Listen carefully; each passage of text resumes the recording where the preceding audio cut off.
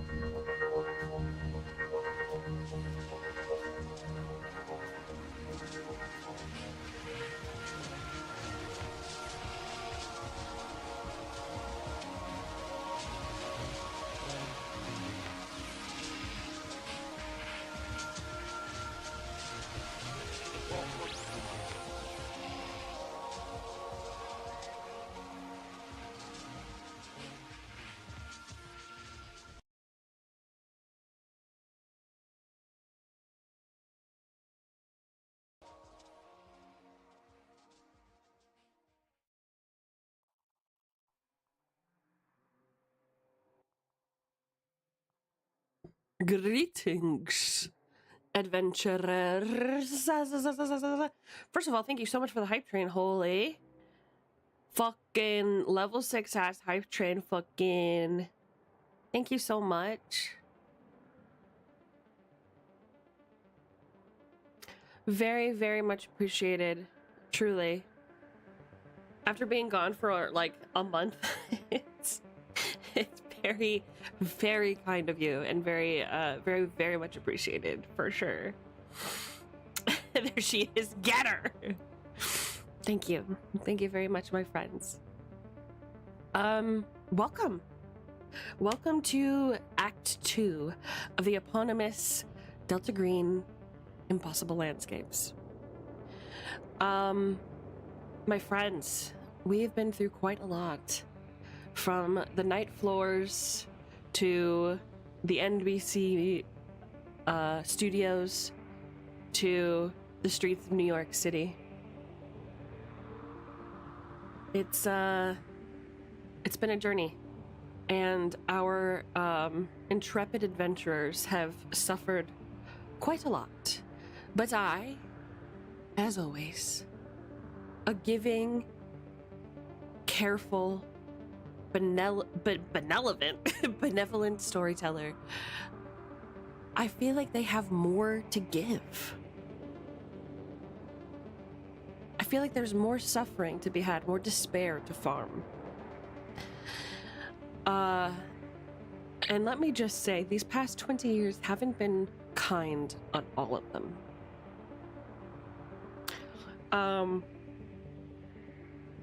Thank you, first of all, to my players for trusting me. I really, really appreciate it. I know it's really hard to go headfirst into an adventure knowing what danger awaits you and what suffering may come. And you never really want the clock to strike 12 and the devil to collect on all your sins. But I promise it is not my goal to create an atmosphere of LOL, you just die, and kind of garner the concept of something satisfying for us all, because I realize that we are all at the table together and your fun is a huge part of this. So thank you again for trusting me. Now, one quick warning before we jump into Act 2. Today's session is going to be very narrative heavy. Not a lot of evidence to be seen today. Pardon. Choo-choo. Not a lot of evidence today for me to show you. I'm gonna try. I'm gonna do my best. But today is a lot of catching up and doing some bond maintenance and talking about what happened in the last 20 years since Act 1 began in 1995 all the way to 2015. It's almost a completely new age. But I digress. Let us bring on our cast of wayward adventurers imminently. And here we go. Hello? Hello. Hi, Swamos! Hi, Esme. Hi! My twins here? Awa, awa, awa, awa. Rawr! Oh. They unmuted, but I don't hear them. I think they're probably having mic issues. We'll give them a sec. Okay. And we have Sparrow. Sparrow, mic 1, 2.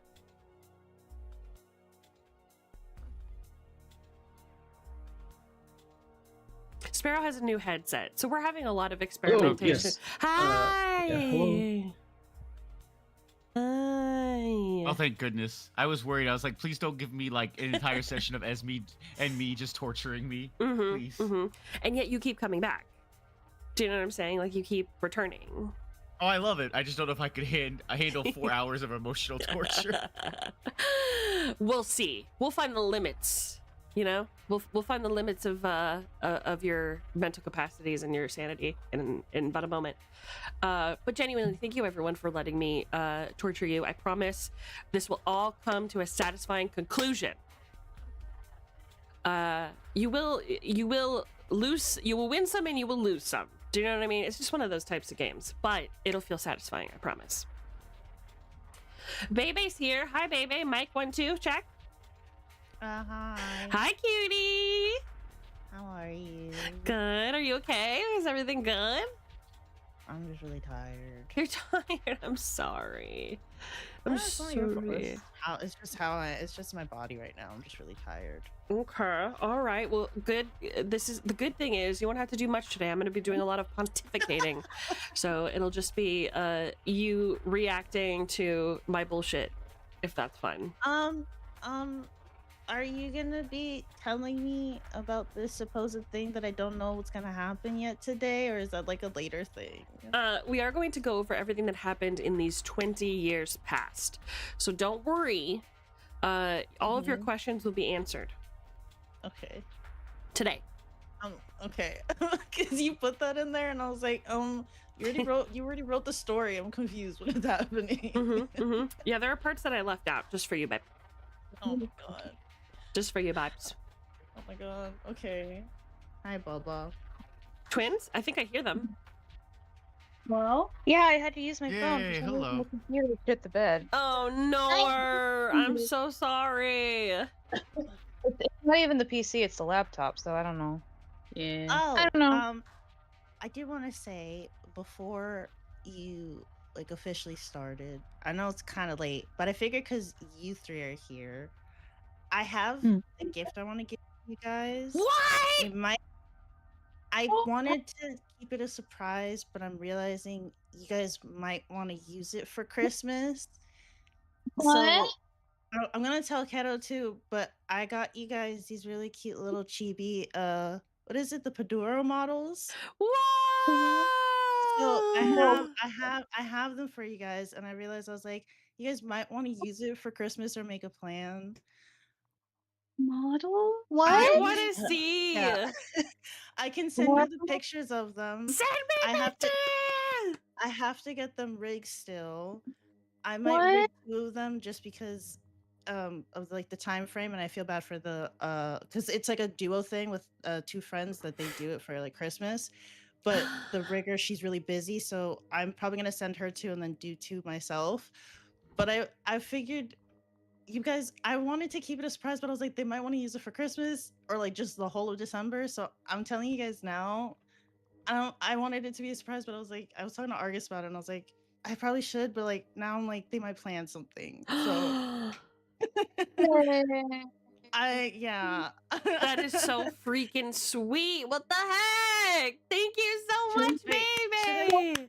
Should I show them here inside baby. landscapes, or should I send it into your servers? Or do you put want it, like a private put DM it of looking put at it here, so just so it's easy access for less work for you, Bibes. Okay. I'll put it in the Thank you general. so freaking much. Holy. I'll send you the pictures of it because I have the files for like the rigging. It's so freaking sweet. I don't know what to say. This is how you guys look. We gotta see. Hold on. You can toggle the hat off. I have to. I'm gonna have to do that, but yeah. They're adorable. Oh. I had to make sure that they got like your bow and your flower because they forgot it, and I was like, no, the twin. That's part of the twins' hair. They need that.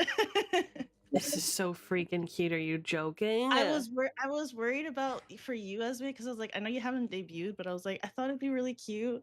So it's like, even if you don't use it, technically you have it. No, I'm using it. Are you joking? Yeah. Yeah. So yeah, I have to. I'm gonna put 2 of them to get rigged. I'm gonna see what the rigger says if they have space. If not, I can do it myself. But I just want to. I was like, I should let them know now. So I don't know if you guys want to plan something. I'll give it to you guys after they're done. But yeah. Thank you so much, baby. Can I show it on stream? Is that fine? Yeah. It's your for you guys. Okay, I'm gonna show you. Renna. Hold on a minute. Really the most baby of babies. So freaking true. Okay, so first My off, cat baby is looking super cute with his fluffed up triple chin, and he agrees that is a baby move. Oh. Okay, hold on a minute. You know what? That deserves a baby pic. I'll post a baby pic in the gym. Yeah. Okay, because I know baby like over the world. Check it. Yes. Oh, that muteness aggression. Let I just want to squeeze. Let me get rid of some of this. Just want to squeeze it. Oh my god. Okay, Okay, hold on. Let me show the twins as well. I like how it looks like we're in prison or an asylum. so cute. I know. This one's Jazzy. He looks like he's giving you the stink eye. He's like, why are you taking a picture of me? I love Yeah. Don't you love that how baby. his eyes and his nose are Look all at the same? so cute. He's resting bitch face for sure. Oh my gosh, the girls. Aren't you guys so cute? I love the way you guys love came them. out. Are you kidding me? Did you get one too, baby? No, I was going to, but then I was like, it was so they're not expensive. They're like $30, but it was added 10 because you guys have, well, you and Keto are bunnies, so you have the ears, and then they have the tails, so it's $10 for them. So I already paid. What was it? 120 or something like that. Was it like Jeez. four Okay. times? 4 times 4 is 12. Yeah. Yeah. Wait, can Yeah. you send a link so we can get you one then, so it's complete? Yeah, post a link. No, you're Oh my- fine. No, you're fine. It's fine. Post I these was gonna damn get one links. that's different. Baby, Yeah. post a link. Please. Okay. They're gift givers too, so you can't do that.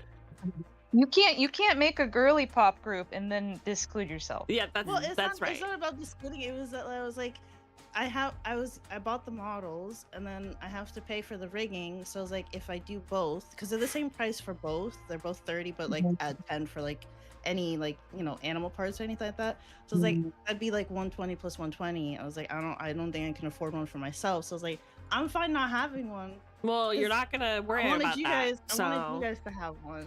that's so- very sweet, but you're not gonna have to worry about that, Mama. No worries. Yeah. The VGen is called Frog Shop. No. Yeah. What? And then her Shout out to friend Frog Milky Shop. her friend Milky does the rigging. Oh, Milky, I'll put you've talked about them here. before. Yeah. Oh shit, they're closing soon. We gotta get that today. Oh, their chibi models are cute. They are. Yeah, aren't they? Holy. They work together. So like they're friends that like they do it together. So Look at Aw. Kato and her little stinky Love that. ears. I love her. you can't see it. Where are the other ones? But underneath her hat is her leaf. That's fantastic. Aw. Underneath my hat, Yeah. is there another hat? Because that would have been really fun. No, but I should have asked for that. Yo, we could Think probably about make it that. happen. We could just duplicate the hat that's already on there and just, And just shrink it. Yeah, exactly. Exactly, Swamos. Beautiful. I'll ask the rigger and see what they say. That is so fucking funny, dude. Aw. But yeah, I got that for you guys. So Thank you, Oh, baby. Thank you for yeah. Thank you for bringing this up right at the beginning. Oh my god, today's been so wonderful. Thank you for your kindness, everybody. Holy. I wanted to get it for you guys. I was like, technically, it's not like obviously like a Secret Santa, but I was like, if I got them a gift, obviously they probably wouldn't want something super expensive. So I was like, what's cute? And then I found this, and I was like, this is probably good. So I got it. Oh. So technically, it's also your like Christmas gift. It was supposed to be, like I said, it was supposed to be a surprise. But then I was like, if they plan something for like Christmas or just in general like December, it'd be cute to just have it, So I was like, I should just tell him. Well, you're Ask Argus, exempt and he was like, yes, from- and then no, and then yes. well, you're exempt from the Secret Santa. Then you already got presents. We can give you stuff, but you don't need to give anybody anything. Yeah, You're good. exactly. There. You're good. Exactly. You Well, just it need was- to it was receive just from now on. general. Yes, you received. Yeah, you're an uke. You receive. Okay. We should start talking about the Secret Santa though soon, because I know we talked about it briefly in in chat, but like I feel like we like kind of, because of everything going on, we kind of glossed over it. We need to talk about that, because I would love to do a Secret Santa. I totally think it's a great idea. Yeah. I think so. Maybe I'll make a Discord and have everybody in it. Oh, that's Or like you can invite people too that you would Mhm. want to have included. that's a tasty 10 stream streak, baby. Oh baby, it oh is. my, oh me, oh my. I lost my 10 streak with Kero, and I was so upset because like I missed one stream because I was still sleeping in, and they didn't tell me that like I didn't realize they were like, yeah, if you watch the VOD, you can still keep your streak. And I was like, are you kidding me? Wow. I didn't know this, and so I lost my. I was so upset. This is like a Snapchat streak to me right now. I'm like, Yeah, yeah, this yeah. is so serious. It's vital. It's vital to our girlhoods. No, literally, I was so bad. I was like, I'm gonna just throw myself into like a well or something. 'Cause Yeah. What the heck? Let me help you Why climb did you in. lie? Climb in, mama. That's I fucking was great. so bad. Yeah, I'm only at 6-7. Yeah, I blame Twitch. Twitch Yeah. Twitch can't count, and Twitch has early. Fuck you, Twitch. I said it. Yeah, Although- Twitch has early onset. What is it called? It's dementia. Yeah. Just like Ugh. I can't believe I- this is I only your actually- 7th stream, Argus. That's crazy. damn. Man, Argus, where have you been? Yeah, I what's can't up? believe it. What's up with that? Argus, Argus lives here. I don't know what's wrong with Twitch. He sleeps here, yeah. He never leaves. Yeah. I did hear something that apparently when you forget what you're trying to say all the time, apparently that happens more with people that have a larger vocabulary. So See? smarter people. Period. And that's how God, Argus. So Oh god. I don't care that you gifted subs, Argus. I will flip your flap right here, right now, in front of everyone. Hands on the hands on the car roof, please. I'm trying to flip your flaps. We need to do an inspection. It's inspection time. What's under the Cross your legs, Argus. Don't spread them. I'm trying to see something. This is a police search. Young man. So, Oh God, I sound like a kid. so the other day, Argus and I were playing EverQuest. I've just been kind of like rotting, right? Because I've just been trying to like get over being sick, and I'm feeling better, by the way. Thank you for asking. You asked earlier and I didn't say anything. So yeah, I've just been like getting over burnout and everything. And Argus and I were playing EverQuest. I may not be remembering this right. We were playing EverQuest, and he was like gonna take some items from me and transfer it to my other character. So we're both sitting in the grass on this hill, and it was quiet for a while. And then I just sent him a message that said, "How many grapes do you think you can fit on your foreskin?" And then he logged out.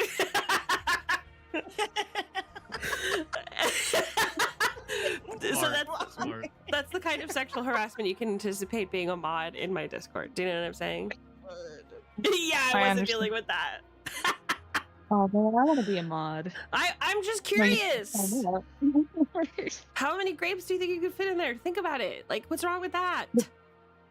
I think it depends on the type of grape, because Japanese grapes are frogging huge. Yeah. They're like tiny little wine grapes. So Yeah. All right then. And then you have a little snack for later, you know?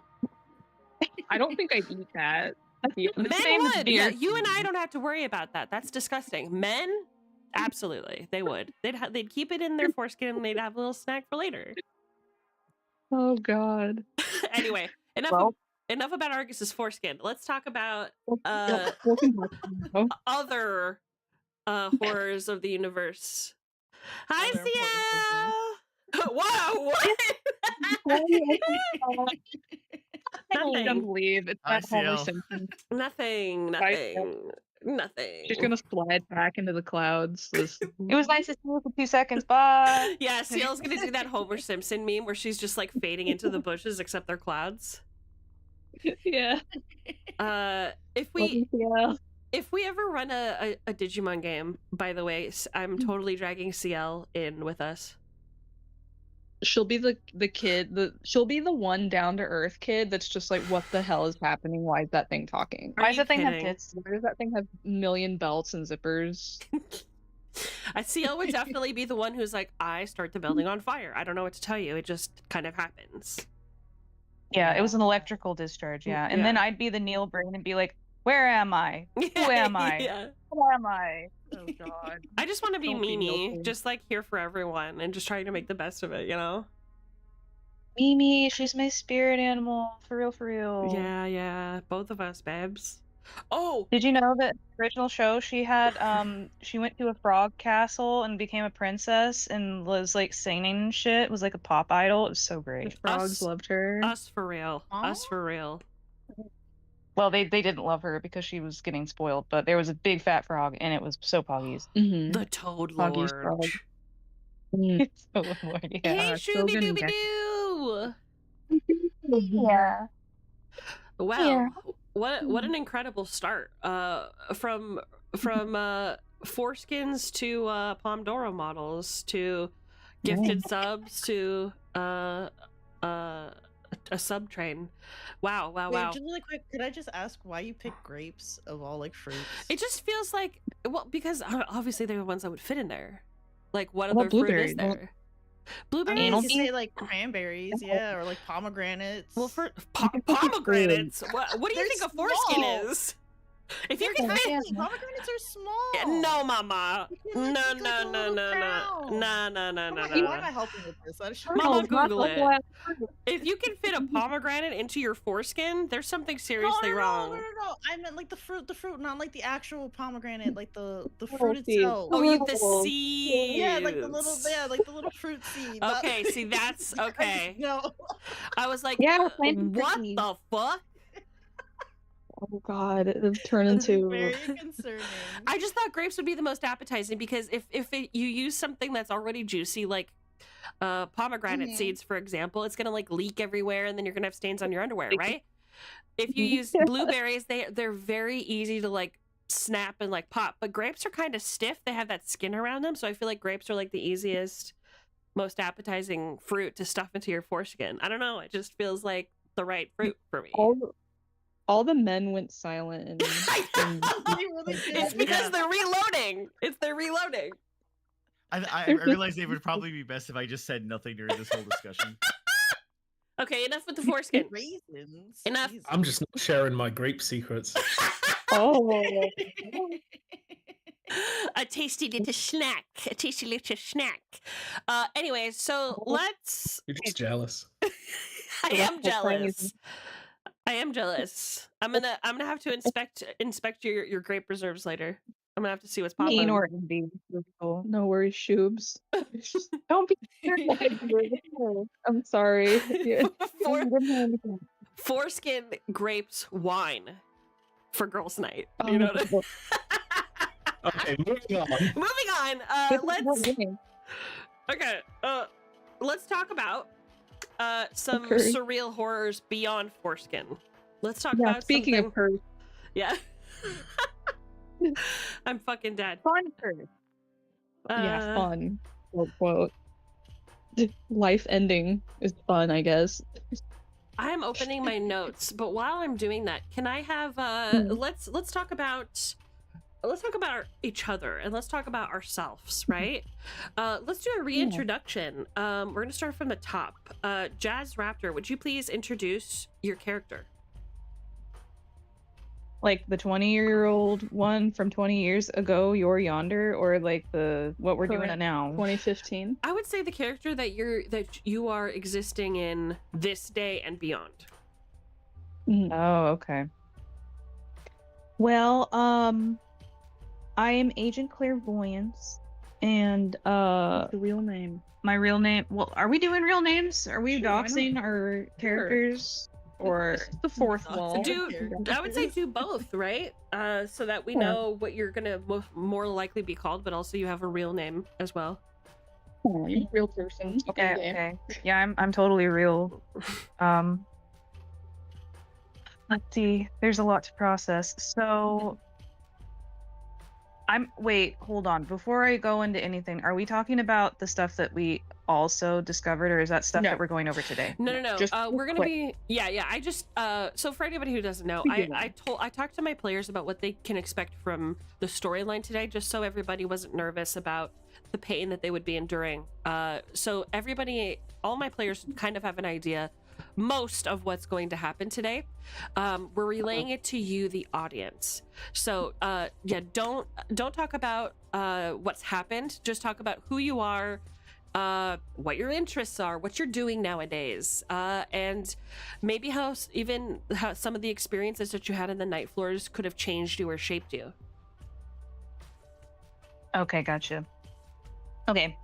I am Agent Clairvoyance, or Charlotte Sinclair, and I am partnered with Griffin Sinclair. No relations, oddly Well? enough. Well,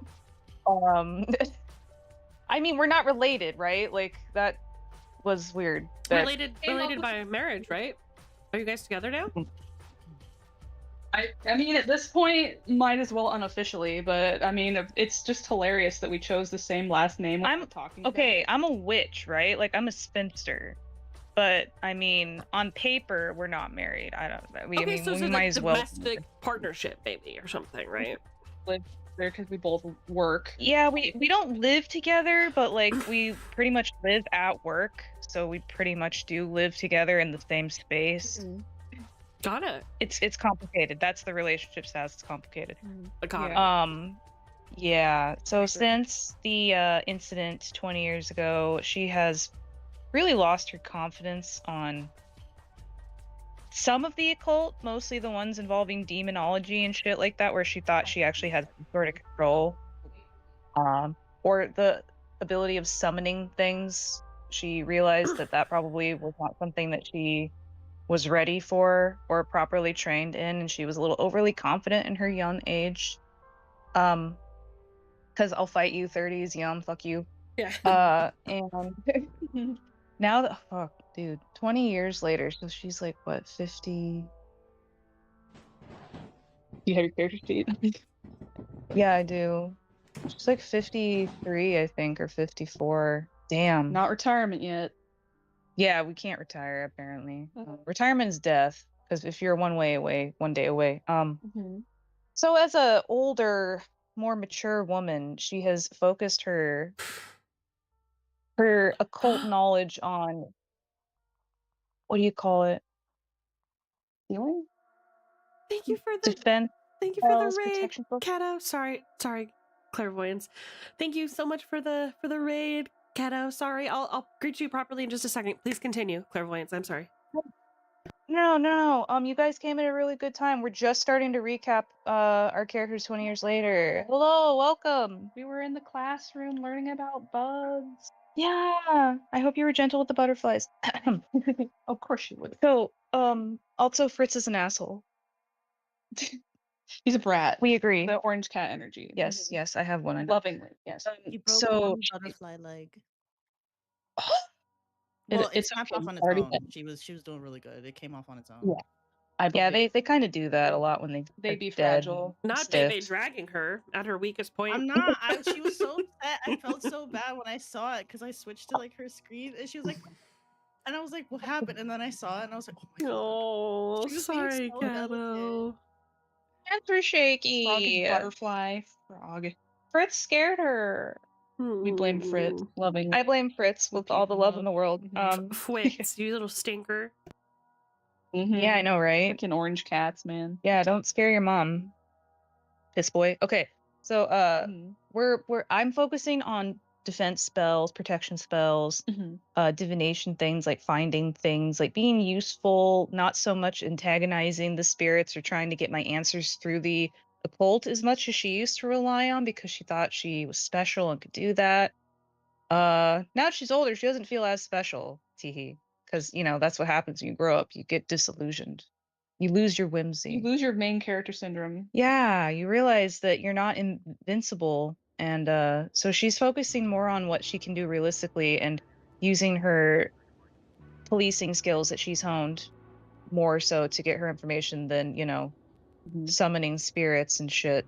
And she's been working very, very closely with Griffin and lost her cat, Salem, quite a while ago. She never got a new one because Too much time at work. too much time at work. Like if you're living at work and you're never at home, why bother? So she still goes to her same coven. She's now I believe at 50 something you'd be an elder in your coven or at least a bigger sister. For sure. She's pretty much vowed to never do summoning stuff alone, like without someone else. Another witch. Like because she lost her confidence on that sort of thing a long time ago. And yeah, she's dedicated her time and life to trying to figure out more of this supernatural stuff about kind of like more about where her family came from because 20 years ago that spooked her. Yeah, she's dealing with some shit right now. And trying to help Code find his daughter with Griffin is all I'll say for that. So yeah, that's pretty much where clairvoyance has been. She lost a bit of her confidence, but she's building up in other areas. Oh, and she's definitely got PTSD for sure and anxiety disorder from what happened. Oh my god, me and her both. Anyway, Also, yeah, girly shit, right? what? Yeah, girly shit.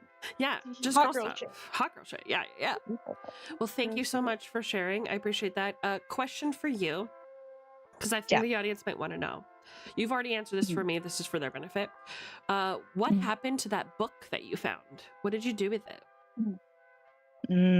Yeah, the book that had the arms on it. Mm. So I told you not to take. yeah, I still have it.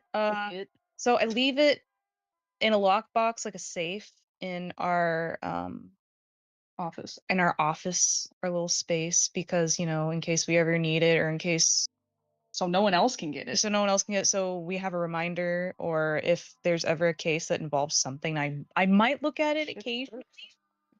Just like occasionally, to be like, is there something I missed? But like, yeah, we have it under lock and key because no one wants to look at it. Okay. Thank you. Mhm. Okay, let's go to our next raptor. Rosie, talk to us about Crow, who he is today, and how his experiences with the night floors have changed him. Okay. So I'm playing Griffin Sinclair. Goes by Finn is short. No relation, ironically. Goes by Agent Crow. Him and Clairvoyance are still partners in their own private eye force. Even though it seems like we might have some more help. I won't go into that yet. A little more power behind us. We're more experienced, grizzled in the field. I'd like to say that Griffin is still. When I think of him now, he's 48 years old. I'd say he was still in pretty good shape because he was gym bro. But he's, I think, grumpy older man, like Harrison Ford. Harrison Ford Perfect. energy. Mm-hmm. Where he's just like, I'm so fucking done. I'm over this shit. Where's my? I'll do what I came here for, and I'm good. Like, he's just the grumpy old man, even if you're like in your 30s energy. I'm done being the main character. Yeah, so he's gruff, grumpy, but he's very passionate and cares a lot behind the gruff exterior, which has definitely affected him a lot since the original investigation. It's pretty much kind of taken over his life at this point. He still can't get over Abigail being gone. So he's still trying, like, they're basically focusing on missing people. He specifically is focusing on missing people cases that are weird and could be related to the cult. He uses his job and free time looking into it. He's still looking for Abigail. He definitely was helping Toad to find his daughter. That was a big deal for him since he couldn't help find Abigail. And let's see, he also has an injury from that, so that has still affected him. His arm doesn't work the same as it has. He still makes do. Still goes to the gym every weekend, still goes to shooting range. He also, from that, has taken up adopting Newfoundlands. So Those houses filthy. Abe has affected him. He feels like he owed that dog his life.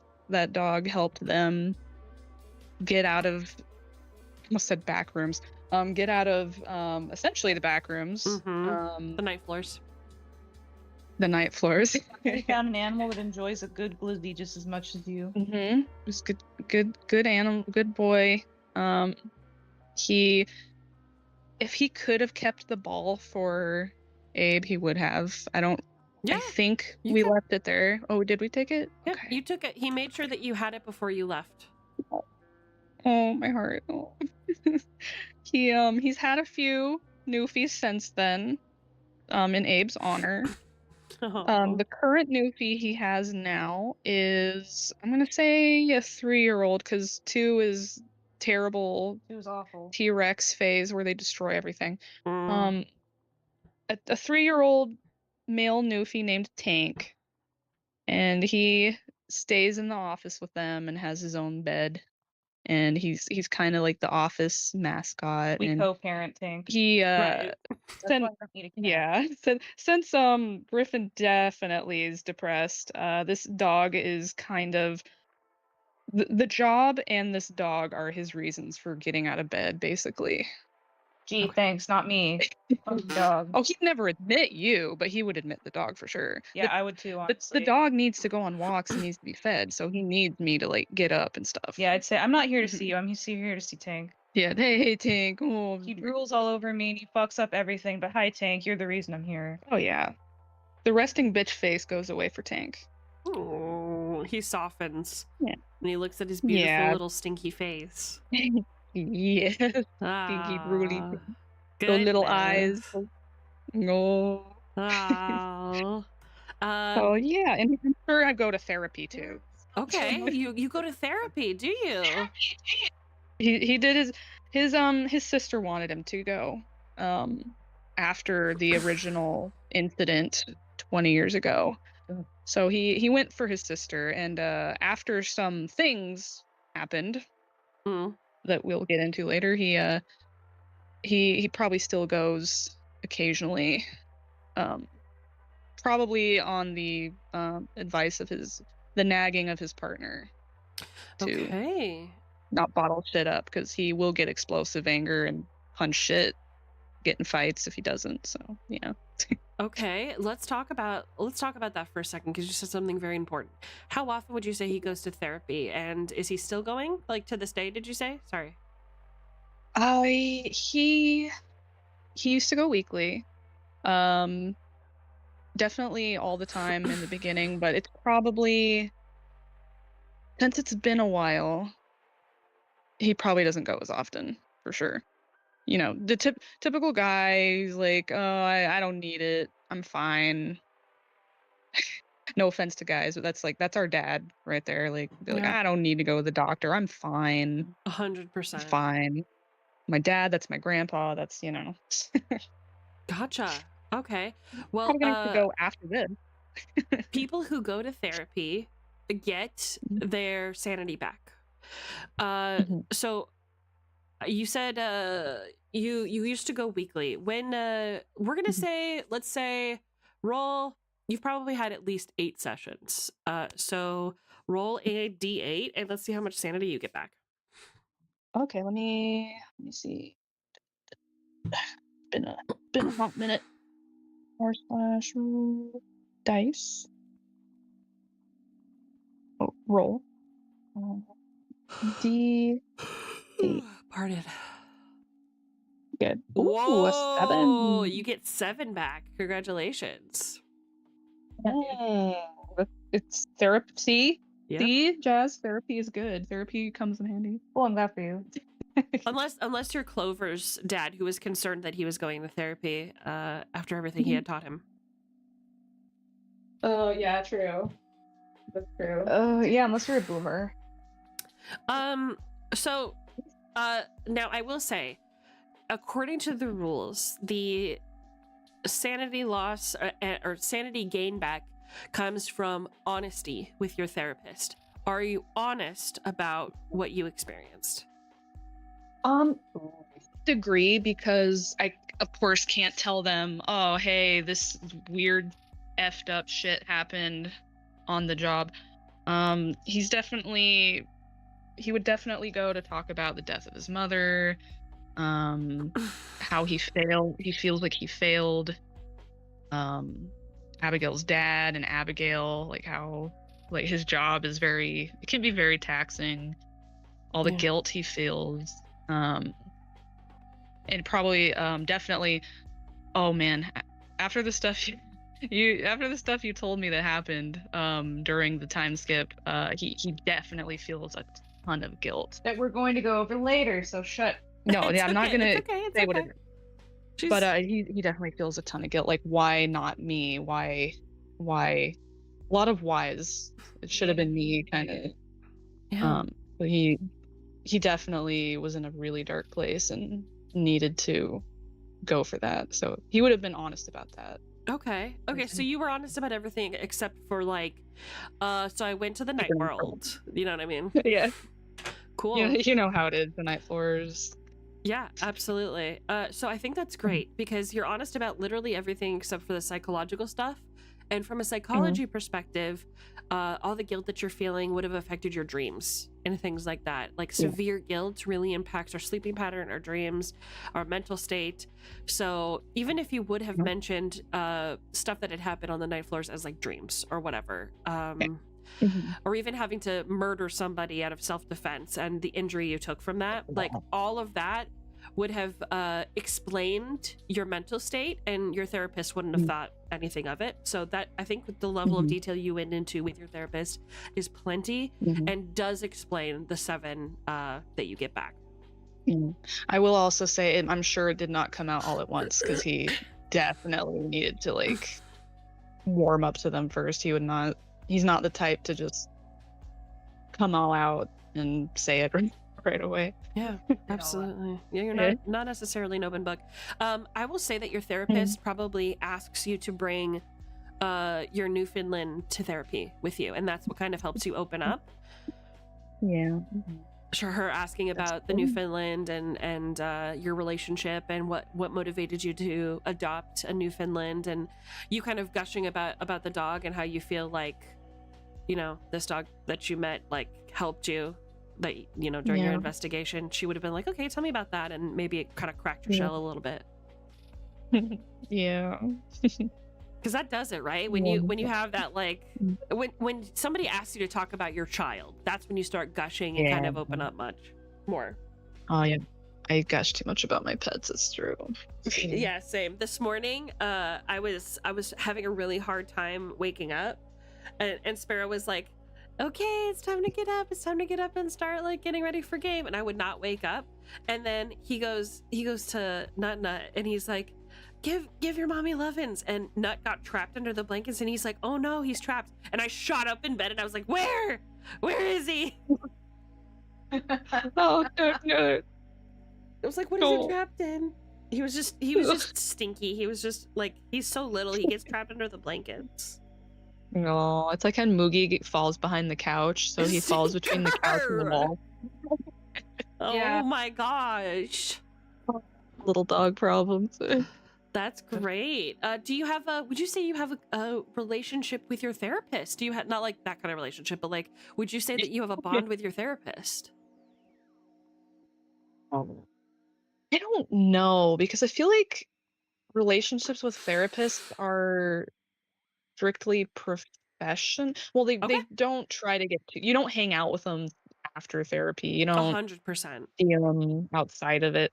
He's very closed off about it because he doesn't, well, for one, he has trouble opening up to people because he's a grouch, but Right.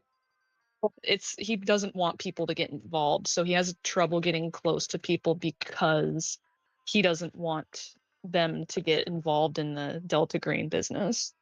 Okay. So he probably keeps them a bit at arm's length. Great. That's super helpful. Thank you so much. Let's move down the roster. Let's talk to Agent Code Swamos. Talk to us about who you are, who you were, who you are today, and how your experiences on the night floors in the last 20 years have changed you as a person. All right.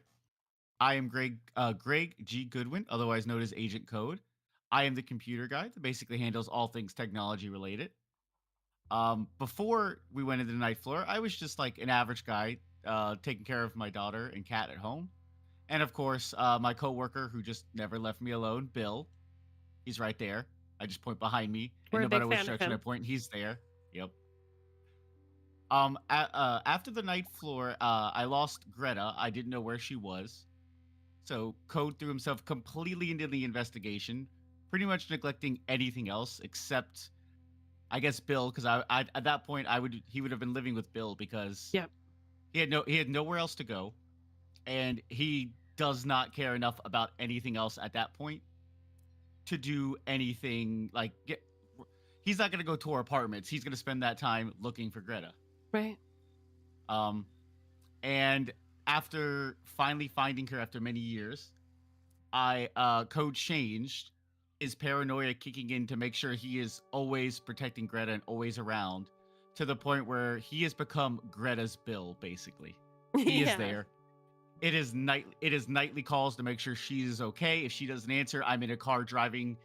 If I gotta drive states to get over there, wherever she is. Okay. She is basically an obsession, but just really overprotective and anything. If she mentions she made a friend, I'm on the computer trying to figure out who is this person. Who is it? Ooh. Yes. So that's something that we should let chat know. Yes. So we do find Greta. We're going to discuss how that all happened. You guys didn't miss anything. We're going to get into detail in a second, but he's just kind of covering where he is after the 20-year mark, so that you guys know where to pick up after all of this shit happens. Please continue, Code. Okay.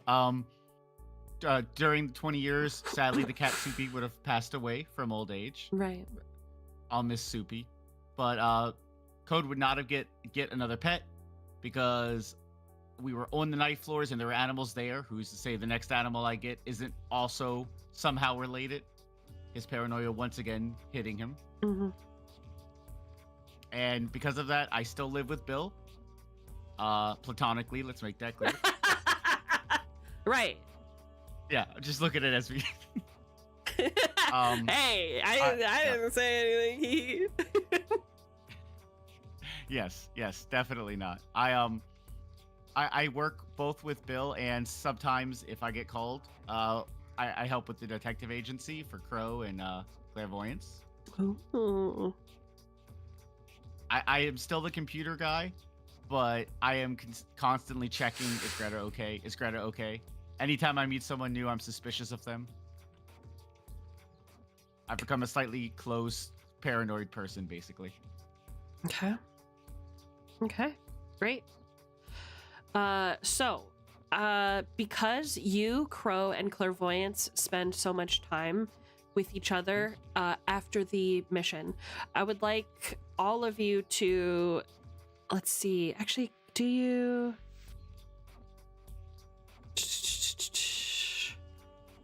Normally you would get an extra point in your bonding, but it only goes as high as your Ka, I think. So let me just see.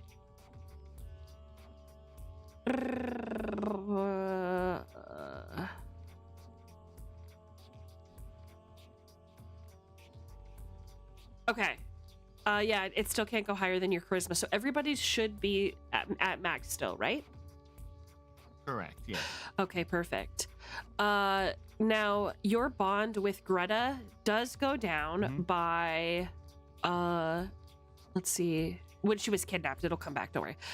It goes down by how much? Oh, just one. While she was kidnapped. Okay. So she doesn't take it too personally that she was kidnapped and abandoned by you for 2 months. But you can roll a luck roll to determine if you get that back or not. So roll, actually just flip a coin. All right. 1d2. I rolled a 1. Okay. Yes, so you could get that back. Your trust with Greta has been repaired. Essentially what that means is she started to really lose trust with you and feeling kind of abandoned by you. But after she was rescued, you two are able to bond again. So that's and great. she would also, Greta would be 28 now if it's been 20 years. So she probably does live on her own, not with me and Bill anymore. No, actually, that's going to depend on your relationship with her. Do you let her live on her own? Like, are you okay with it? How do you react to the concept of Greta not being with you and at all times? I would not want her to go, but she is an adult. So it's probably one of those things where, like, if she does move out, she's not too far away. Occasionally, I just drive by her place to make sure it's okay. Okay. All right. Love that. Also, as you come to terms with what happened with Greta, you gain 1d6 sanity. So go ahead and roll that for me. All right. Roll 1d6. I got 3, the average. You know what? Better take than it. one, innit? Oh yeah, as many ones as I got last time. Yeah, I'll take Mhm. it. Yeah, exactly. So that's great. Okay, did you go to therapy? I don't think Code would have the interest to go to therapy over protecting Greta, and I don't think he would have anyone push him to go to therapy. No. Bill would be Well, more of a Greta therapist. herself, Yeah. Greta herself would let you know to go to therapy. Yeah, and I would have taken Greta to therapy as well. Oh, you didn't have a choice. Yeah. There's absolutely no way I wouldn't have, and maybe through that I got talked into doing a session or two, but it's not something he would have, sought out. So I don't know if that would. I wouldn't say it was significant enough. Okay, I understand that. So yeah, as Greta gets older, we'll cover this now. Greta actually joins the psychology medical profession. So she's really interested in psychology and helping others. So if you rely on Greta as well to talk about your experiences, or if you want her to talk about her experiences with you. 6 months of the slime bunny. Thank you so much for the subtitles. I appreciate it. Thank you. So yeah, if you want that to happen, that can also be something that you do. So do you talk to Greta about your experiences or confide in her at all? I would have to explain what happened, and I'm not going to lie to her about it. Oh, okay. I would say there are things I can't explain what happened. Here's what happened to me, why I was gone. So I would have confided with her. I would not have shown her symbols or anything like that, knowing what they did, but okay, I would have been completely honest with her at this point. 1 second. Jesus. Okay. Great. Thank you for letting me know. Oh no. Well, she's a psychologist, right? So when you talk to her and you're honest with her about the things that you experienced, she's using a psychotherapy role on you to kind of like help you and comfort you. But as your child, kind of trying to like support you and like be a good person, because that's how you raised her, is to be a good person and kind of like get through her adolescent fuck off the authorities phase. You are essentially confirming what she experienced, which is something that when she went to traditional therapy, they kind of tried to not suppress, but help her work through, and kind of feel like, oh, these are just feelings you're having. You didn't really go to Carcosa. You didn't really see these things. This is just like dreams or guilt that you had, or bad experiences that you had with an adult who meant you harm. So her coming to terms with that when she was a kid, and then as she's older, you talking to her about confirming those experiences with her does cost her sanity, but she doesn't talk to you about that. She still very much acts like a very comforting figure to you, and providing you support, and kind of letting you be attached to her in that way. She doesn't try and, hey dragon, what's up? She doesn't try to pry herself away from you. It very much becomes a what is the word when you guys are like attached to each other, and you have that kind of relationship? Like joined at the hip, or no, it's like a codependency. Codependency. Thank you. You guys are codependency. Yep. You guys have actually, all three of you are codependent. She becomes very close with Bill as well. We will discuss everything that happens in just a second. So do you do anything having to do with the case? So you worked with the Greta case, which is again something we'll go into in just a second. But is there anything that you work on regarding to the case? Do you improve any skills in anything? I would say that my search would have improved, because I would have been, being the computer guy, and this is the 90s going into the 2000s, Google's going to start becoming a thing, and I would have done way more searching for Greta, looking for clues, going to any person who might have any type of information about Greta. Mm-hmm. Maybe shaking them down a little bit. You know what? Also, would not- criminology would be a good one for you Criminology? too, because you've been working I would agree on, with that. yeah, trying to like find her. So we're gonna say that you increase both of those skills by 20%. Mhm. All right. I have updated my sheet. Excellent. Is there anything else that we need to know about Code? Well, he is now 65, so he is getting up there in age. Understood. I would say any athletics or stuff have probably gone way down. So Would it be possible in between this time if Crow taught Code how to use a gun? actually, yeah, that would Absolutely. make sense. Absolutely. Crow, do you feel like you could fire a gun now? Oh yeah, oh for sure. Well, I it's know more my of a- you said it's my more of a question for him. If he feels like he Oh, could oh. fire a gun. you mean Code? Yes. Mm. With everything that happened, especially like if you put a danger near Greta, I've already unloaded half of my magazine before you have finished describing what the problem is. Excellent. Go ahead Yeah, and put, I would say put weapons at, let's put that 30%, because that's something that seems Gotcha. like it would be a hyper, you would want to be good with a gun, or at least Exactly. like Yes. adept in it. Yeah, 100%. And I actually had a question about that. You said that yeah. since I have about the strength thing, the strength injury, Yes. I didn't know how to take that off of my strength. Great question. So what that means is whenever you have to make a roll that relies on either you using both of your hands or using your bad arm for anything, you are going to take a minus 20% on that roll. Okay. I'll write that down. Thank you. No problem. Also, I realized we didn't really go into detail because you were the first one. Clairvoyance, did you work on any skills or go to therapy during that time? Knowing Claire, she used her Wiccan group as her therapy group. So, no. Got it. But Proud. I feel like she probably put more research into. She probably just like stuck to like researching her occult more just to like gain her confidence back.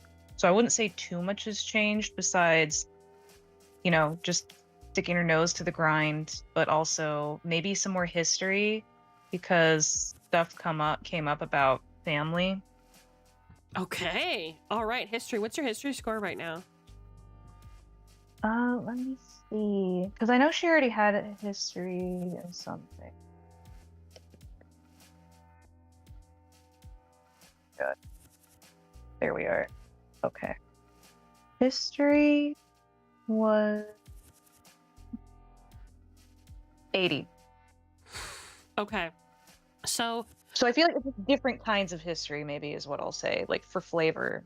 when you're at 80% or above, it has to be something that is brand new that you would never have known, because at an 80 you're already considered an expert, and anything 90 or above is you're considered a master of it, and you can't really learn more than that.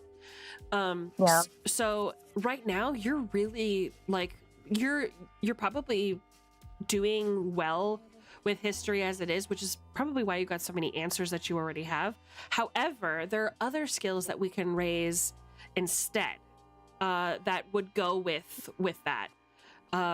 Like maybe raising a skill like, let me look at the list here. And let me know if you see anything on the sheet that you want to use instead. I'd be open to that.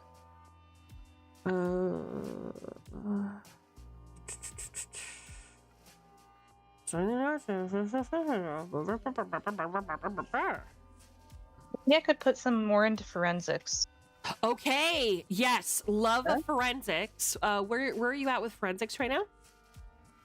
For some reason, I'm at 0, but I guess that's just not my expertise as like a death cop in the past. So you're gonna put 40% because forensics isn't like digging into dead bodies necessarily. It's all Right. about doing research on like history, like family history, and like digging up a family tree and just anything having to do with the history of a person. So I feel like forensics is Yeah. a really good fit, and it'll be incredibly useful for you during these types of investigations. You should absolutely Yeah, I stick think with that forensics. I think that makes the most sense for what happened or what's happening. Absolutely. So I agree. Great idea. So your skill with forensics is a lot higher. Fantastic. So okay. no therapy for you, but you did increase your forensic skills. Do you feel like you practiced anything else at that time? I feel like my divination probably would have gotten better, but again, I'm already a master in that, so I just focused on different aspects of what I had mastered before. Okay, I will say So- you can increase your occult up to 90% if you dip more into stuff that you weren't super comfortable with after the night floors, which would be like summoning demons or demonic research or whatever. If you do that, absolutely you can increase it to 95%. Up to you. Oh shit. Okay, yeah, I'll go ahead and do that just because. Oh, okay. Excellent. That's what I like to hear. Me rubbing my little fly hands together. Excellent. The curse of old age. Ah, yes, 20 years. You learn things. Mm-hmm. I learned nothing. I just got therapy. Shut up. You know what? You got sanity back. That's fucking something. Good. Ooh, I'm almost full again. That's worth all the things I learned and more. The depression's still here, but I'm mostly sane. Most is good. Yeah, Yeah. I will say, actually, I'm going to ask you, if they say medication will help you with your depression, is that something that you take them up on, Crow?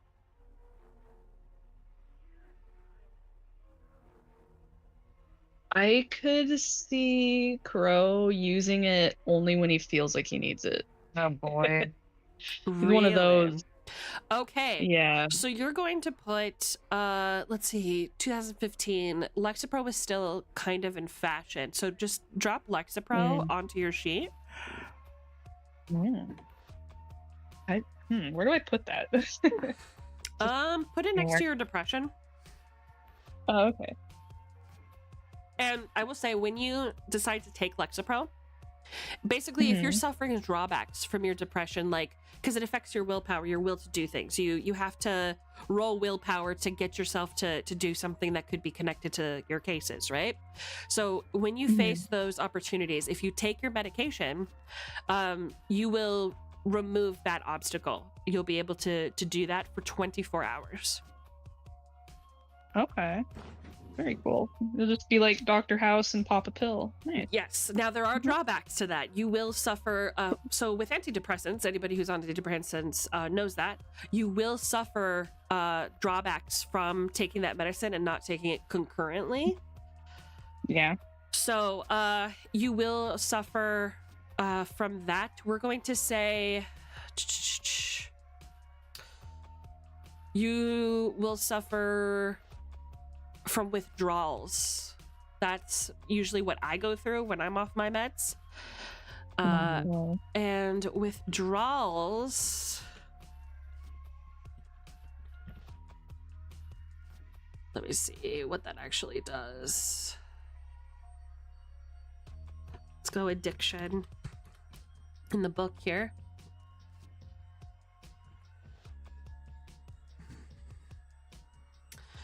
Okay. Okay. Ooh. So it looks like it may affect your sanity. Oh, gotcha. Losing 2+ sanity on any single roll triggers an episode, and I don't really care about that. Okay, so would that start after one pill or after using it concurrently? Hi, I take Lexapro. You get extreme vertigo when you miss doses and it gets worse longer. Yes! I experienced the same thing on my meds too. Okay, roll for vertigo. You know what I'm saying? No. So I will say, just to avoid any complications, we're going to say it costs you double the willpower every day that you don't take your medicine. So any willpower that it would cost you to do something related to your case, the difficulty goes up by 20%. Every day I don't. Okay. Yeah. Every day I don't take it. Gotcha. Hallelujah. We're not gonna say like every single day, because genuinely I don't think I could keep track of that. That's my personal weakness. I will say the next roll that you have to make for your willpower roll. Actually, you know what? Fuck it. 24 hours. For 24 hours, that's what happens. So you take it one day, you're good for 24 hours. You don't take it the next day, you're bad for 24 hours. So good? Sounds good. Cool. Don't worry, you have a partner to remind you. You slip it in my drink. Take your meds. All right, perfect. Perfect. Code, do you take any Very cool. medicine? I'm gonna say no. Ooh, even if your daughter's like, it will really help you. I mean, okay, if you play the daughter card, then yes, if she suggests it. Okay, yeah, because she has to take some based on her extreme trauma as a child. She has to take medication, and I feel like it would be kind of like a good bonding experience for you to kind of be like, "All right, honey, let's both take our fucking psycho medication." Yeah. Yeah. Okay. Then yeah. You know, Yay, drugs. because you have to turn it into a game when they're 9 years old. You know what I mean? Yeah. You're right. Okay. Then yeah, absolutely. Perfect. So it's going to be the same thing. For 24 hours, if you take your depression medication, you remove any issue of willpower getting in the way of you doing something having to do with your case. But 24 hours after you don't take it, it stacks. Got it. Okay. Okay? Cool. Bebe, you're next.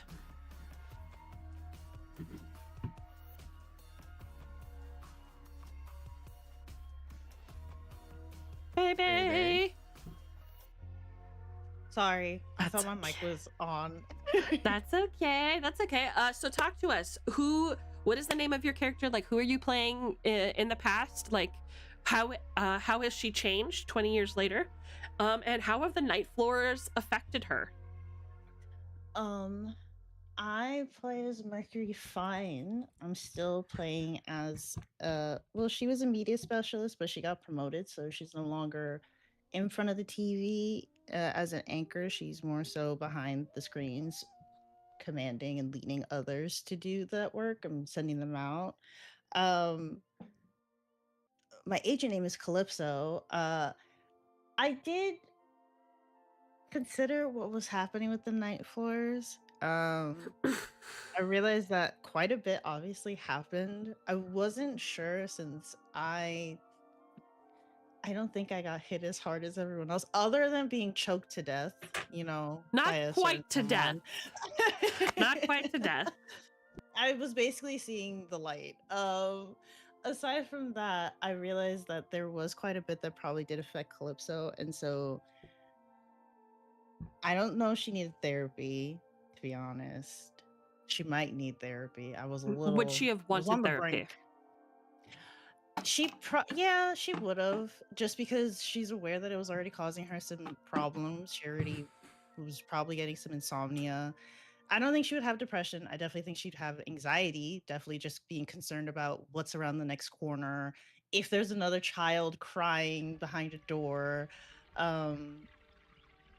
everything that happened at the was it NBC building definitely spooked her to an extent. And then the night that place was kind of a little suspicious. It didn't help that we walked into a couple rooms. There was just random stuff happening everywhere, and there was a shootout that was also concerning. So she is definitely I don't know if I would say a phobia, but she's definitely paranoid, at least when it comes to sudden sounds and stuff like that. That sounds similar to like a gun going off. Okay. Kind of like fireworks and stuff. Slap PTSD, or actually, you know what? Would you? Yeah, let's do Ligyrophobia. if you could slap that on Whoa. your, if you could slap Well, that hold on. You gotta spell that for me. I've never heard that word. Yes. So L as in Lima, Mhm. I India, G Golf, Yeah. G. Y Yankee, R Mhm. Romeo, O Oscar, P Papa, H Hotel, O Oscar, B Bravo, I India, A Alpha. What Sounds is exotic. specific? What does that mean? Yeah, what does that mean? Lichrophobia, it's fear of loud noises. Okay. I So was like, I didn't even know that. Yeah. So, like the roar of artillery, the rumble of armored vehicles, explosions, gunshots, it's an intense stimulus that provokes a phobic reaction. So essentially it causes panic or overwhelming stress. So when you're in an episode, every sanity loss you take increases by 20%. Oh, okay, that's nice. That's Isn't that lovely. cute? Oh my Oh, that's god, what I love Sparrow that. had. Yeah. Cute. Right, continuing. I will say that when it comes to some of my bonds, I'm still connected to them, especially my family. We still have our family dinners every Sunday and whatnot to check in, just see how everyone's doing. Argam is still working with me. However, he also got a promotion like I did, so we work together instead of him working for me. Although he does still go out and get me coffee whenever I ask, so there's that. My best friend is also still around as well, although we don't see each other as often simply because we all have, our lives are a little bit more busy now that we're much older and we've obviously had some more experience in our job. So so there was quite a bit that happened there.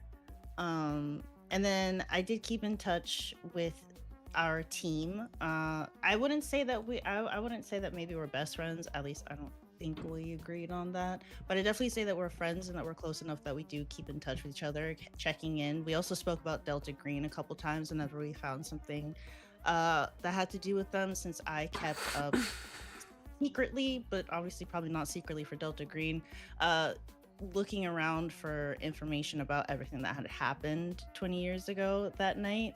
I found a couple connections, but nothing, solid. So I would connect with the team, and I don't think we checked in recently just to see what we all have yet to correlate. But yeah. Okay. A couple and questions. I didn't get a pet. Okay, no problem. I don't want to do that. That makes sense. Yeah, that completely makes sense. You're genuinely always busy, it sounds like. Yeah. So, couple questions. One, do you get do you learn to swim? Do you learn like more about swimming and like all that?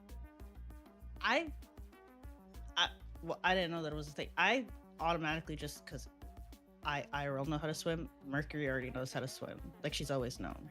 Right. I guess what I mean is you had an incident where you guys were having kind of like multiple With the visions, and water. yours specifically was about drowning, right? Yeah. With your paranoia and everything, would that have like kind of made Calypso go, fuck it, I'm gonna take like lifeguard swimming lessons so that I know how to like what to do if I'm like, yeah. do you know what I'm saying?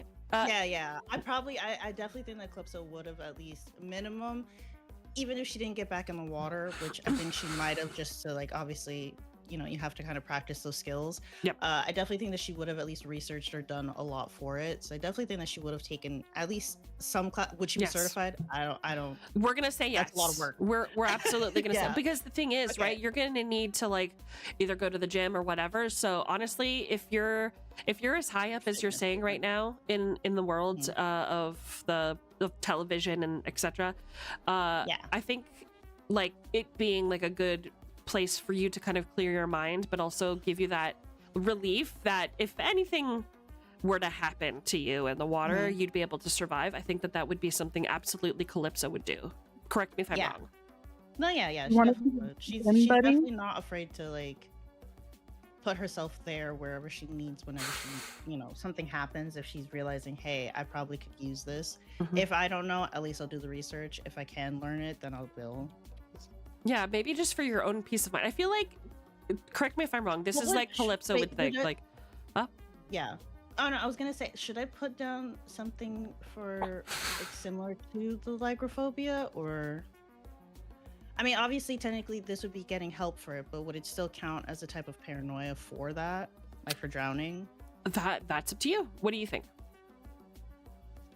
I would say yes, just because it's still a fear. Just because just because you learned something for it doesn't mean that you're still like, you know what I mean? Like my little sister, she's afraid of bees. She's okay with sometimes seeing them. It's still an irrational phobia of hers. Like she can't handle sometimes seeing the colors, but she's okay to an extent if she's aware that they're there. So like if like I was assuming that it would be something similar where like if she's aware that there's going to be water, she's more prepared for it. But like if it just suddenly happens, she would probably have a moment of panic just because it's like, oh, all of a sudden again, like in that hallway, I'm thrown back into, Yeah. You know what I mean? Yeah. Okay, so put aquaphobia on there as well. It doesn't mean just like fear of water. It specifically is into the fear of drowning. So anytime that your character interacts with water, she's going to suffer detrimental effects. But because you have specialized training in swimming, those effects will be ameliorated by quite a lot. So we're going to put your swim at 60%. Okay. Where is my swim? There it is. It says 20% next to it. Does that mean I add that to it? Yep. So you're gonna put yourself at a master level. Okay. Because I imagine, if you're I doing can it, the Olympics. I mean, yeah. Because at the end of the day, like if you're needing to do something like convince yourself to go to the gym because your health is still really important to you, to clear your mind and give you that like, okay, if something happens to me again, if this follows me in my dreams, I will know what to do. I will know how to survive this, right? Yeah. So that's what we're gonna do. Okay. Perfect. Yeah. Okay. And you said you don't know if you take you don't take therapy, rather. We are going to talk about let's talk about forensics for a second. What's your forensics at right now? 0. Okay, you're gonna shoot that up to 40%. Okay. And what's your bureaucracy? Where is it? 70.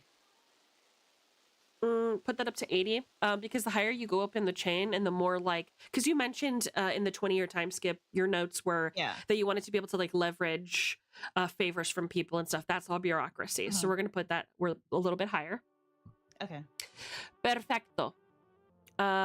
Great. Anything else that you want to tell us about Agent Calypso? She got a new haircut a couple times. Oh, what the heck? She's a little bob. It's super cute. I Oh, actually really, mama. in my mind, it's so cute. She did get a couple highlights and lowlights that add some oomph. Not that it matters. She's on a camera, but you still gotta look good. No, yeah, period. And I would say at least just for the fluff of it, probably helping out my sister because she wanted to be like a chef. I helped invest in a restaurant that she works in. Okay, so you got money. Well, yeah. I understand. Okay. I can pay for our taxis. Okay, so you're going to increase your finances by 20%. Let's call it. Fuck it. Let's call it 40%. So whenever you're required to make a finances check, it's usually like a luck roll or whatever. No, it's whatever times 5. Yeah, so plus 25%. Perfect. Wait, where is that? I don't see it. It says firearms, first aid, and forensics.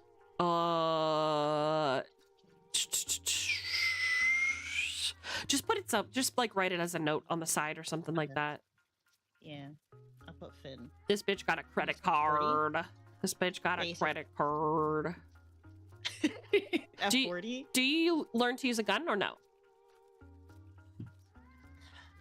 I guess I could. That's up to you, mama. I'd offer to teach. I probably should. At minimum, I learned how to hold a pistol. I didn't go further than just the basic regular course. Okay, so put gun safety. Put 20% firearms.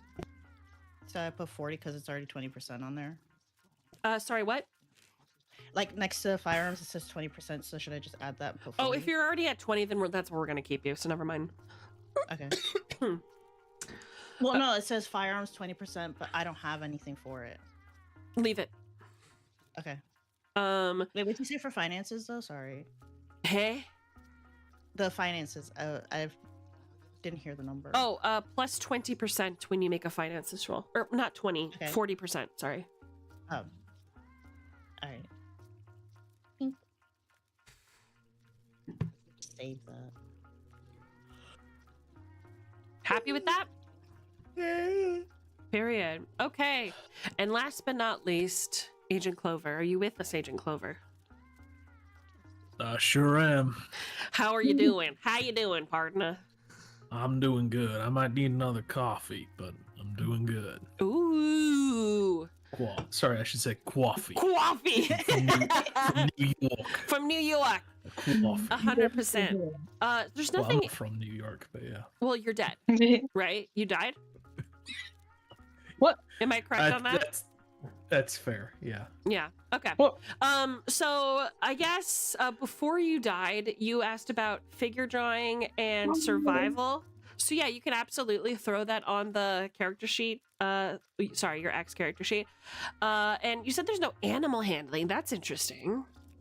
Yeah, there's ride, but Hmm. there's no like animal related skills on the character sheet. Okay, so that's interesting. I don't know if there's anything in the agent's handbook about that. Oh yeah, the agents did not know about Agent Clover being dead. We're gonna get it. We'll get into that, chat. We'll get into it. Don't worry. We'll talk about how he died. It's gonna be fine. There are empty boxes for foreign languages and other skills, so I could just write animal handling in there. Yeah, Like- because I imagine. Do you have? Sorry, past tense. Did you have your like a special training dog?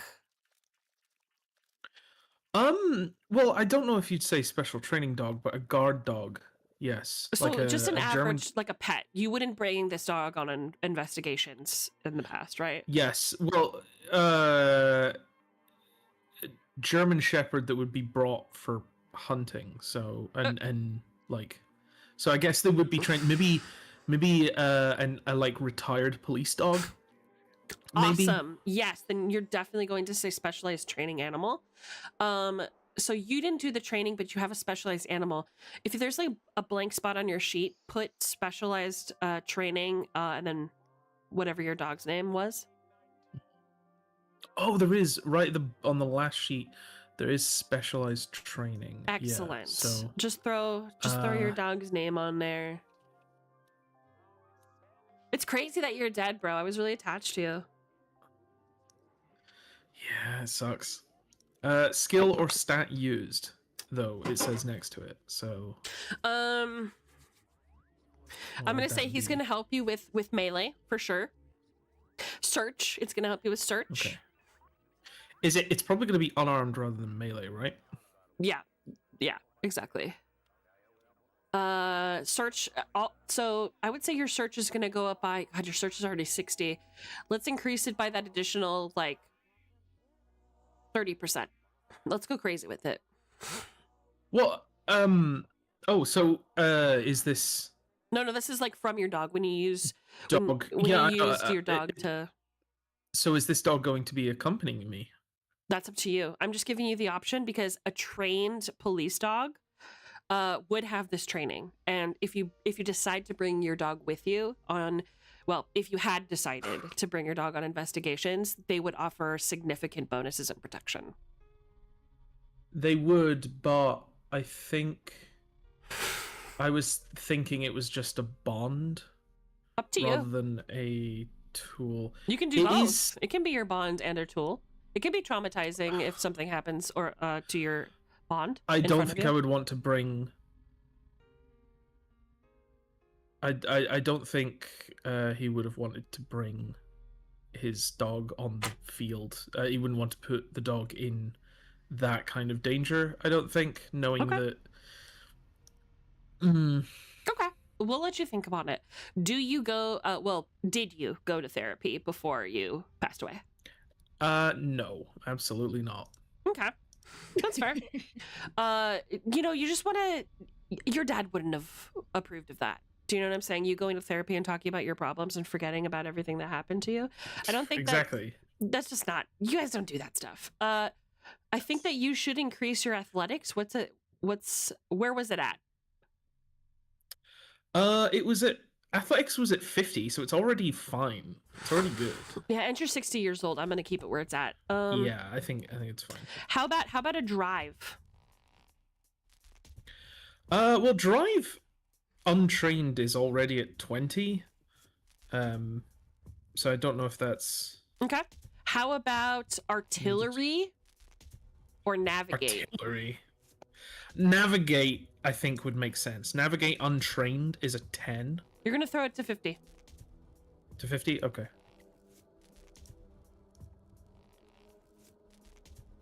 That. How do sounds we good. how do we feel about a demolition situation? I don't know why there would be a reason for it. I'm just asking, my friend. You've been through a lot. Well, you had previously been through a lot. I don't think he would have had a chance to learn demolitions or an excuse to be motivated to learn demolitions. Fair enough.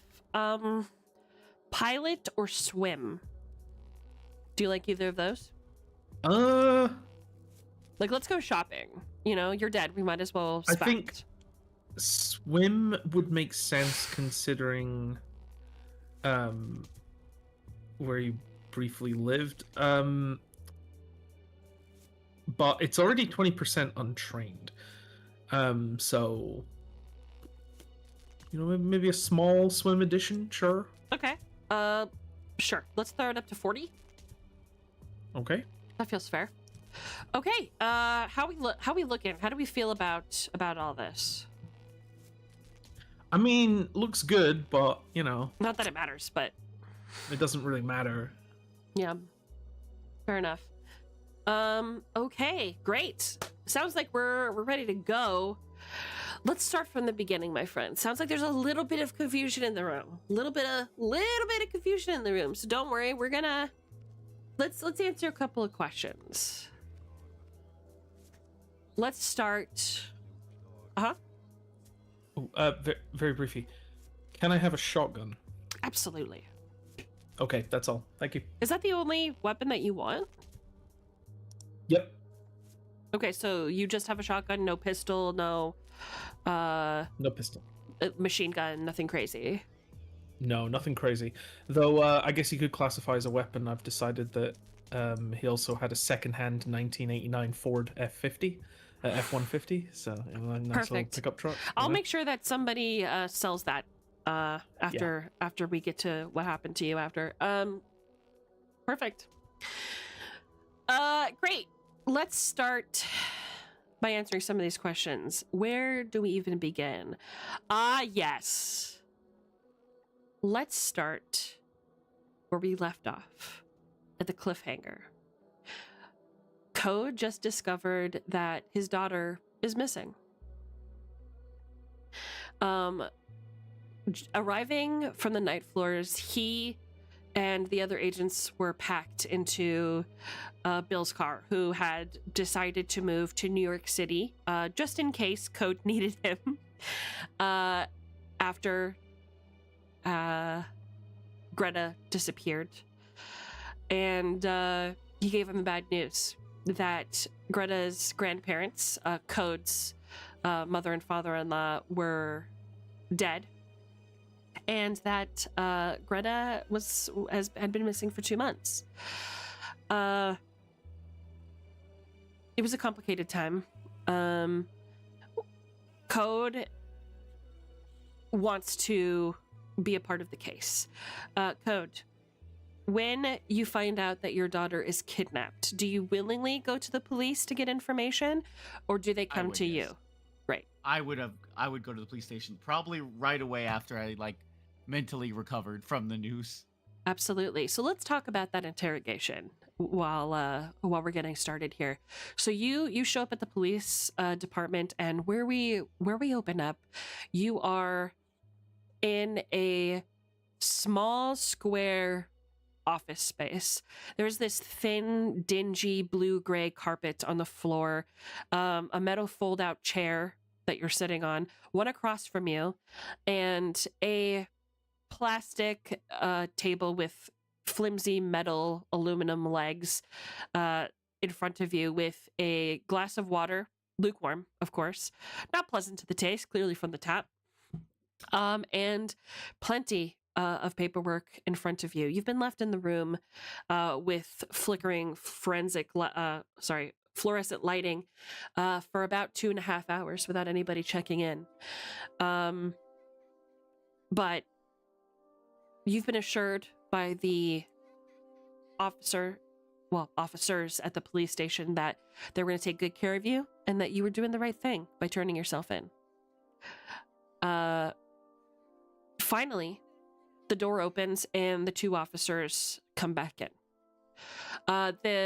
One of them sits down at the small table in front of you, and the other one, a woman, tall, kind of, not heavy set, but she's clearly well built, like she goes to the gym, with her hair gelled and tied back in a professional bun, is standing next to him, taking notes on a clipboard, not even making eye contact.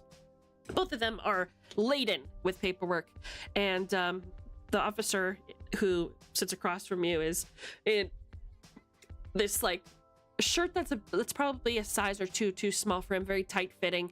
Again, this guy's kind of thicker built, very red in the face, as if this is a man who has seen a lot of anger in his life. He is not wearing a tie, and is wearing a white kind of Fruit of the Loom undershirt, like cotton undershirt. He is flipping through the papers and he goes, "Okay, Greg, hi, this is my co-officer. This is Officer Lucy. So we're gonna be taking a record of the missing persons case. Again, thank you so much for coming today. How you doing? How you feeling?" Have you found Greta yet? What do you know? We'll get to that. We're gonna get to that. We haven't really found her yet, but we're getting to the bottom of that. You're gonna help us do that today. As long as you cooperate, you have nothing to worry about. Okay? We'll get you taken care of. All right. So, you see him kind of flip the top page of the clipboard over and just kind of narrow his eyes at the page as if he's still learning to read. And he kind of like moves his index finger and thumb over his thick brown mustache before he leans back in his chair, causing it to squeak and moan under his weight. And he goes, "So let's start from the beginning.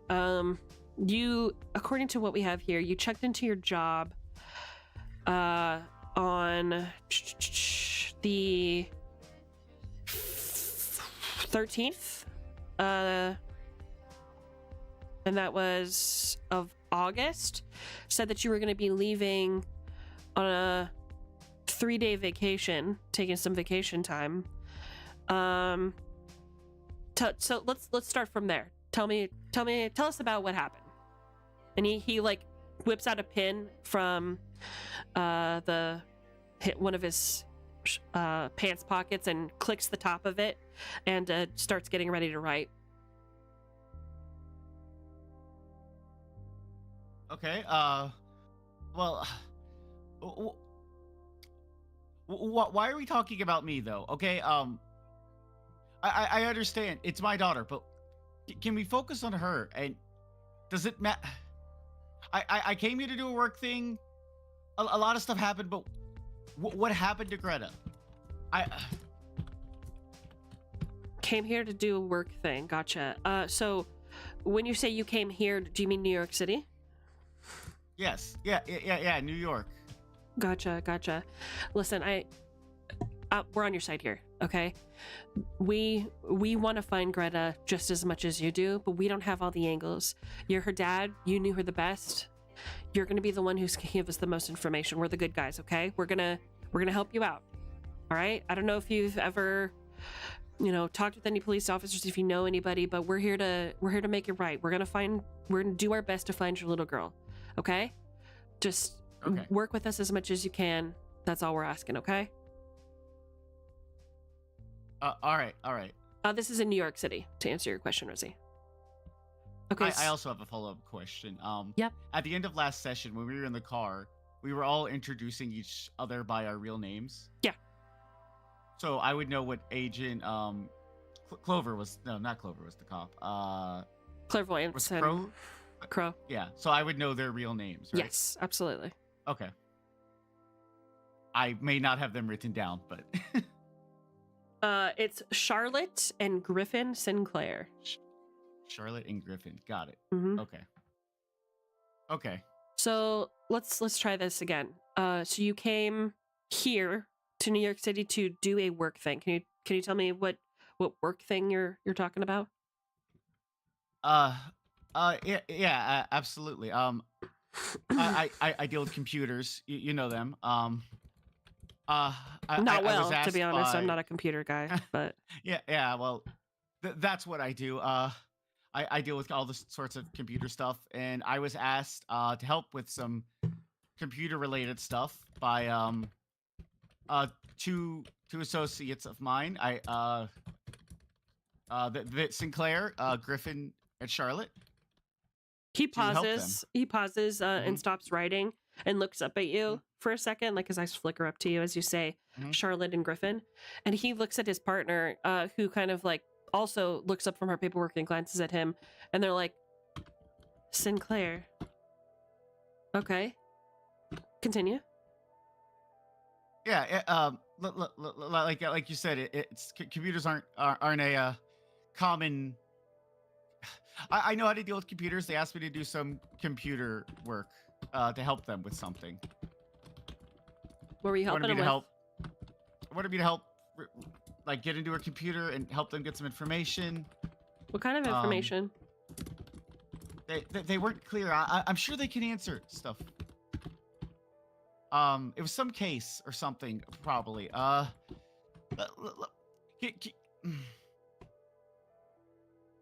Okay, all right. I'm just pausing. I pause a second.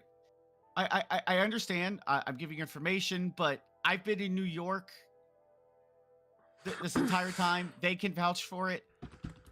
How is this gonna help for Greta? Like I said, there were, according to what we have here, 2 people taking care of Greta while you were on your work-related activities here in New York. Those 2 people are no longer with us. My deepest condolences for your loss, and for the loss of your child. But those are the people who would typically have firsthand information about what happened to Greta. We need to know every angle. We need to know what's going on. I understand that you have an alibi, and that's something that we're going to look into as well. Worry not. But we need to hear from you as much information as possible to see if any of these leads are connected. Anything you can give us. The more helpful you can be to us, the more helpful we can be to you. So what was this? Can you tell me something about this case? I wasn't given much information. I'm just a civilian. I was just asked for help. Gotcha. How old is Greta? She's 8. 8. Man. I'm so sorry. He kind of like glances up at you, and he puts the clipboard down for a second, and he goes, father to father, I can't imagine what you're going through. I know if I was in your situation, if I was in a room with 2 strangers, with guns and radios, I would be disoriented, confused, angry. I get it.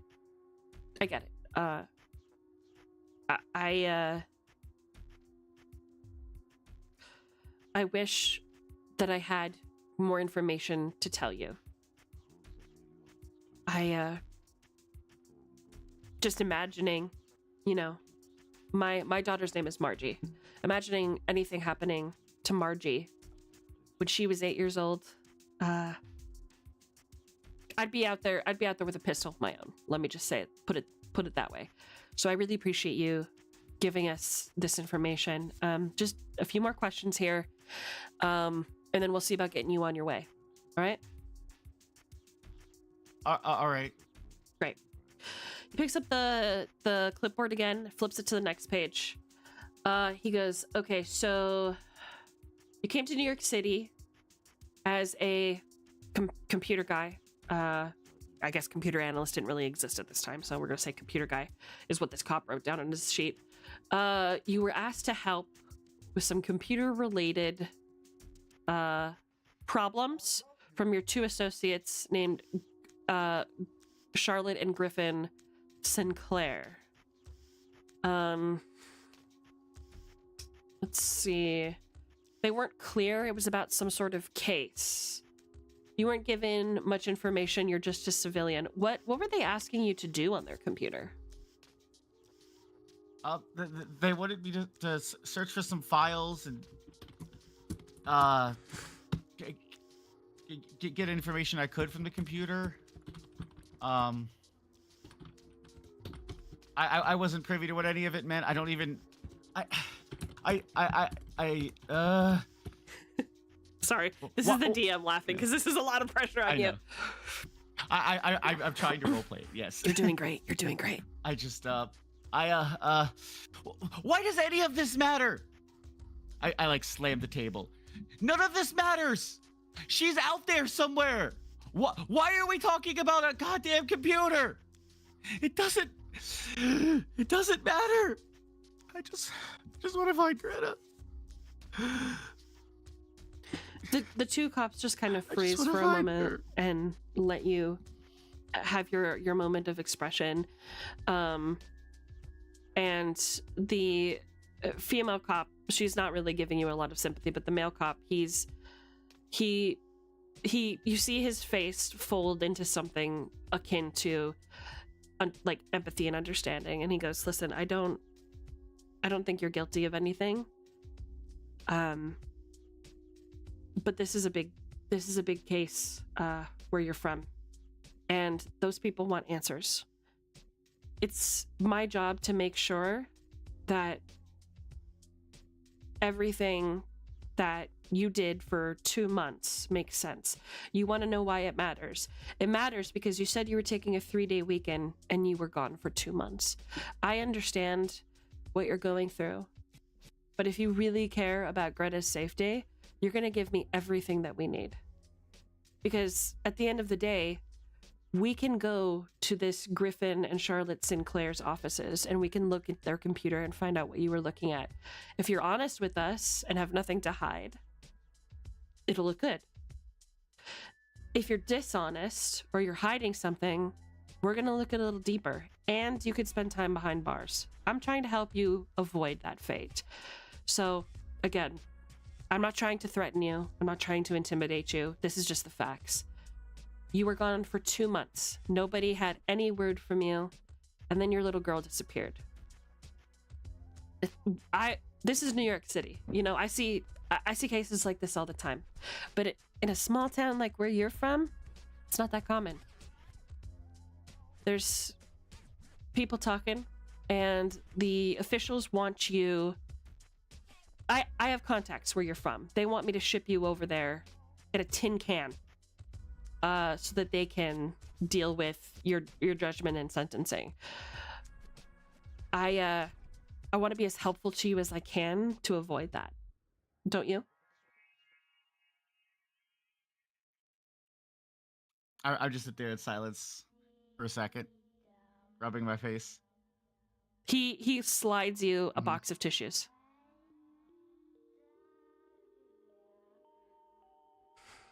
Okay. Do you need more time? I just nod for a second. Yeah. Okay.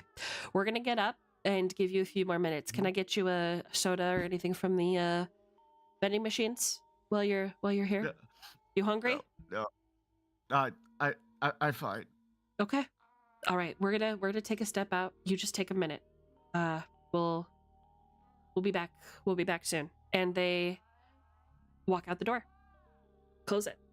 You are once again left in a gray square with no windows and a door that leads only to a potential jail cell. Talk to me about what Clover's thinking. Not Clover Code. I'm sorry. You guys are all C Okay. names. Yeah, I'm like a mom who doesn't I- know any of her kids' names. Yeah, Billy 1, Billy 2. Yeah. I should have named you all William. God damn it.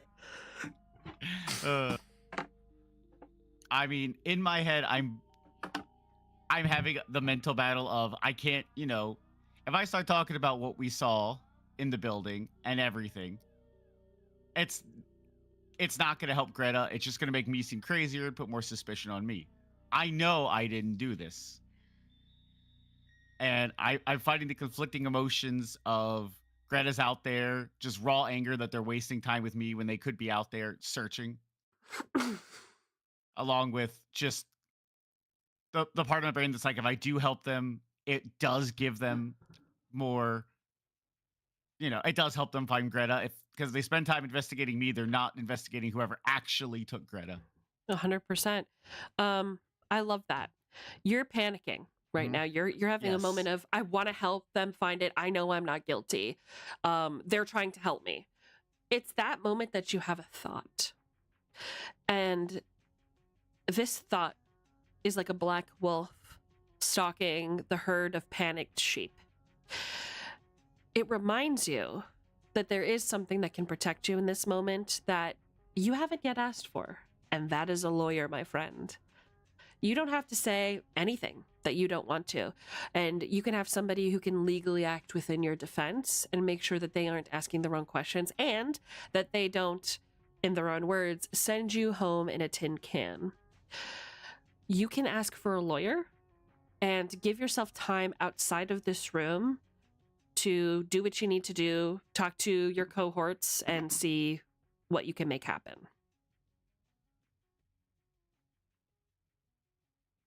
That would make the most sense to me. It would. Yeah, let's not forget that we're dealing with cops here.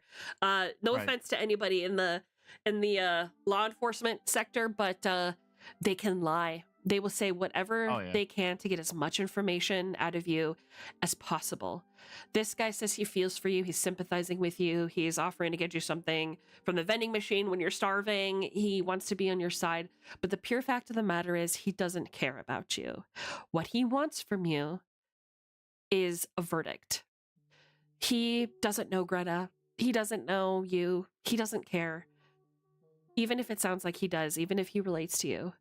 It is your job to care about Greta. It is your job to find Greta and to get the truth.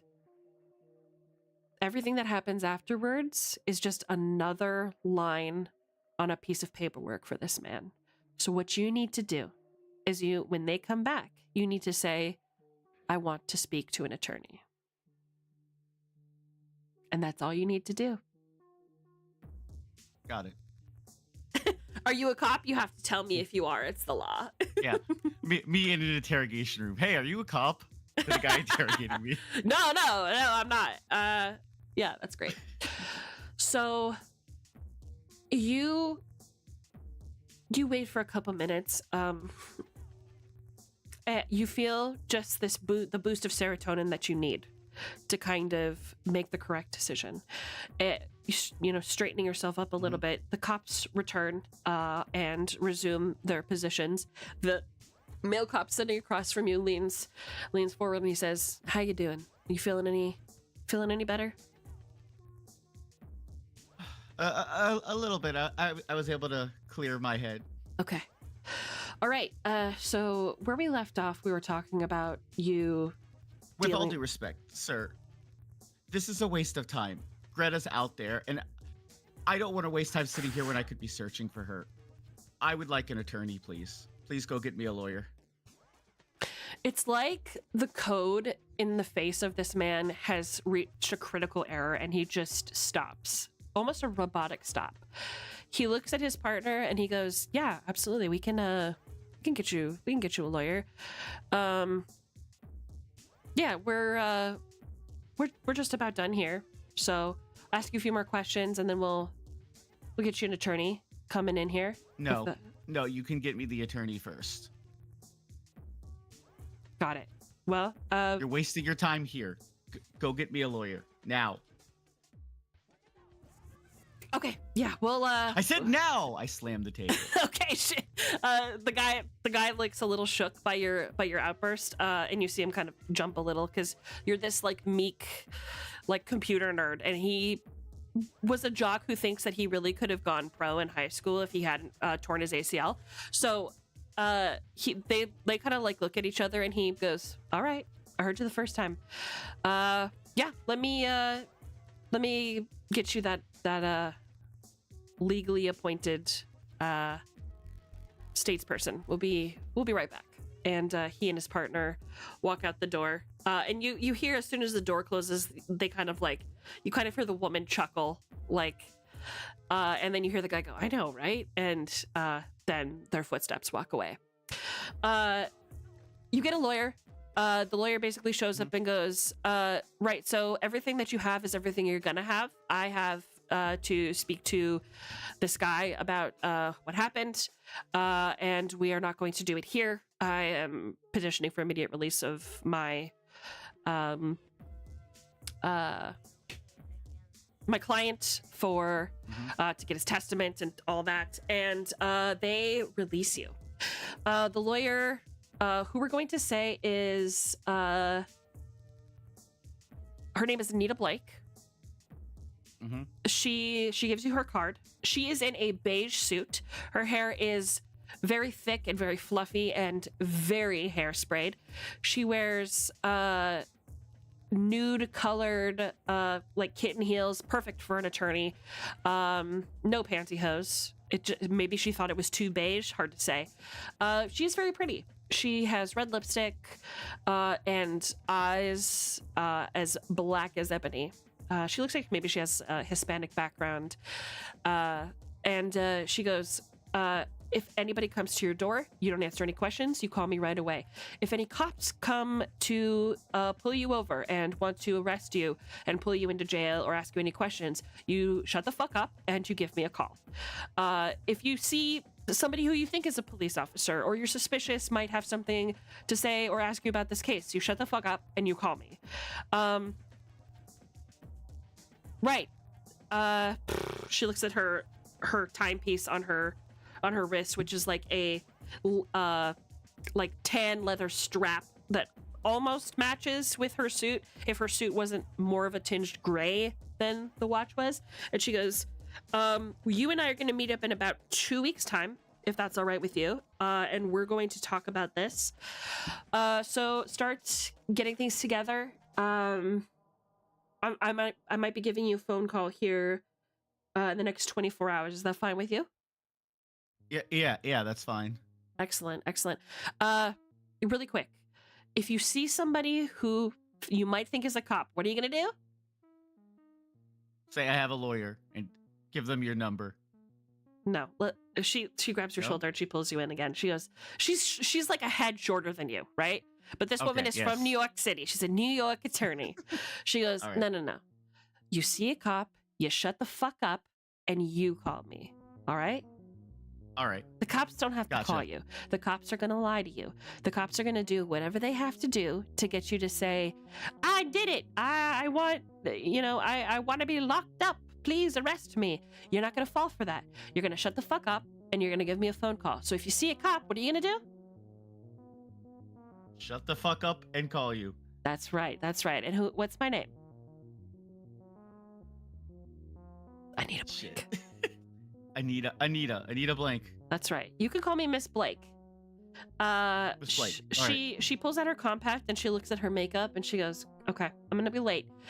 So you do what you need to do. And give me a call. Again, we don't answer any questions. It is my job to advise you as your representative that it would not be in your best interest to try to get rid of any evidence that may connect you to the case. So if there's anything about you being in contact with Greta or the grandparents, anything like that, you're going to want to keep it on full display and not try to destroy it or get rid of it. That'll make you look bad. And frankly, it'll make me look bad. All right? All right. I Great. understand. Great. Really quick. If you're pulled over for an unrelated purpose and a cop is asking you questions, what are you going to do?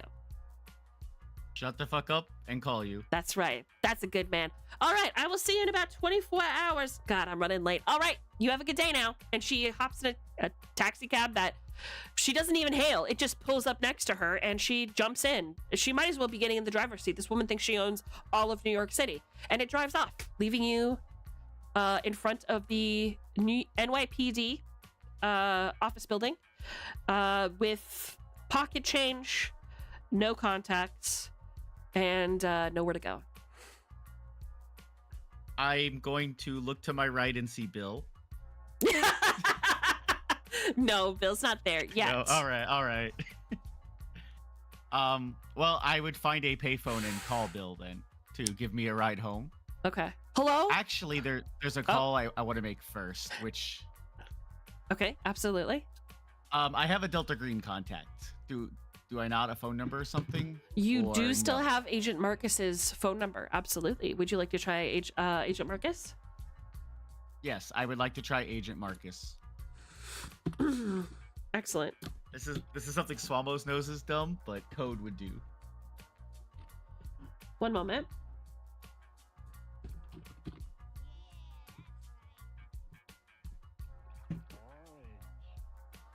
Okay. So you call Agent Marcus, and he goes, yes. Agent Marcus, is that you? Who's calling? Agent Code. What can I do for you, Code? I've been gone 2 months. All right, I want to make something clear. My daughter's missing. My in-laws are dead. I'm being questioned for the murder. I need Delta Green's help. I need them to help me find Greta. Did you get a lawyer? Yes. Good. I- Sorry, go ahead. No. No. Go ahead. I'm waiting for his response. Okay. I'm sorry that you're going through this. I know that you've been gone for 2 months. I spoke to your co-agent, Agent Crow, recently about this. So I'm aware that you guys have been gone for 2 months. What are you asking me to do? I'm asking for everything to help me find Greta, to get the police stop questioning me, for everything that Delta Green can do. I can't make the police stop questioning you. If they Oh, have... bullshit! You got people from all over coming to help with this case. I don't believe for a second you couldn't do that. Okay. Let me ask you a question. Do you know anybody who could get the police to stop asking questions? No, that's why I'm calling you. Okay. So you don't personally know anybody who could get the police to stop asking questions. What makes you think that I do? You're a...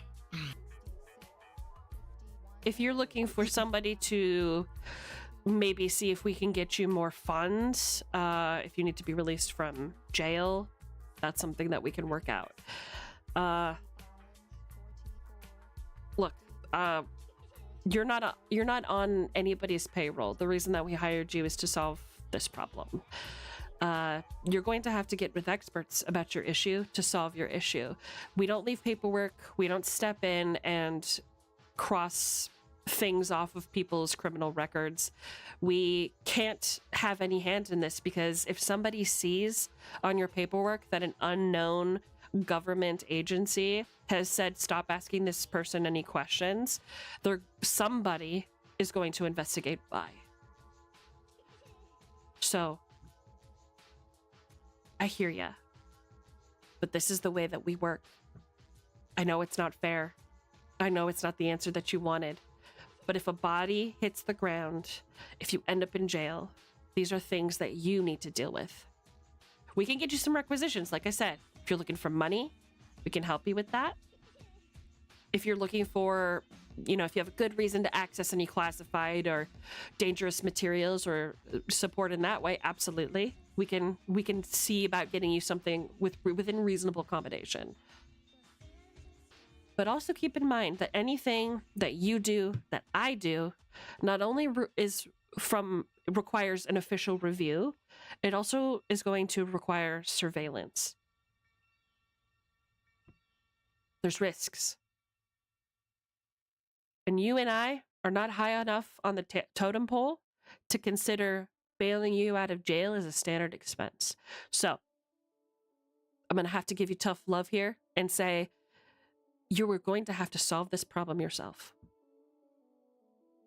Unless you need money. Then I can see what I can do.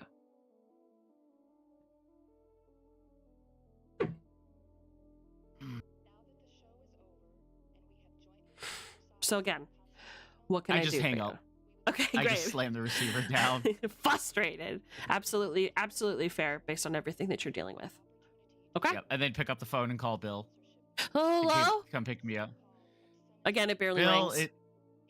Bill, it's Greg. Hey, I need a ride. How did it go? Okay. Where are you at right now? I'm at the payphone outside the NYPD. Okay. Can- Yeah. I'm on my way, and he hangs up. Yep. Also, sorry to anybody who heard my dog snoring. He is on my lap under the blankets. So. That's adorable. Hold on. Yeah, that's a good point. I should probably, oopsie. Let me put up the pictures. Let me put up these pictures. Are here. Do. Un memo. S'il vous plaît.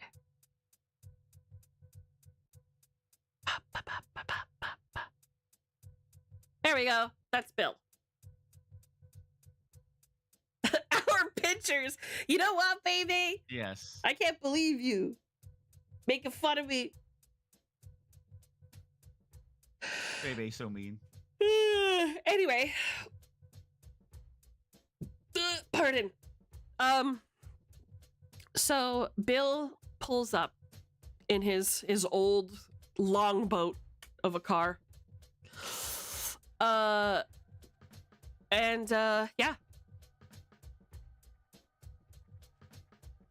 What do you do? Hey, Bill. The windows are rolled up. He starts talking, Yep. but realizes that you can't hear him, Mm-hmm. and he just stops and like looks at the street in front of him until you get in. All right, I'm gonna get in the car. Okay, you get in the car, and he's like, Hey, Bill. "Hey, man." Let's just go home for now. Yeah, no problem. So I wasn't sure what you wanted for They dinner. don't have a goddamn clue about Greta. They don't have a clue. They don't have a fucking clue. Oh, yeah. That's police officers for you. You think they're gonna be the good guys, huh? And he just like starts driving. Mm-hmm. I'm really sorry about that, Greg. I know how hard this is gonna be on you.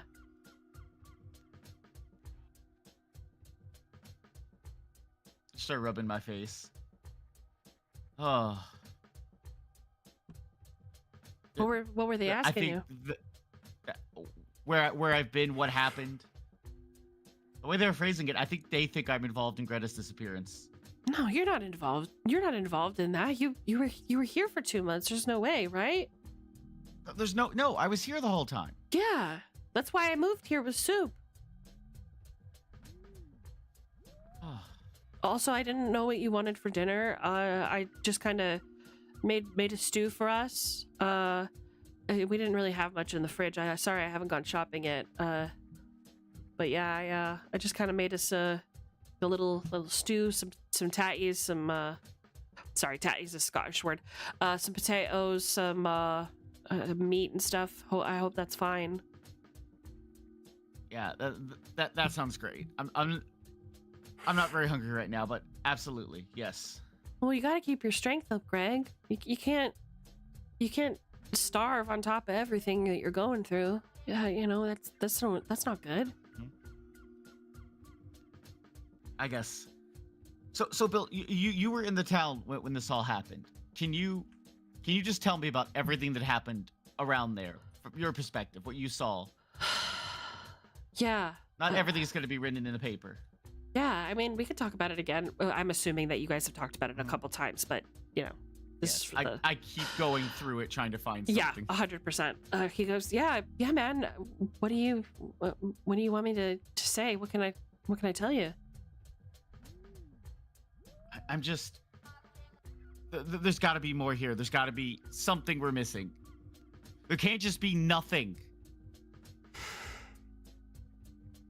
Yeah.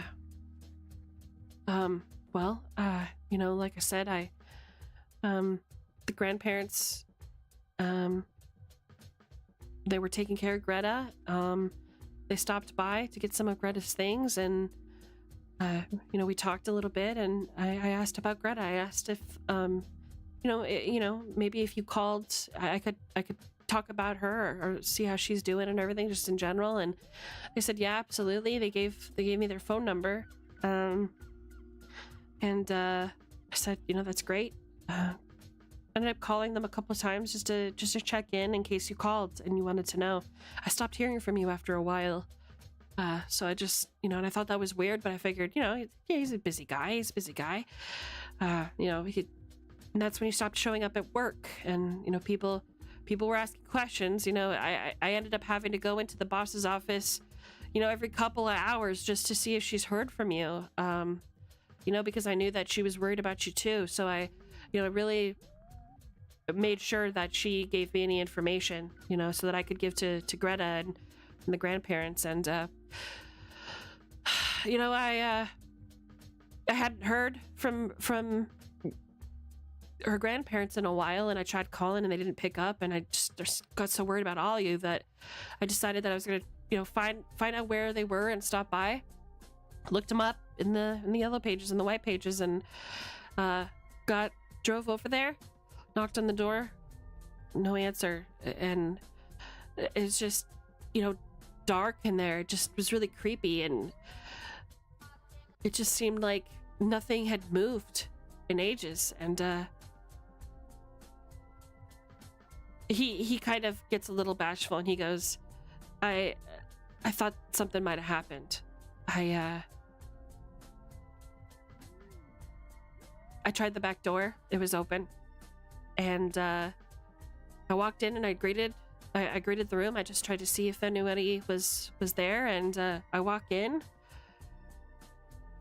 and he gets really, like, he looks like he's in a fugue state.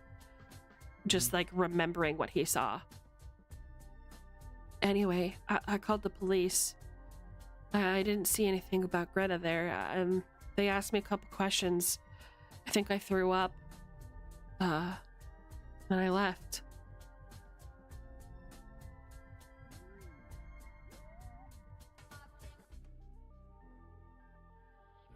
What are we missing? Stuff like this doesn't just happen. We're missing something. Wait a minute. Oh, Greg, I'm sorry. I think I forgot to tell you something. I did see Greta once before she disappeared. After her grandparents, she stopped by the house to grab a few more of her things. I guess the first time that she stopped by, her grandparents had grabbed some things. Maybe they grabbed the wrong thing. I don't remember what she was there, maybe for a toy or something, that they grabbed the wrong thing, and she came back. I was on my computer doing some work.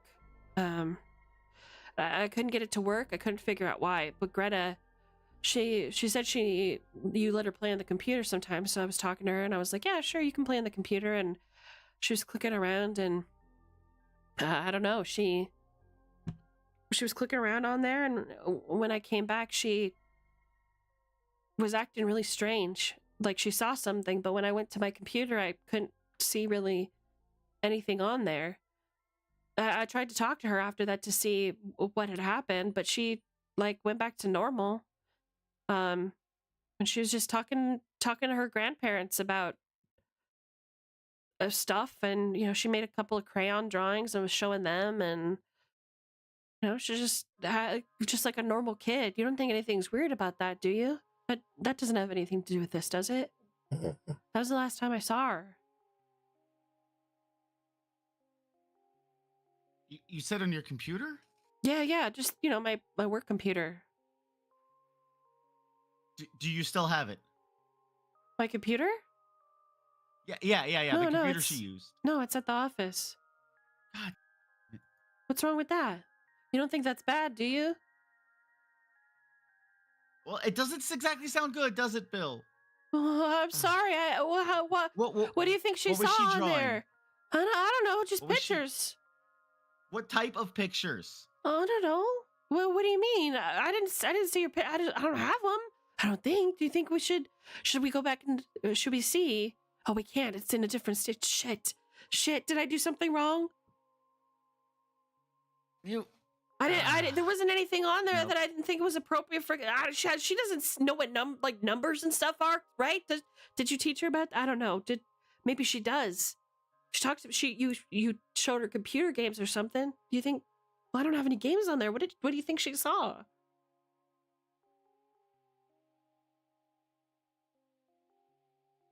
Oh my God! I just rubbed my face some more. What? Tell me. Tell me what I did wrong, please. No, it's nothing you did wrong, Bill. It's fine. I need to see those drawings. Okay. I don't have any of the drawings. I'm sorry. I didn't keep any Did the of them. police collect all that stuff? Maybe. I really don't know. I got really sick after seeing the bodies. I left real quick. They asked me some questions afterwards. They pulled me into the station, but I didn't take anything. I was afraid that if I took something that it would stop them from finding Greta. Did you see her draw? You didn't see her drawings, right? No, I really didn't. Okay. I was just chatting with her grandparents the whole time. They were saying that she was getting really into doing some art and stuff, and she was asking if she could draw while we were just chit-chatting. So I said, yeah, sure. And I gave her some of my pens and some of the like printer's paper that I got. She was having a good old time. All right. Let's go home. I need to make a phone call. Okay. Yeah, no problem, man. He drives you home. Mm-hmm. You walk in the door. Soupy is there. Soupy immediately starts rubbing on your legs like he hasn't seen you in 2 months. He's been a lot clingier the last few days since you've returned. He just is really afraid that you're gonna leave. Understandable. All right. I am going to take the phone, and I am going to page Clairvoyance and Crow. Absolutely. The two cops. So Clairvoyance and Crow, which of you do you think would answer the phone at the offices?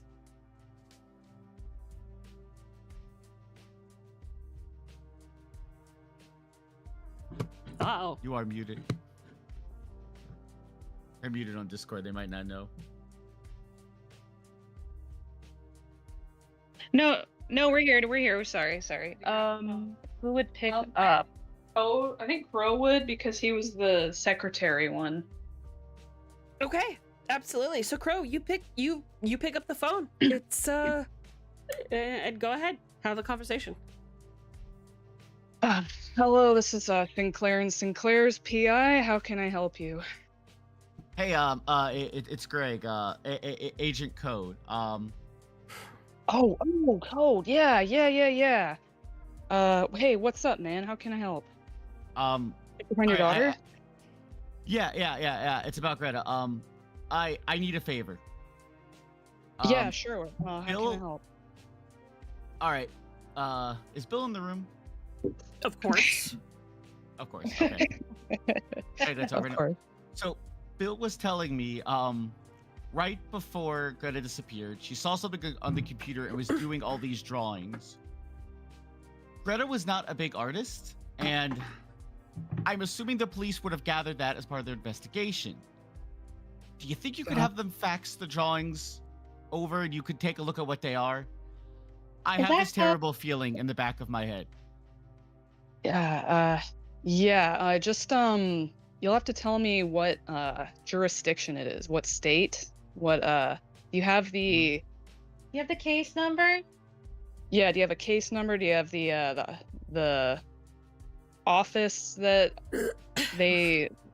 which police station that was in charge of the investigation? I have Your that buddy Bill article. might, right? A commanding officer, perchance? Yeah, I'll ask We can Bill for go the with that. information, or look at the article. Probably would have said like, blah blah blah station is investigating or whatever, you know, blah. Yeah. Wherever it is. So, I would relay fax that it over. information. Okay. Okay. Fax over and we'll get in touch. Daughter? We're working on it. Sorry, she's right over there. Her computer won't stop blue screening. You burnt the coffee again. This is not important right now. Will you shut up? Wait, what's happening? Yeah, no, we'll work on. And what do you think she saw? Why are you whispering? It's might be better to say in person, but let's just say Case related. yeah, case related, and let's just say something might have come out of that building that we were in. Okay. Shouldn't swear at the customer. Whatever. Yeah. We'll get on that right away. All right. Thank you. And yeah, if you need anything, yeah, we're here pretty much all the time. So If you're talking to Code, you could give him your personal number. I'm never home. Well, when you are home, Yeah. I'm just gonna kind of like awkwardly hang up the phone while I hear them bickering. Yeah, yeah. All Hello? right. All right. Scared Perfect. him off. God. I see your bedside manner did, mister. Shut up, woman. God. Woman, I am a witch to you. Yeah, you're a witch with something else. Tell me. Starts with a B. They love each other, does a female folks. They love each other. They're in love. All right. So we're actually gonna take this opportunity to move the camera over to Crow and Claire. Hello. So you just got a phone call from Code. Yes. Did. Talk to me. What are we doing now? I only heard pieces of it. What happened? So hey, Yeah, when are you gonna tell me Sure. what to talk about? Okay. What? let me talk. So Go faster. Don't waste my. it's connected to his daughter's disappearance. Well, did they find her? No. What are they doing wasting their time? Something might have reached her from the apartment complex. What? Well, It might be connected. I don't know how. which one of you messed up? What do you mean? Which one of you? I left you alone for a certain amount of time. What did you do? I don't know. Him and Clover were alone for a bit. And you didn't keep an eye on them? You said you would. This was before I got attacked. Anyway, we need to look into where his daughter disappeared. Apparently, she drew some stuff, and we need to get those drawings from the police. All right. Do we have the jurisdiction? My brother's a judge. You could pull it. Yeah, we'll do what we can. We'll do what we always do. We'll finagle it. Wait. It'll work out. He said that there was a newspaper clipping on it. Do we have a copy of the newspaper? I think Bill gave it to you when you guys got in the car that night. Yes, I will say you do have a copy of the newspaper. Yes. I jolt down the Something like that. what I can find, the jurisdiction, the state, the town. Start pulling out the yellow books, the yellow pages, since this is before the internets. Mhm. Their number, depending on if it's in our jurisdiction or not. It's not in our jurisdiction. This is another state. Yeah. Oh God. Yeah. But we're PIs. We'll tell them how it is. We got hired by the missing girl's dad to help find the missing girl. Simple. Do you think that they'll be as, inept as New York's NYPD? Well, let's hope not. Well, Or do we hope? I'm gonna make a call. I'm gonna do some digging and make a call to the office in charge. How did it Absolutely. sound? Absolutely. So you guys are going to make a phone call. And let's do a luck roll. Oh shit. God. Did you want to call or I got it. You got a 1, so that's a success. Okay. So yes, they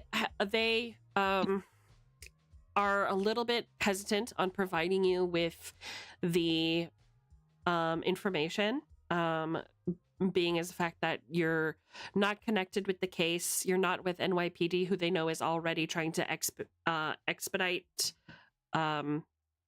code back to his home state for sentencing or for processing. But you have Graham Giradanda, who still believes that you guys are FBI. So I imagine that what you do is you leverage Giradanda, who still believes that you're FBI, who can pull those records. He's a part of NYPD, so he gets you what you need. You're the best. And he isn't able to send you the evidence, but he can send you pictures of the evidence and like photocopies of any documents, etc. So Perfect. that's Great. what happens. And he's like asking how you guys are doing, how the case is going. Do you give him any information? It's not going great right now. We don't got many leads, but we do think that the little girl saw something on that computer. We just need we think that's our biggest lead right now. If we can see what she saw, we might have some kind of idea. You're telling Giradanda this? Should I tell him? You're asking me now, huh? Yeah, partner. I would say whatever she drew is probably what she saw. Yeah, kids, she must have seen something. Kid, you know how it is. Kids' drawings. Kids are very. TV is getting more and more violent. Kids are very straightforward about things. You know, her drawings might mean something deeper than what we're looking at. Okay, so you think We're trying to overturn any stone here. Okay, so you think that we should get that computer from the offices? That'd be fantastic. Okay, It could be we can do something that she shouldn't see. Yeah. Something that she, went to some website. That they're starting to become X-rated out there with no central approvals. And I'm not saying that Bill had anything illegal on his computer, but children, Greg. Yeah, we got to they make sure. get into them. Yeah, we got to make sure that she didn't see anything that would, Exactly. Trigger her. Any affect her. small thing get Yeah. up to anything, right? You could have met some weirdo on the internet. we just never know. Yeah. Exactly. We need that evidence. Yeah, for sure. Post Let me it. get some. Let me get these leads. I am gonna have a couple of officers go over there and take that guy's computer from his office and do a thorough scrub of it. I'll let you know what I get. Beautiful. We owe you, and I owe you a drink, buddy. Hey, Excellent. Thank hey, you. I'm here for it. Hell yeah! Give me a call. Something Will do. weird or out of place, please be sure to let us know, even if you can't get a picture of it right away. Yeah. Here's my fax. If you or not, here's my pager. If you find anything, just let me know. Yeah, absolutely. So both of you put Graham Giradanda as a bond. Okay. Gonna say hi to Piranha really quick. Hi, Brada. And Alright. and put it should be his bond with you should be equal to your charisma score. So he's at full bond with you right now. Oh, yeah. He's a good guy. My He's new a good drinking guy. buddy. Yeah, exactly. He helps you with this case in a big way. So Well, yeah, great. Graham, we can count on him. yeah, we love Graham Girodonda, 100%. We love Graham and Bill around here. Absolutely. We're big Graham heads in chat. You know what I'm saying? Girodonda heads. For sure. Okay, so it takes a couple days, but Graham Girodonda gets you a couple things. One, he lets you know that they grabbed all of the PCs from the offices, which was a very difficult thing to do because it's a weapons. It's a like a what does it call it? Weapons manufacturer for the U.S. military. So they have some very, very sensitive stuff on there. Dang, that's really work. Oh, Yes. So not only did they have to take it for the case, they also had to have a military person kind of stand by and provide the information they needed from the computers during the investigation so that people in the New York PD weren't connected to any of the private information or weapons information that was classified. So Girodonda, you guys drink at some point, and Girodonda's talking about how weird it was having like this sergeant standing by while, you know, he was doing his work or whatever. But they do send you some of the drawings that Greta made. They also send you any evidence that they discovered on the scene. And what you guys find out is that the grandparents were dead before they were carved with the symbols that they were. And they weren't just carved with the symbols like it said in the papers. What actually happened were the grandparents died, and then whoever killed them dismembered them and moved their body parts and their blood in the pattern of the yellow sign. No. So it was, that's what Bill saw. It was horrific. It was like a massacre. And you think that the concept of how gruesome that this was kept under wraps on purpose, because this is a small little town, and if they think that there's like a serial killer or something going on here, it can be it can really raise the hackles of a lot of people, and before you know it, it becomes national news, right? So what was the cause of death? So they had brain aneurysms, both of them, at the exact same time. What? Brain aneurysm. Mm-hmm. And there is evidence to state or to show that they were potentially submerged at that time in water. But their bodies weren't wet at all? They were. They were wet. Previously. It's difficult to say how long they were out of the water. They were not wet in all places, but underneath the body, there was a lot of moisture captured. And the way that their clothes were arranged on the floor signifies that they were possibly damp when their bodies were dragged out into this area and dismembered. That's how I kind of turned to Charlotte. I think that's how Abigail's mom died. Abigail's mom? She died very suddenly From an aneurysm. Yeah. True. She I wasn't never like forget that bit. submerged or anything, wet. but she did. Yeah. Mm-hmm. What in the world? This case just keeps getting weirder and weirder. I think we're all lucky we got out of there alive. I think it's starting to make more and more sense. Mm-hmm. Now you Gulp my beer. the pictures that you see are exactly what you think they are. It is clear to you that she has seen the yellow sign, and I will put that picture up right now. And we don't know that Code sent that. You do. I believe. We do know that he sent it? You know. Because Clairvoyance we weren't in does the not. room. You were. Wait, was I in the room when he faxed it? I'm pretty sure you were, yeah. Uh, I think it was you, Calypso, Code, and Clover. Yeah. And it wasn't until after that had happened that you were like, I'm gonna go check on clairvoyance because this shit's getting weird. Yeah. And that makes my stomach sink. Knowing that, would it be, I wish I could like send people out to do a wellness check on Clover's family, but I don't know his name, his family name or anything, because Yep. he saw it too. Yep. Also, Makes me clairvoyance. glad. This is the symbol that you saw on the floor of Castain's apartment that you were locked in Oh, yeah. just before you left, which I never had you do a sanity roll for. So let's do that real quick, just for fun. Okay, good. For funsies. Boy. I think I was just caught in the moment, and I was like, I forgot her. Lost in the sauce. Stop it. Stop. Computer So wait, having what- aneurysm. Which dice am I rolling?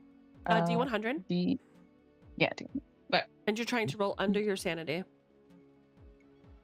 this is Oh, a shit. D. Yeah. D, darling. It's been 2 weeks. It has. It feels Yeah. like 20 years. 26. Very nice. So no worries for you. Oh yeah. It's another Tuesday. Pog, as they say. Wonderful. Wonderful. So, that's, you guys both instantly recognize the symbol. I just wish I could light it on fire, but it explains a lot. How did she see that? Long story. Wait, you know about it? I was gonna say, how did coworker have evidence of this on his computer? Why didn't he go insane? Hey, you should know more than anyone the supernatural works in strange ways. It doesn't just end up on people's computers. It does when it influences people. What do you mean? He should have just been playing bingo on his computer like some other weird person that works with firearms. You mean solitaire? Whatever. I don't play on the computer. It's because you're boring. You never played solitaire? Anyway. It's boring. Anyway. On a serious note, yeah, Minesweeper. There you go. Or Snake. I don't play on the computer. I play with cards.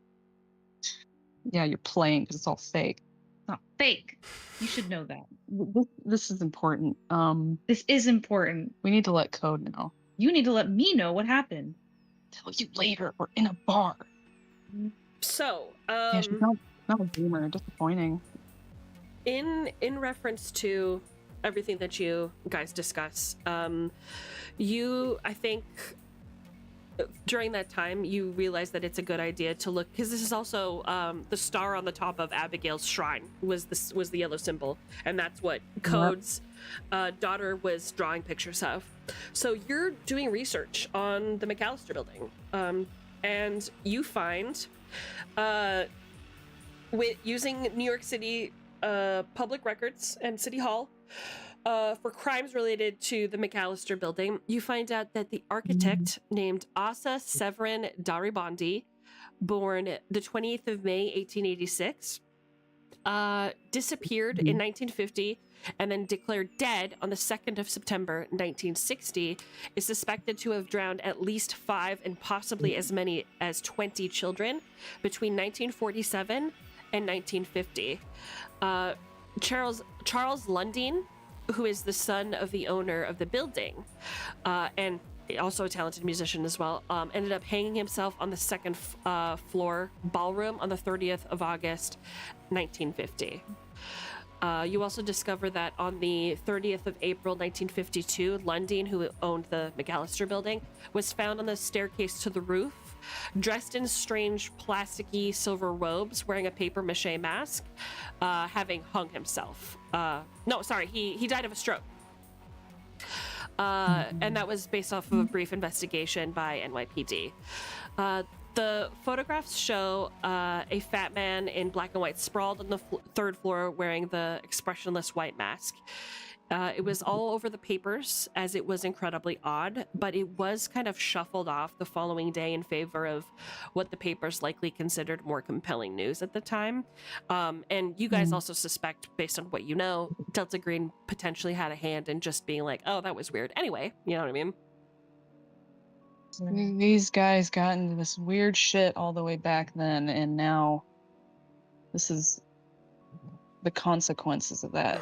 Now a child's missing. Don't say that. We need to find her quick. So there are two people who are due to come next with news. Which one of you would like to go first, Claire or Crow? For news? Oh boy. Ladies first. Ladies first? Yeah. Okay, ladies first. brain blast me. Brain blast you. I'd love to, my darling. It's my honor. So Think blast. while Please you're don't. while you're doing your investigations, it's kind of been nose to the grindstone trying to help Code out with hold on, let me change the music. I don't want anything with lyrics at the moment. I'll turn this back on. Anyway, while you're doing your nose to the grindstone investigations, you've just been kind of like completely blind to everything. And you're researching the local paper, and you see recent news that your brother, the judge, is under investigation. And when you get with other members of the family, you discover that he was under a lot of stress in his job. It started around the times of the quadruple homicide, and you said that you discover that he like tried to find a new passion to like distance himself from his struggles and all the stress that he has doing his job. And he distanced himself quite a bit from your family within those 2 months that you were missing. You also learned that your family has a secret, that they are originally not from America, that they came over to the States during World War One. So as opposed to like a lot of families coming over on the Mayflower or whatever, during World War One, that's when your family decided to move over here. Oh, where's she from? Is it France? They don't say. They either don't say, or when they're pressed, they say, like, look, I really don't know. You're gonna have to ask your grandparents about that kind of thing. But they're just like, yeah, our family came over during World War One. You know, we were under pressure and under stress during everything that was going on, obviously. So that's when we got over here. I see. Mm-hmm. Did my brother know about this? You don't know. You haven't been able to speak with him since you found out. I need to call my brother. Absolutely. So you give your brother a call. It goes immediately to voicemail. You need a ride? That's not like him. He never leaves voicemails. He's just like me. If there's a ringing or a beeping noise that's consistent, or the little blink that goes off, it just drives you insane knowing that someone left something and you're leaving something unfinished. Something's not right. You need a ride over there? I'm gonna call his secretary. Absolutely. You call his secretary. Hello. This is God, what remind me what his name is. I apologize. His name's Edwin. He's a judge. Edwin, that's right. His name is Ed. Offices of Edwin Sinclair. This is Marty. How can I help you? Margie, this is Charlotte. Have you heard from my brother in some time? Hey, how's it going? She calls you Lottie. Hey, Lottie. Long time no see. How you been? Oh, just catching up on unfinished business and not doing anything weird. Because Okay. they don't know about the witch stuff. They Right. don't know about the witch stuff. So he's not gonna say she was out in the woods doing Wiccan shit. Okay. Yeah, I'm just keeping off with Salem and having to deal with Griffin, trying not to, put a bullet between his eyes or mine. That's so funny. You two are such a good pair. Yeah. So, what can I do for you, darling? I tried to call Edwin and he didn't pick up, and that's not like him. Has he been in? Is he all right? No, he's taken a sabbatical. I have a ton of his messages. He hasn't called me either. You know, Sabbatical? Some fun. yeah, I don't know. Like, genuinely, I didn't really have a lot of information. One day he just kind of said he was taking a vacation and it kind of walked out. I just kind of had to figure it out myself and start filing for him, you know, in his name. Because he just kind of left me. Kind of left me here. Thankfully, I'm still getting a paycheck. I'm on auto pay. But, you know, it's a little... You know what you should do? Lottie, honestly, you should head down to his place and see if he's all right. I've been tempted to do the same, but you know how he is. Eddie's, a little funny about his personal space, so I don't want to intrude too much. But your family, he'd probably be fine seeing you. Just check on him for me. He's a workaholic like you. That don't sound like him at all. Oh, is that No, Griff? so Hi, what- Griff. How you doing? Hey, Margie. Mhm. I'm still kicking. Yeah, he's Hey, kicking. who you kicking, huh? Who you kicking around there, huh? Me. Life, Grump. you know. Yeah, damn grump. All right, don't boss my girl around too much, all right? She does a lot for you. Tell her to not nag me so much then. All right. Well then, listen to my freaking words, and I wouldn't have to say them on repeat. Anyway, this is important. So, you haven't called him before, or other clients haven't called him, and he didn't pick up. I've been calling him a lot, but you know how Eddie gets. He's just he gets lost in his passions sometimes. You know, he does like picking up his phone. So I do think it's a little weird, but you know, since he picked up his new hobby, he just kind of does this sometimes. Whoa! New hobby? He doesn't have Yeah. hobbies. Work is his life. Good for him. Wait, what do you mean new hobby? Yeah. So he's picked up drawing. I guess he I don't know. He said he found some letter or something from family, and I swear to God, I thought he told you about this, but yeah, something about archaeology or architecture or something. I don't know. It's one of the arches, and yeah, he's just been. He says he's continuing the family work. That's pretty cool, huh? What's your family doing? I didn't know you guys were into architecture. Hopefully his art's not as bad as yours. Doesn't do drawing. No, I don't really know too much about the family. Hee, haha. We were. Okay. She wouldn't tell them, but she knows that there's at least been some record of witchcraft stuff on some part of the family. But yeah, apparently stuff is not known to her. Okay. Yeah, no, they were eccentrics a little bit. So I'm gonna have to go see him and see what kind of drawings he's been up to. I love art. Please, yeah, go check on him. He's my boss, so I'm not really trying to push him around too much. You can get away with a little bit, you know, but you're his sister. You can kind of pester him a bit more and get over it, and he'll get over it rather. Oh yeah, I could totally get away with pestering him for sure, and he wouldn't, lock me in a closet or anything. Yeah, give him a little pinch for me, eh? Oh, definitely. I'll have Griff do it, even better. Yeah, he loves me. All right. Anything else I can do for you, sweetheart? No, that was it, Margie. It was so nice to hear from you. It's been so long. We should get coffee or something. Let's get together sometime. Absolutely. I'm kind of pulling a double duty. He's got a lot of cases that his other judges are kind of taking on for him. So I'm trying to help out as best I can. But anyway, that's enough about me. You have a great day now. I'll talk to you later. Thank you. You too. Bye, Have a good one. Margie. Bye bye. And she hangs up. Yeah, no, he hates my guts. Something's very wrong. He doesn't have hobbies, and he definitely didn't care about art. Yeah, he wouldn't draw because you're not good at it, and I can't imagine he'd be much better. That has nothing to do with it. You take me there now. I offered, let's go. Come on. All right, do it now. All right. So you guys make way to Edwin's house. It's a pretty big manor. Judges make money. So he. Oh, hi, Nana. Sorry. Money.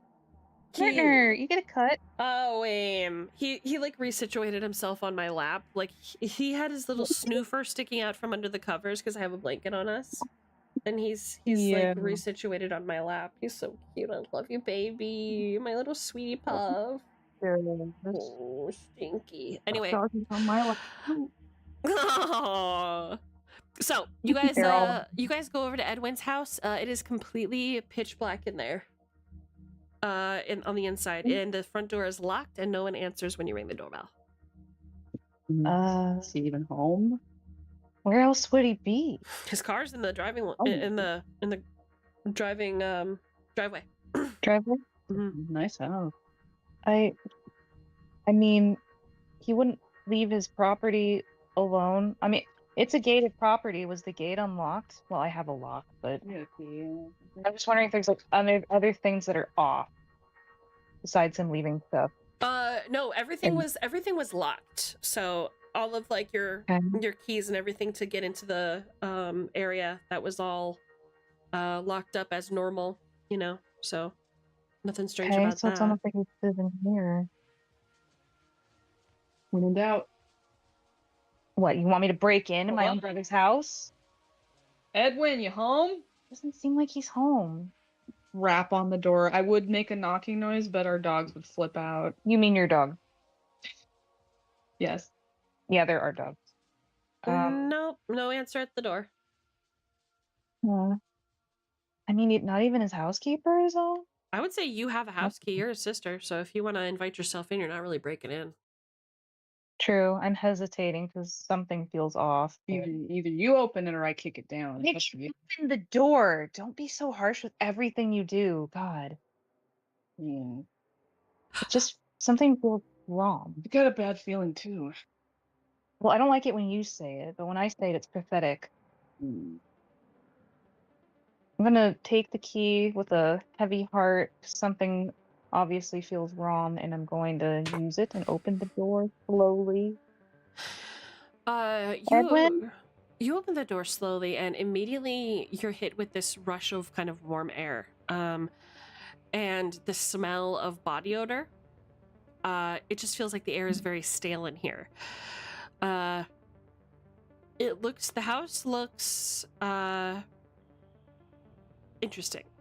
It doesn't look like he would normally have it. He usually has a cleaner come by and clean things up and pick up and everything. It looks very almost abandoned. This ain't right. How about we split up and look for him? Edwin? No response. He normally keeps the place pristine. You want to take upstairs? No, I don't think we should separate. You lead the way. Something's wrong. I'm gonna go up to his office first of all, because in my mind that's where he would be if he wasn't at work. Okay, you go up to his office, and what are your search percentages? Mine is a 40. Yeah, so is mine. Oh, we're both 40. Yeah. Okay. Go ahead and roll search for me, both of you. Okay. Gotcha. I can spell. I'm glad you can. I can't. 30. Ooh. Oh God, it's 100. Okay, sorry. Very- I don't know why I said D40. That doesn't exist. Well, D1 hundo. Oh, What have you got it? My brain. Yeah, my brain's somewhere else. Tee. Okay. So Crow, you two are searching his office and you find an envelope. It's a white envelope addressed to him in very elegant looking script, like handwritten calligraphy almost. Oh. It was opened well. only once and sealed with wax. Can I see what the seal looked like? Yes, the seal has a sigil on it you don't recognize. Hey, Shar? What'd you find? Does this look familiar to you? What is it? I mean, he has a whole bunch of stuff in his office. I hand it to her. Okay. So Charlotte, when you look at the envelope and the wax symbol, on the wax symbol is a coat of arms that you recognize from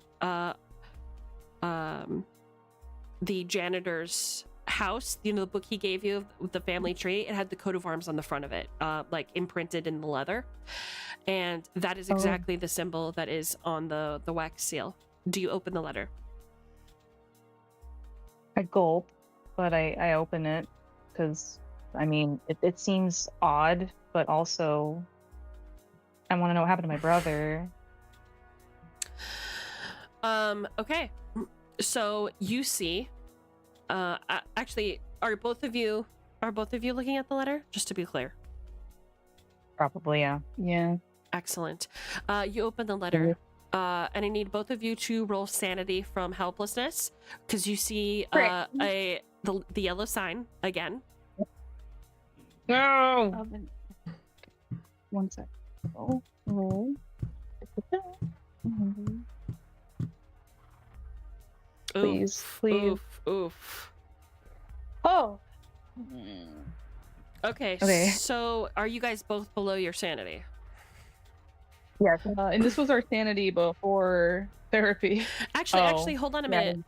Rosie, you've already taken sanity damage from the yellow sign. Clairvoyance has not.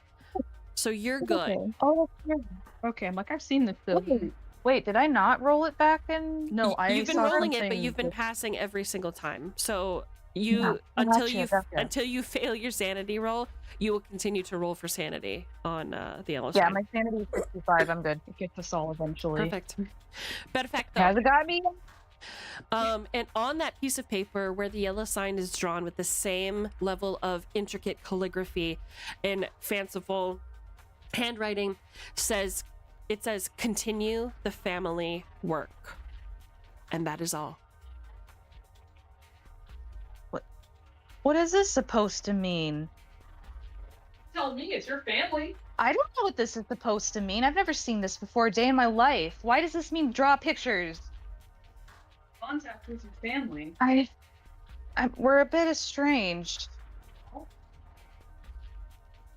Better make connections again. Who did he contact? Who gave this to him? You need to find them. How do we even know this is actually related to our family and someone didn't just give this to him? Who did this? Is this some kind of joke? No. Maybe they knew I was involved in this somehow. Maybe it was someone that was jealous inside of my inner circle at the coven. I grab her by the shoulders and I shake her a little. Look, none of this makes sense. We need to find your brother. I know that, but Let's do that first and theorize later about everything else, okay? this is what's affecting him. How did this get here? I don't know, but let's find him first. Edwin! Okay. Edwin, I'm gonna burn down your stupid office. I'll do it. You hate me. Hey, Edwin, old man. Shut up, he's not old. That's so funny. Do I have a picture of Edwin? Hold on. Let me actually see if I have I think I did generate a picture of him. I did! Okay, hold on a minute, you guys. You always loved working more than you loved your own little sister. Oh, Didn't fall too far from the tree. Shut up. y'all. Sorry, that wasn't me. Y'all nasty. Asshole. Okay, here we go. Let me post it up. Edwin. This is what Edwin looks like, usually. You're not gonna fucking... Usually. You're not gonna No. load? What the hell? I don't like that. Does it not like Oh. JPEGs? It's not like Edwin. I don't know. This is upsetting. There's a lot of upsetting things happening today, isn't there? If this is the only upsetting thing I have to do... There he is. This is Edwin. And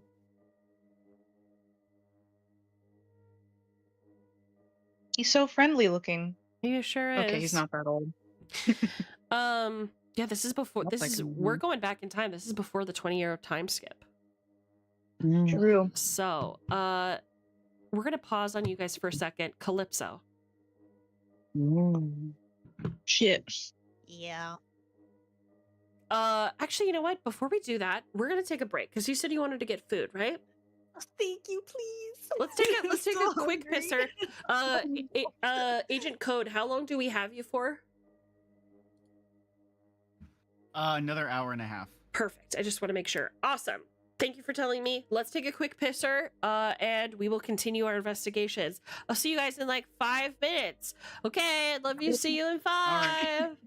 Oh, good to see you, baby pisser. Yeah.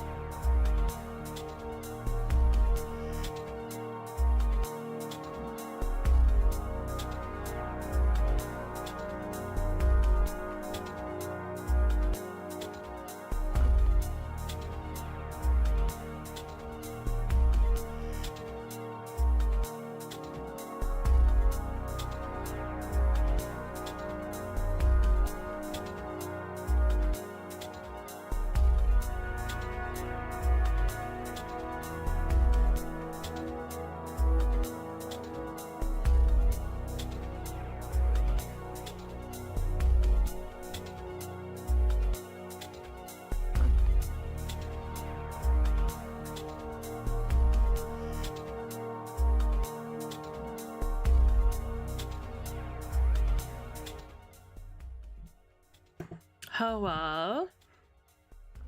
Welcome back, everybody. I hope you got your McDonald's. I didn't. I decided to save it, because I'm gonna try to make it stretch and make bigger, more delicious meals instead. I was a good girl. Oh, that's right. I was a good girl.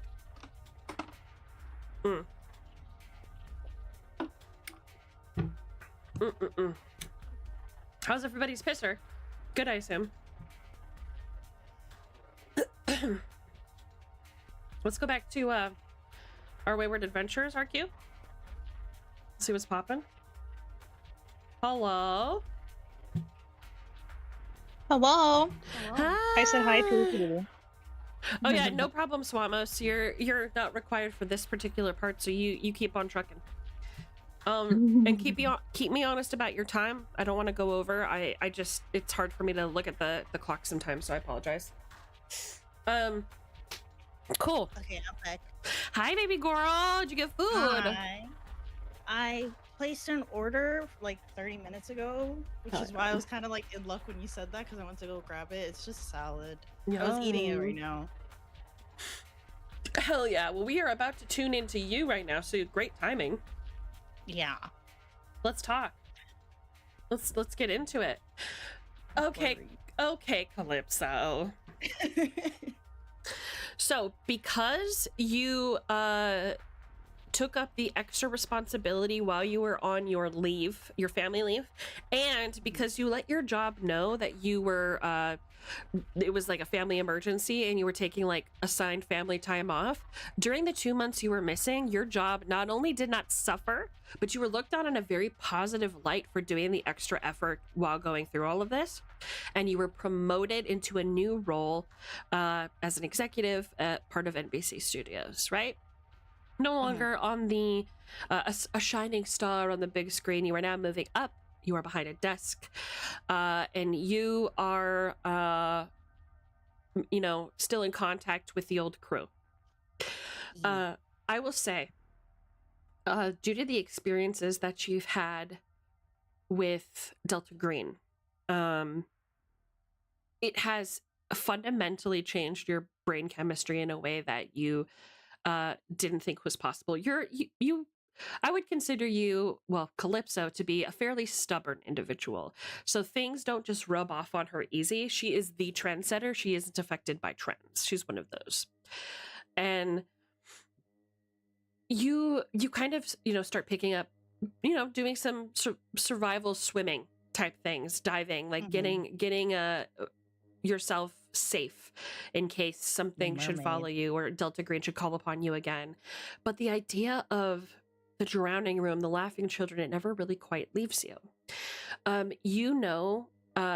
Over the last few weeks, just keeping in touch with Clairvoyance and Crow, that they reached out to Graham Garadonda, the Delta Green's previous guy who thought you guys were all FBI, who is responsible for the Abigail Wright case, to get evidence from Agent Code's in-laws, related to their murder.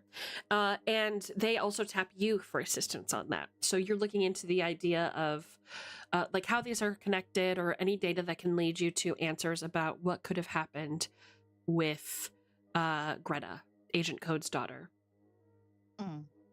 Doing some quick investigations, it leads you to a name that you, Crow, and Calypso, you Crow and Clairvoyance all come together about, and that is the name A. Darabandi, who, aside from being the NBC producer, was also convicted of killing children, as I previously mentioned.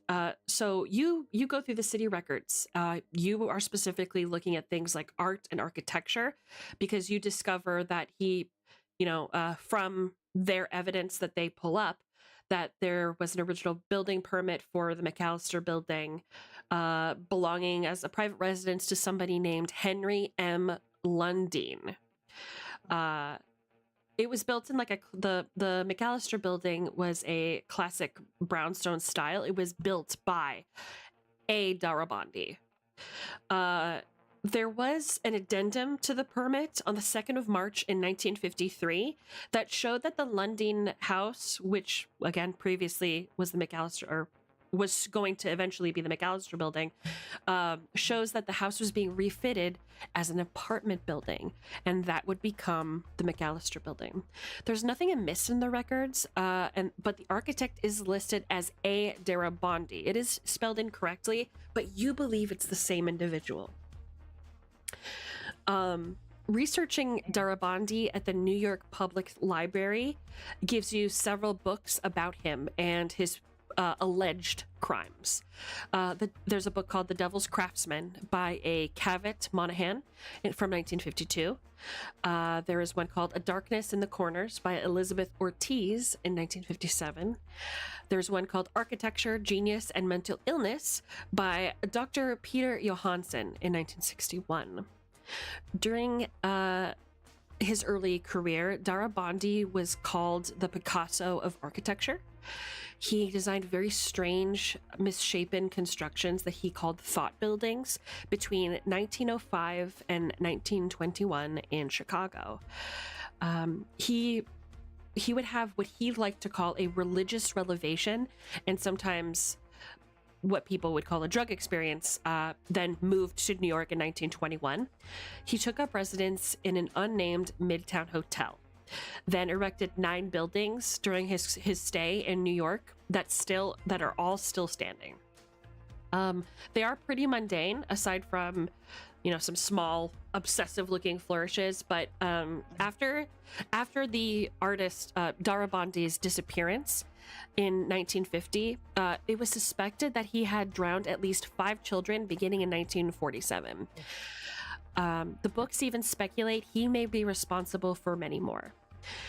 He did vanish without a trace in 1950, leaving behind a drowned body of a 5-year-old Isabel Sauer, a ton of debts, a logbook which appears to track the deaths of children dating back to 1921, and many, many questions for you. He was declared legally dead by his mother on the 2nd of September, 1960.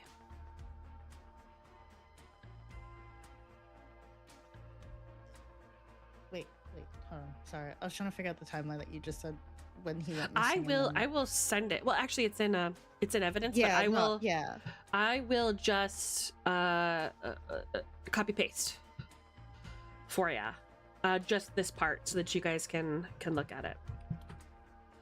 Okay. I'm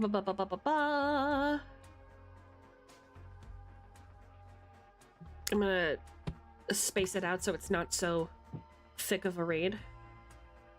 On a fat paragraph. That's what I'm saying. Probably look like Tolkien wrote it. It's difficult, right? When it's all one fucking fat paragraph. Holy. There we go. All right. So there's all the information. Essentially, Asa Darabandi was also somebody who did drowning-related killings. And he was responsible for creating architecture thought buildings. And here is a drawing that he made. Here's one of his thought buildings. You can't drag and drop in OBS anymore. What the hell? Oh yeah, it's weird. I hate it.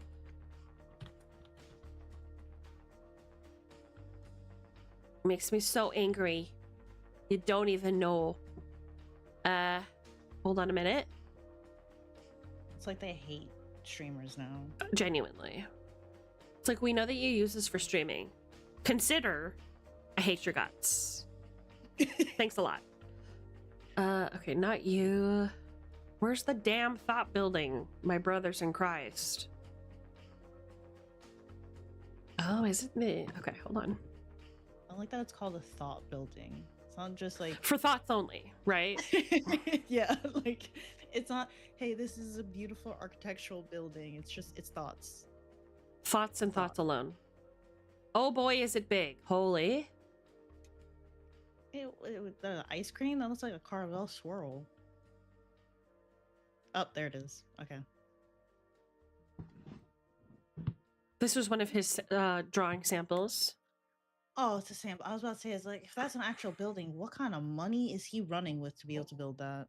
So there is a building like this, but it's in Chicago, I want to say. This isn't one of the ones in New York. The ones in New York, from what it says here, they were fairly mundane. Except for like the insides were pretty crazy looking. Yeah. Some of these, I'm looking at. Look at this. Look at this. Look at this. Why is this an open floor up there? Where are these windows? It's fucked up. Why are there so many doors? Here's another cool one or whatever. Let me post another one. He's lucky it's symmetrical. Well, Well, is it? I think it's supposed to kind of fuck you up a little bit. I don't know. Hard to say. hurting my eyes. Okay, let me. MacBook. Okay, where the frog did it go?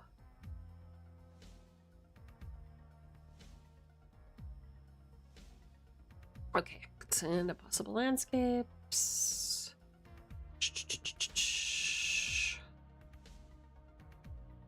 Sorry about the delay, folks.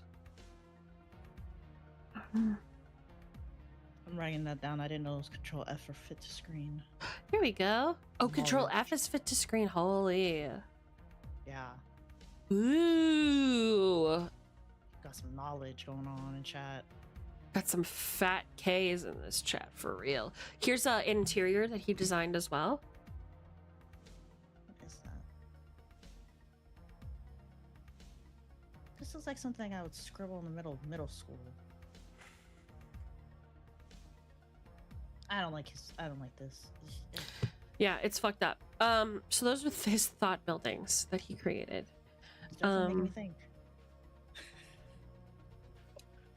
Do you give this information to Clairvoyance and Crow? Yes, I figured it'd be a good idea for them to also know about the interior and stuff.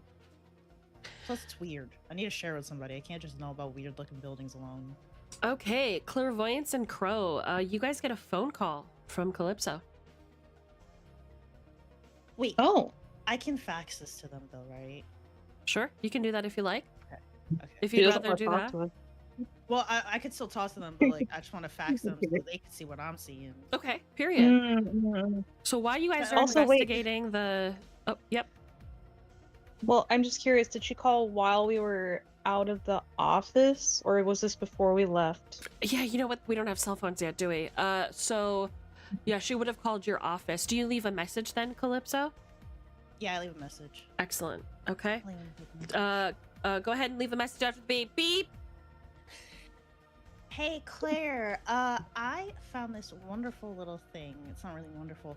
From this Darabandi architect. I found some leftover sketches he had. I need you to see these because they're horrendously ugly. But also, I figured that they're a pretty good idea to understand when he moved here. He built these 9 buildings, and some of these sketches are just odd. I figured we could probably maybe go out at some point and see if we could find some of them, because if they look anything similar to this, I'm pretty sure it would not be hard to pinpoint and find something else about him. Nerd. Sorry. No, it's my dog. Sorry, they heard the door. Get back to you when you can. I'll talk to you later. Perfect. Beep. Close the door on them. All right. And then you fax them the data that you have on Darabandi. Mm-hmm. Okay. There is a knock on your door as soon as you hang up. I go to the door and I check who it is through my peephole. It is Argram. Okay, I open the door. Hey. Hi, what can I do for you? How are you here? Did you bring a coffee? Yeah. I got your coffee right here. Oh my god, thank you. Okay, can you come? Yeah. If it's cool. He slides into the room and kind of gives you like a sheepish look. He's like, yeah, got it just the way you like it. He sets it down Thank on your you. desk. I pick it up and I just take a sip of it. It's delicious. I needed this. He's like, hey, I just wanted to, to have a chat, just catch up. It feels like, when you were gone for 2 months, it was like crazy. I was worried I'd never hear from you again. Yeah, so much happened. I didn't even realize it would be something that serious. To be honest, I wasn't expecting to even be gone that long. At max, maybe a week. I'm glad that everyone was okay with me being gone that long. Yeah. Was all the information I gave actually that helpful? I was worried that Oh, I yeah. might have needed to send a bunch more. I had like a whole pile. I wasn't sure. Yeah, no, I mean, Chad, the way Chad puts it is he's like super happy with what you did. I mean, you got the promotion. It's obvious. Yeah, I know. It's crazy. Yeah, still, it was a lot of work. It was a lot to just drop on people leaving for like 2 months, I felt bad. Yeah, family stuff is really, really tough though. Yeah, I get, I don't have a lot of family. It's just me and my mom and dad. I'm an only child and all that, but it's, yeah, he kind of shuts up and like, he kind of blushes a little while he's drinking his coffee. Sorry, the dogs came in. Can you repeat that? I'm so sorry. He's just like blabbering and then he gets like kind of okay. embarrassed and he starts drinking his coffee. So you just want to catch up, right? Yeah, That's the only reason. Okay. I just want to make sure because you're being weird. So Oh, am I? Yeah. Sorry. You should make yourself at home. You're being a little uncomfortable. I mean, I don't think my decor is that ugly. I know I changed it. I updated it. New throw pillows, stuff like that. I don't. No. Be allergic to them. I know that you're gonna be moving offices soon. I just. No. Building, apartment. What? Apartment. I just moved in here. It's new. Oh no, you're at the office, baby. Oh, thank God. Yeah, you're at your office.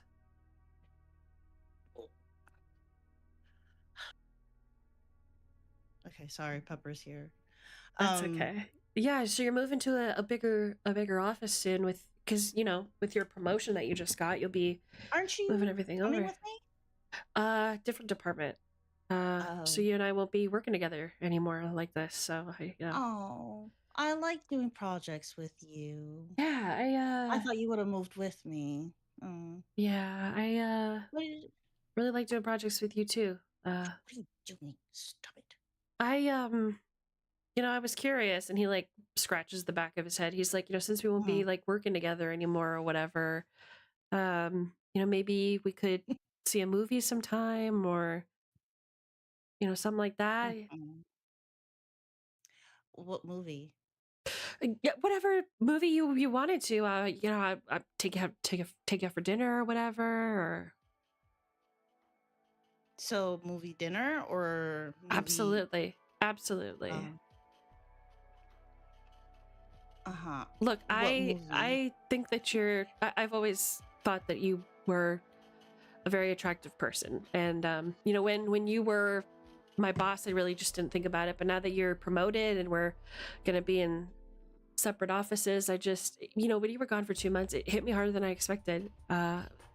If it's a no, I understand. I respect it, but I'd like to get to know you better.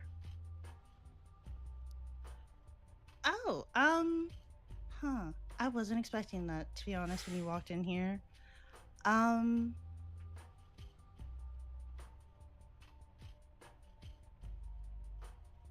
you give me like 5 seconds to just think for a second? Because I wasn't ready for that at all. Yeah, do you want me to just like stand in the corner, or like where do you want me at? Where do you want me to? I could leave if you feel. Stay right there. Okay. I just 5 seconds. Sure. Why would you stand in the corner? I'll just look at my coffee if that's fine. What are you? He like sips his coffee and just like doesn't make eye contact. His face is beet red. The thought of just your first reaction being, let me stand in the corner just because I asked for 5 seconds to think. He respects women so much. You know what I mean? Sometimes we don't want to look at him. Like a girl's girl. So true. Too much girling. Yeah, sure. We could try it. We could try it out. Really? Oh, okay. Yeah. Okay. Great. Absolutely. what kind of food would you like, or would you Steak. want me to steak? You got it. Pasta. Absolutely, Mhm. absolutely. Have it tomorrow night. Tomorrow night, are you Mhm. free? That's yep. 6 o'clock. Absolutely, I will be there, and I won't dress up too much. Don't worry. I will well- look fine. Okay. Well, I mean, dress up if we're going to somewhere fancy. Don't You know what? You're just, right. What was it? Yeah, I'm not gonna wear this. Uh-huh. Breathe. I got some. breathe. Okay, yeah, no, I got some computer Mhm. stuff that I got a couple of Mhm. like pictures, and he's like Mhm. getting up and he's like backing away towards the door. His face is just getting redder. His like shoes are like untied, and he like trips a little, Oh my God. and like he has to like catch himself on the glass. You hear it kind of give a little when he like Are you good? puts Like, his are hand you up to catch good? himself. I'm fine. I'm all good. He like raises his hand like a white Mhm. dad at a barbecue. He's like, I'm all good Mhm. actually. So I'm gonna. Okay, I will um, see all right. you at 6, and I thank you for this opportunity. I don't know why I said that. I gotta go, Okay. and I'll see you Okay. tomorrow. Mhm. 6 o'clock. I'll see you later. Closes the door. What? He closes the door. I've never seen somebody so flustered, especially him. Oh my God. Not the thank you for this The opportunity. Literally, it's just a job interview. Like, you were asking to go. It's a date. It's one date. It's not even like, hey, you're asking me to be your girlfriend. What the hell? Does that look at this man? Look at the screen. Does this look like a man who is going to like be normal when he asks a beautiful No. woman on a damn date? Come on now. If I mean, the if this first thing goes out of your well, mouth you're when gonna I have a ask lot in 5 to work with seconds, here. He brings good coffee. Can't He's ruin that. he's got a lot of love to give. So okay, here's my question for you, Calypso. Do you want the date to go well, or do you want the date to go poorly? No, because if it goes poorly, then I'm just gonna be really annoyed, and I don't want to be annoyed when I go see everyone. Okay. So you want the At least minimum, at least okay. I don't need it to be like, God fantastic, but like I can't have it being bad because then I'm just gonna be whining and I don't complaining think there's about it. any possibility it would ever be God fantastic. Look at this man. Does he goes to yeah. like the desert museum on vacation. I'm giving him He's the not benefit of the doubt. Maybe he's maybe he's he'll gonna come do up his with something best. You're good. gonna have a great time, but it's not gonna be like fireworks. It's gonna be like, this was nice, this was good. Yeah. Mhm. So it Nerd. goes well. Do you continue to see him? Personally, I would hope that we'd have a conversation that it'd probably be more of a casual thing until maybe deciding it's a serious thing. Because he definitely looks like somebody who's gonna overthink everything and then just decide, oh, this is 100% serious and it's gonna lead to marriage. It's like, no. He This wants it is- to lead this to is- marriage. Like just being He upfront wants with that, you as a but- player. He will do whatever Yeah. you ask of him, and he Well- worships the ground you walk on. He is nothing but Oh, respectful now and he kind. wants to do everything I want. But last time when I asked him for a fucking coffee and if he could go get me a bagel, that was a problem. Okay. Yeah, and you keep bringing that up, and he is okay to take his lashings because you disappeared for 2 months, and he realized that there was a huge hole in his heart when you left. So My bagel still was missing. So he's never gonna forget your bagels again. So I guess the question is, he is happy to go as far with you in a relationship as you want to take it. Mhm. And the great thing is, you get to make him over. If there's ways that you want her. I'm sorry. I'm so sorry. Oh my God, Jazz! I'm so sorry. If there's a way that you want this man to appear, if you want him to moisturize more often, wear different clothes, Mhm. he is willing to go all the way. Mhm. Okay. So you tell God. me where the stopping line is, because this man is here to serve. I'll be honest. I don't know. Calypso's not somebody that's exactly looking or was looking for a relationship. She was trying to focus on getting her money. So And now you got that. it's still, yeah, but still, money's money, and if it's more money, it's more money. So I'm not gonna say no to not having a relationship. I would just say that at least currently, she's definitely not thinking that far ahead. Where like it's like, oh, let's have a family. No. It's He's more not talking like- about kids. He's talking about like No. I just mean like family, as in like get married be a family, like share families, have those like go to Thanksgiving dinners all the time and plan having their family or his family over. You know what I mean? Like, Would you meet his family? I mean, I would hope so. I mean, Okay, so after you're all, he cool said with he'd put that way himself in the around, corner. but not him meeting your family? No, he can meet my family. I don't mind. Okay, so you guys And meet each other's I family. mean, my grandma. Perfect. I mean, my grandma might, judge him a bit, be like, I don't understand why you can't speak without, being all weird about it. But let me handle your grandma. Let me handle your abuela. Okay, I got her. I got her on lock. We're gonna have a conversation about her in a minute. So, Okay. so you're dating, and you're dating for a little while. We're kind of gonna time skip ahead to focus on your relationships and how they change. Thank you, ex-sex servant Stonks, for following. Thank you so much for the follow. So let's skip ahead to the point where you guys have been dating for, let's call it about a year. He never pushes you any further than you want to go, but he is always like leaving it on the table, like whenever you want to get food. The interesting change in your relationship is right when you feel like you need a snack, he is prepared and has something made for you. And it always seems to be the thing that you're like hungry for or like looking for. And Oh my God. and if it ever That's exactly isn't, what I need. if it ever isn't, he of course is willing to get you whatever you want. He becomes less nervous as time goes on, and you guys have like a cute relationship. He just lets you bully him. And you guys, we're gonna skip to the point where he has just left your family's house after your first meal together as a couple, right? Mm-hmm.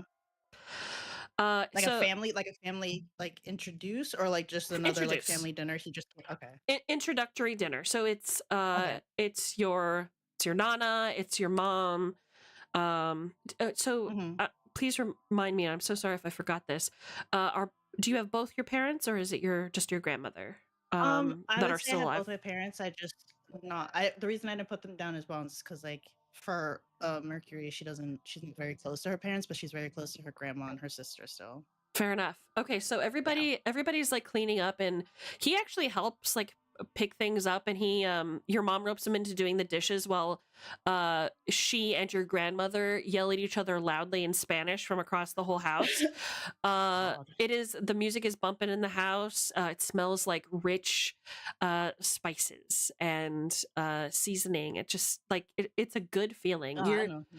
You're kind of like stuck in this moment as Calypso, watching all three of them in the kitchen, your nerdy little boyfriend Argrim doing the dishes while your mom and grandmother are like yelling at each other and laughing together. And it's this moment of like, is this bliss? Is this like, is this what it feels no. like? You know? He's gonna get stuck in the back rooms. Oh, he's gonna die. Is that what you think? Okay, well, I guess I don't know. You're the god. I fucking You're somebody over Calypso. here just lost their whole. They lost their whole family on our team. I'm not gonna say no to nothing you're saying. It's only you control like your own mind, unless I need to slip My something mind's in there not as a enough. clue. But Well, yeah, but that's what I'm saying. I'm just preparing myself. I'm realizing I mentally should not get emotionally like close to him. Calypso, well, Mercury, yes. Me, the player, I'm realizing I shouldn't get attached because he might die. So okay. So he's ready to leave for the night. I mean, you guys are smooching by now, right? So I mean, it's been a year. I would assume so. yeah. Well, I mean, he's not necessarily the initiator.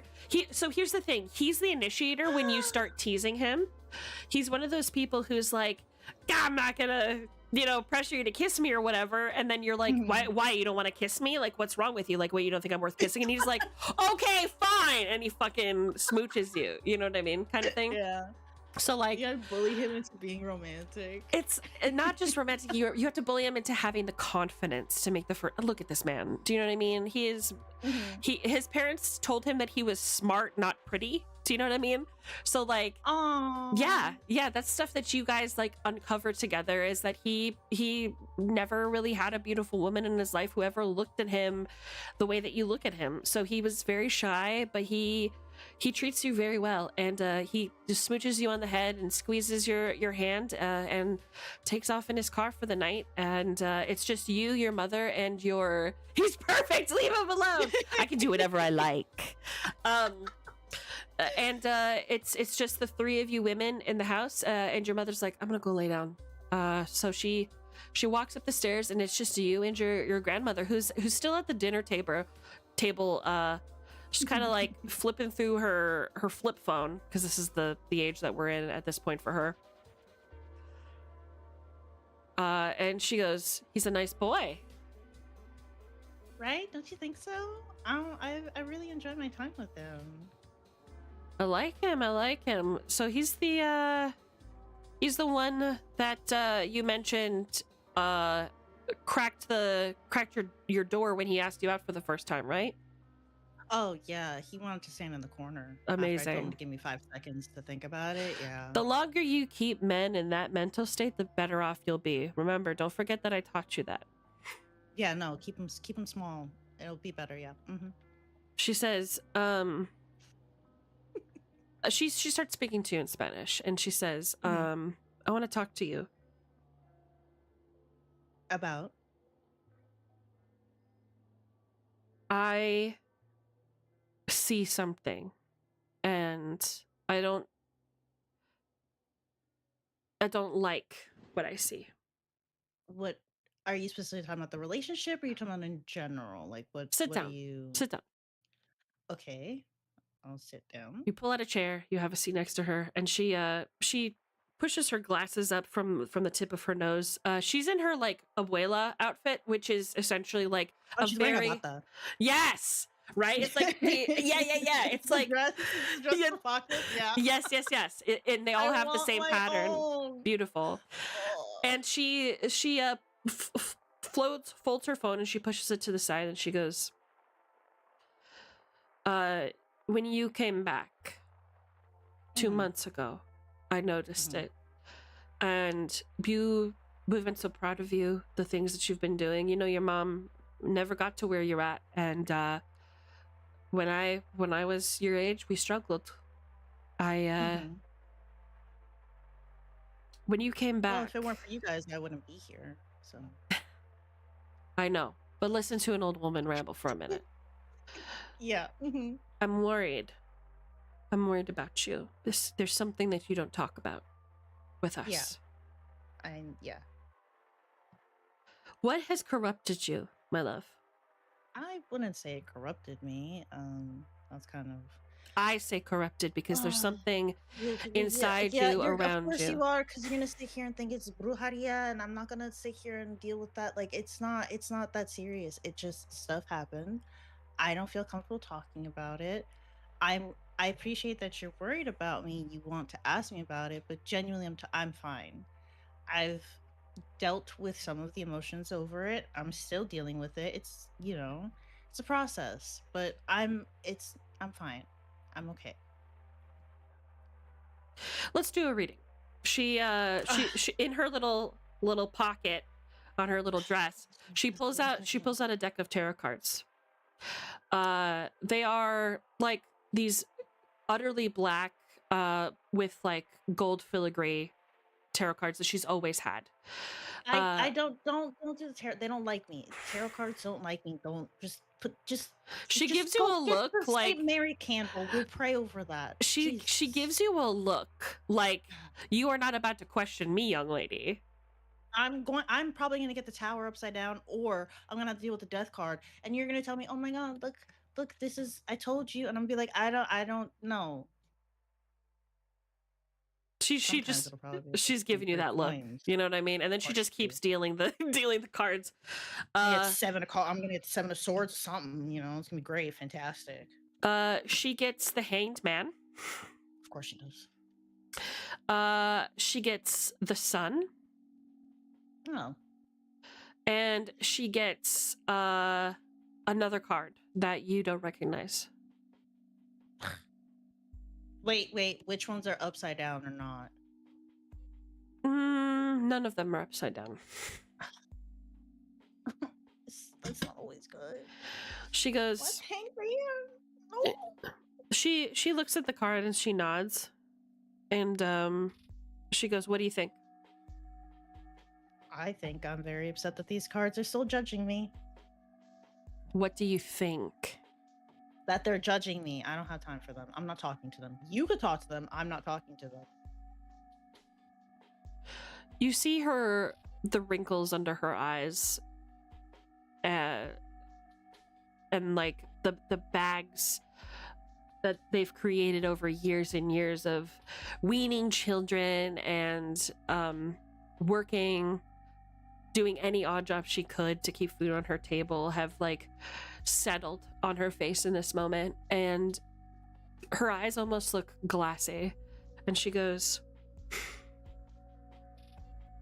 I'm afraid that you're walking into something that will destroy you. Mm-hmm.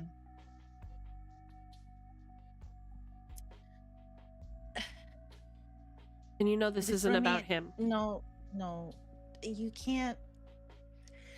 You've done this before, and you said that about many things. Are you talking about like an actual destructive thing, or are you just saying destroy me because you think, hey, it's super negative and I won't be able to handle it? I don't know. Why? This is why I tell you not to talk to the cards. The cards don't talk to you. They don't. They're judging me. They don't give you an actual answer, and you just go with it. They don't like me. You need a new deck. You know, not even. You need to go and put these underneath the moonlight and cleanse them, because they're rude. I see. She shuffles them back into her deck, realizing that you aren't really interested in the message that they have to give. And she goes, there is a corruption inside you and inside of the people that you communicate with. Our family has survived a lot. And you're right.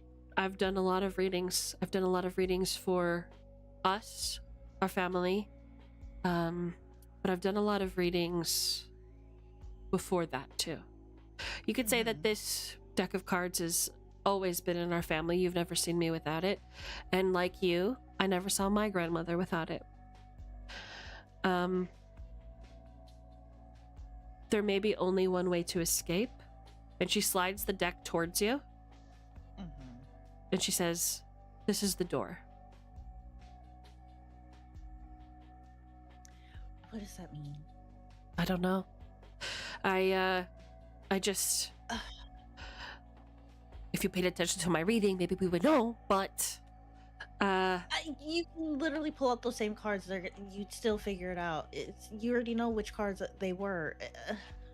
Remember what I have to say. I'm an old lady.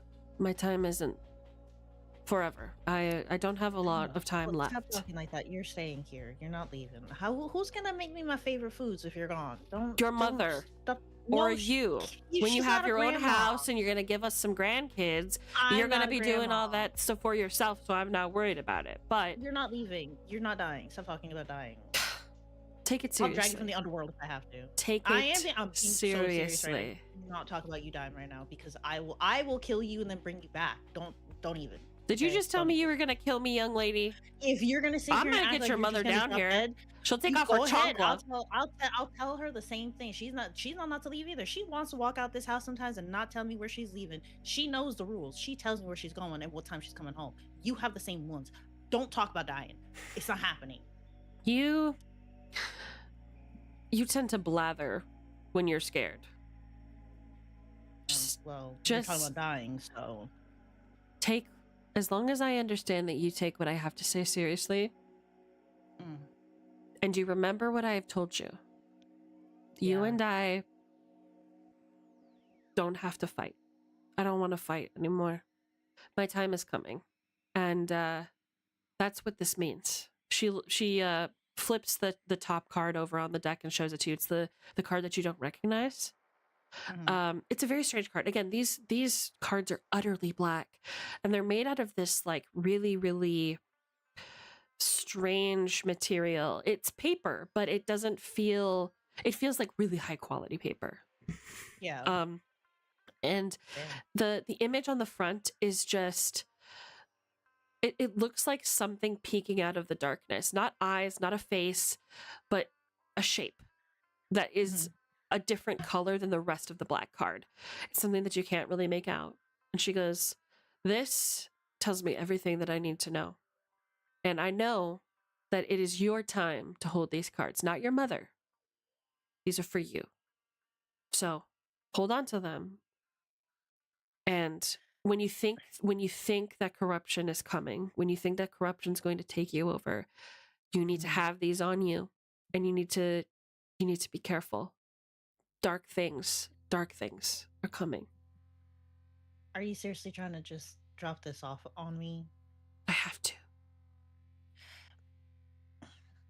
Yeah, I'd rather you just sprinkle holy water on me and then roll a coconut on the floor to remove all the bad juju, but okay. We're going to church on Sunday. We'll deal with that when we get there. I don't go to church on Sundays. You guys go to church. You're going to, young lady, you were going to come to church with me on Sunday. You haven't had confession. You're a terrible Catholic. You're a terrible Catholic. I'm okay. You know what? You don't get to judge me. Want to know why? Because you are not God. Until God comes down himself and says, I'm a terrible person, I'm not a terrible person. You just want to be rude because I'm not going with you on Sunday. I said Catholic, and you know I'm right. No, I'm not. I'm going to get you a rosary. She gets up from the table and walks out to her room. And that's the rose. Don't get the rose. I'm not saying the verse. I'm not doing the prayers. I'm not praying to Mary. I'm not praying. We're gonna end the scene there. She's just like trying to be a caring grandmother. So she gives you this deck of cards, and all of the cards are exactly the same as any regular tarot deck. The card that she flipped over and showed to you is no longer there. Of course, the bad juju's around. See, I told you should bless these. You should have put them underneath the moonlight, but no. Do they come in a bag? Can I don't want to just carry them free roam. Do they have a box or something I can put them in? Yes, they have a little wooden box that they come in. It's extremely old. A wooden box? Oh my god. I'm gonna have to get this cleaned and fixed up. I don't trust it. It is not long after she gives you those deck of cards that your grandmother sadly passes away. Thank you, Lady Breezabri, for following. Oh, thank you for the follow. Weird time for me to be chipper. But she does pass away, and she says gonna die. The last thing that you remember her saying to you is "Encontrame los cuervos." Of course she did. And that's it. That's the last thing that you two say to each other. That should not be the last thing she says to me. She needs to come back. She's showing up in my dreams. We're having a conversation. This is not about to happen. And that's where we are going to pause that scene for a second. Clover, are you still with us? Oh, no, I am indeed. Keto wants to know what the translation is from non-Spanish speakers. Oh, I don't know. That's. I guess you're gonna have to watch it back. You have to watch it back and write it down and translate it. Okay. Anyway, hi Clover, how you doing? I'm doing good, yeah. Good to hear. Alive and kicking. This is going to be a short stop. We are not going to talk about Raynard, Montana. We are not going to talk about the night floors. What we are going to talk about is the last thing that you see and the last thing that you drag out of that basement.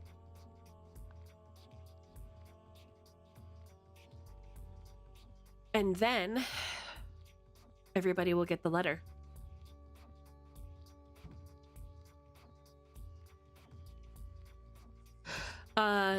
One thing that I want to cover prior to the basement is when you return after 2 months, you find out that Joe has been overwhelmed at the clinic.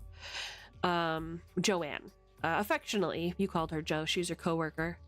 Yeah. She she's been overwhelmed. And you two have a conversation briefly, and she kind of breaks down and she tells you that she was, oh my God, why did I almost say convicted? She found out she had breast cancer. She was diagnosed with breast cancer. And she isn't doing well. And she ends up leaving your little Walgreens or whatever job. Do you stay in touch with Joanne after that time?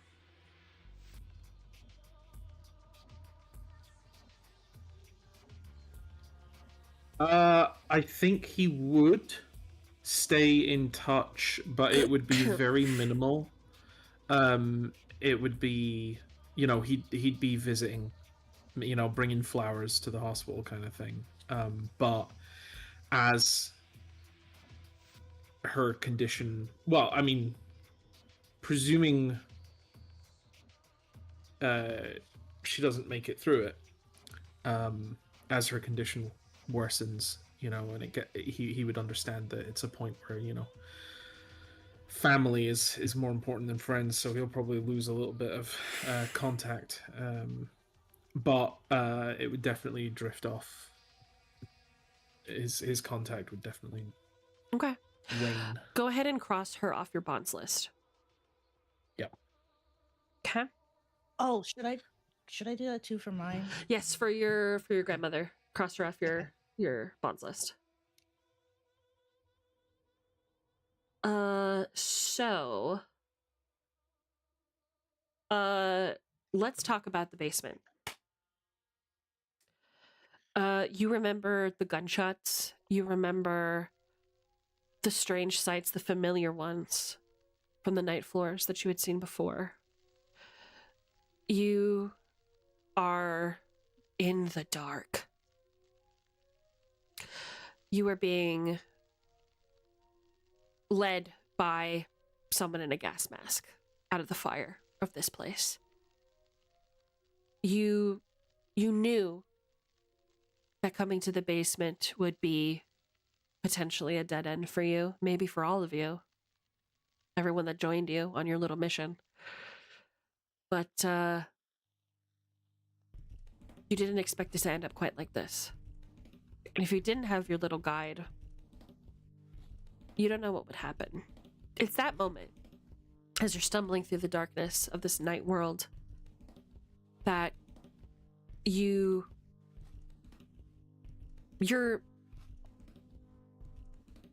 over and over and over, like repeating tape stuck on a loop. Loops are something that you knew. You are jumping through hotel rooms. It is exactly like it was in the McAllister building. One identical hotel room after another, after another, after another. And when you open one door and enter the room, you open the door that's designated for the bathroom and it leads into another apartment, an identical apartment. If there was a lamp knocked over, the next one has the same knocked over lamp, and so on and so on and so on. There is a light at the end of the tunnel. You hear the voice behind that gas mask say, and you are out of breath. You feel this pain in your chest, this heaving, like of exhaustion, of overexertion, of running full sprint for longer than you even really know. But you see in the corner of this last apartment, it gives you pause. You skid to a stop. Is a huddled dark corner in the shape of a girl. What do?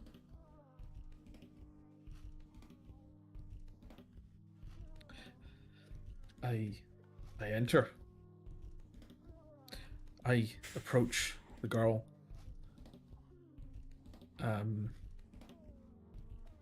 Do I recognize the girl? Once you get close to her. Okay. Yeah. Sorry, what were you gonna say? Nope. That's by all means continue.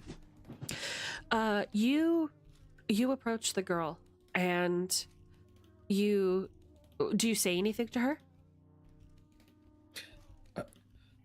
you all right?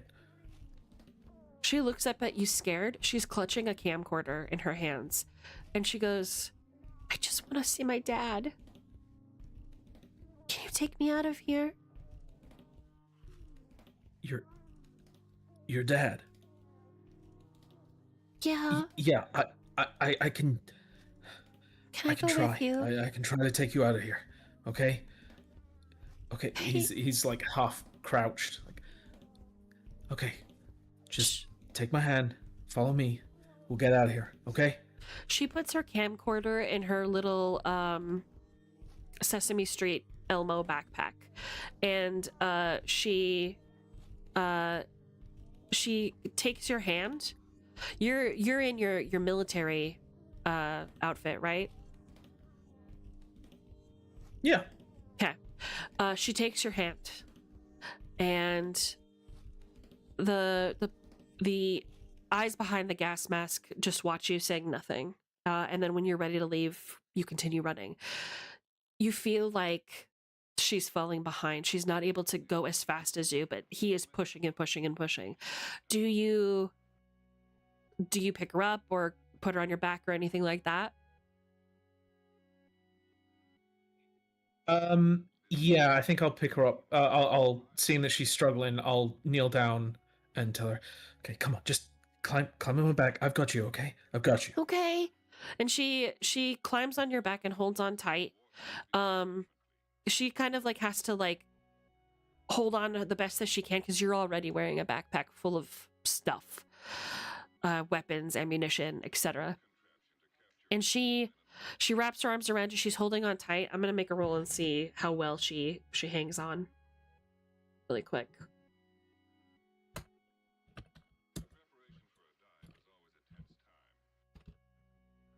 I can spell, surely. Okay, she's good. So she manages to hang on. Finally, you hear the sound of a metal door swinging open, and a breach of light just shines from what appears to be diagonally above and in front of you. And you realize that it's shining a light on these cement set of stairs. They look odd. They look too tall and impossible to climb, but the man in front of you, or the soldier in front of you, continues onward and climbs them anyway. Do you follow? I follow. Climbing up the stairs, it starts to become obvious that the stairs aren't as complicated as they appear to you. Once you begin climbing, they feel like ordinary stairs. They aren't as convex and strange or misaligned as you imagined. Every step is met with another stair, and you reach the door. Sunlight strikes you, and the man is gone. And it's just you and a little girl that you found in the basement.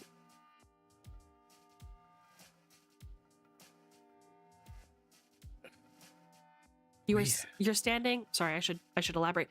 You're kind of standing. Yeah, you're standing outside of a little chapel, in a place that you understand is Renard, Montana, and you feel the little girl's grip loosening around your neck. She goes, I can't hold on. I'm tired. I'll kneel down, let her climb off. Okay, I think we're out. We're safe now, okay? Where are we? We're gonna get you home, okay? Okay. We're in Montana. You hear gunshots behind you. I sharply turn around. You hear boots coming up the stairs. Lots of them.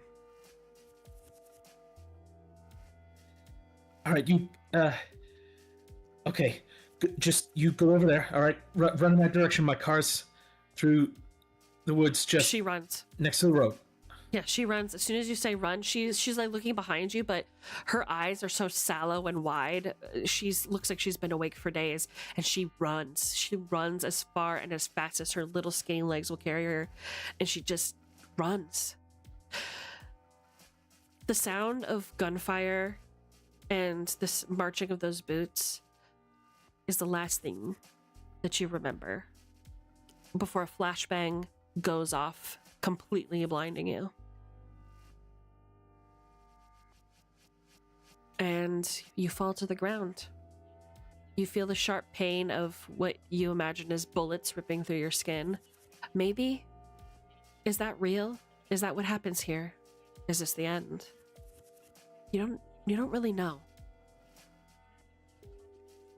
But at least somebody escaped unscathed. That's what's important.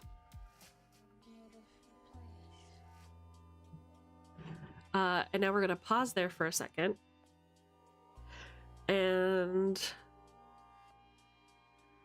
let me just make sure I'm covering all my bases here.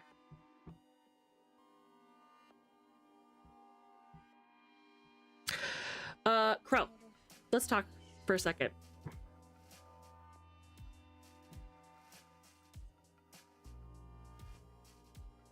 Yeah, sorry, here I am.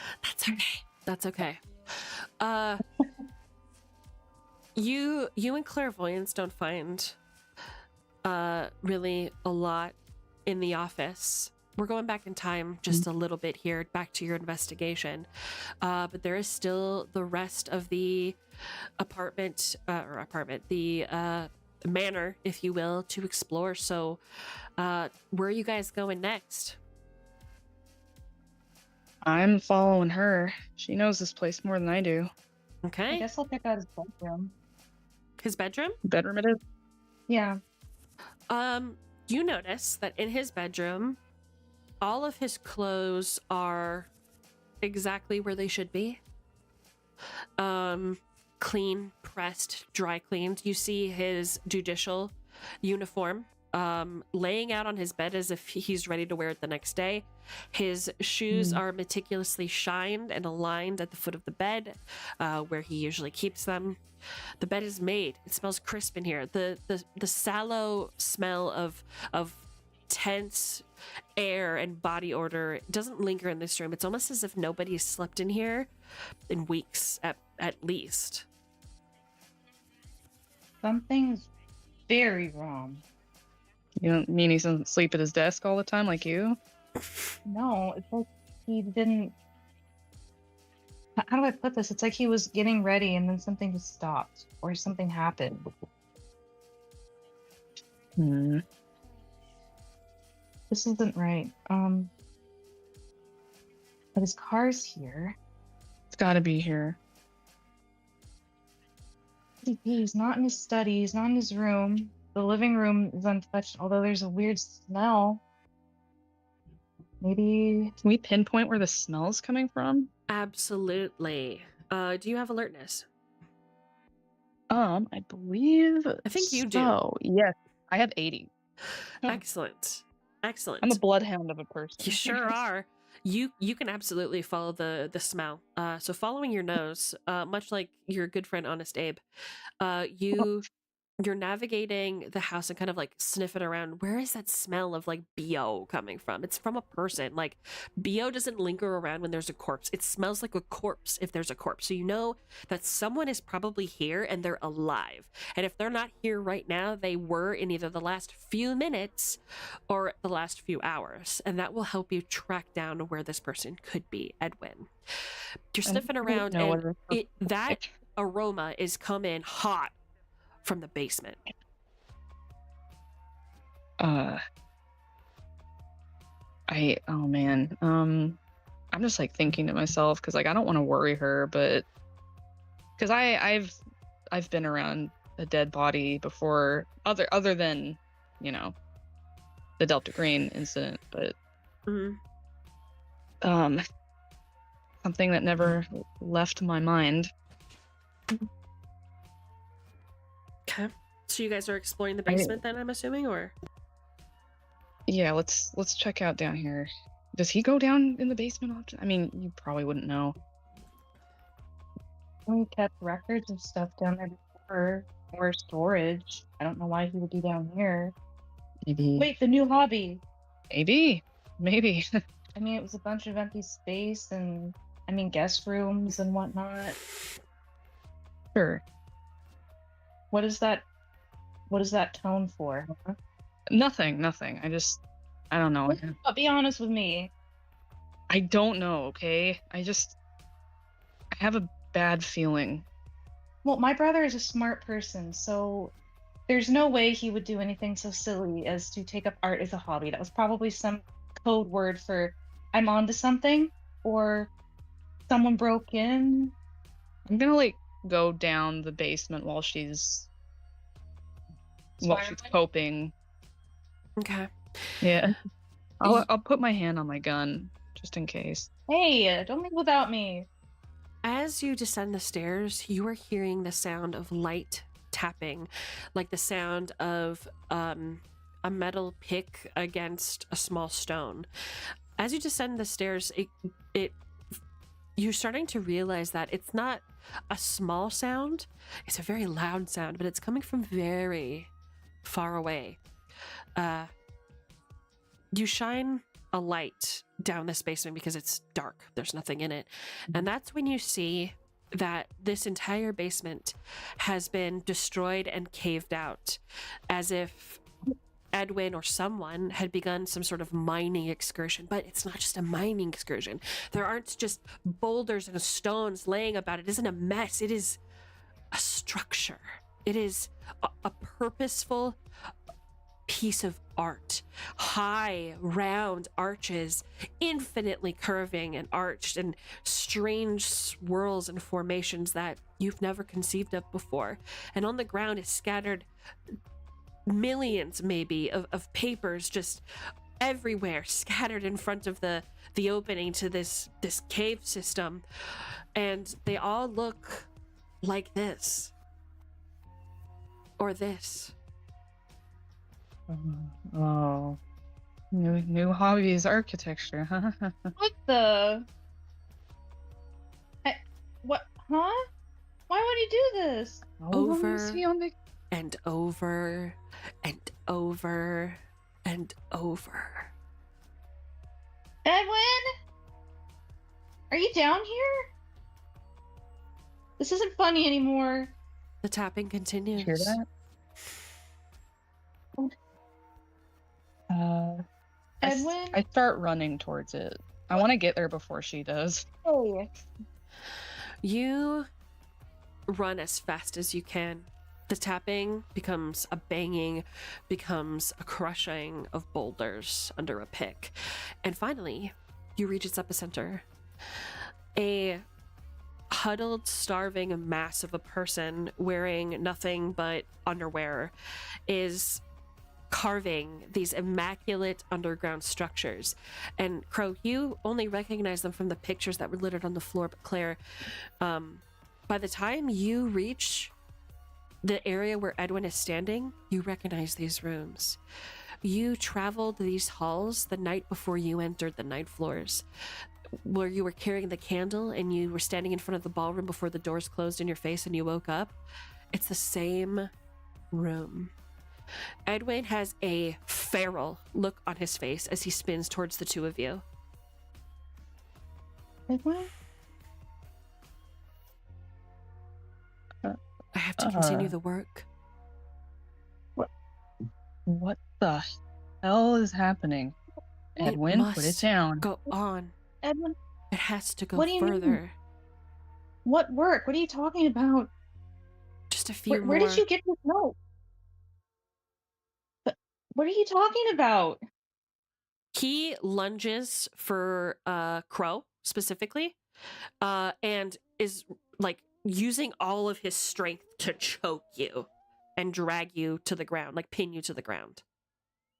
When? Can I flip him? Like grab him in like an arm by the arm and flip him? Well, you did have your gun out. Let's both Well, roll my a D100 hand- and see what's popping.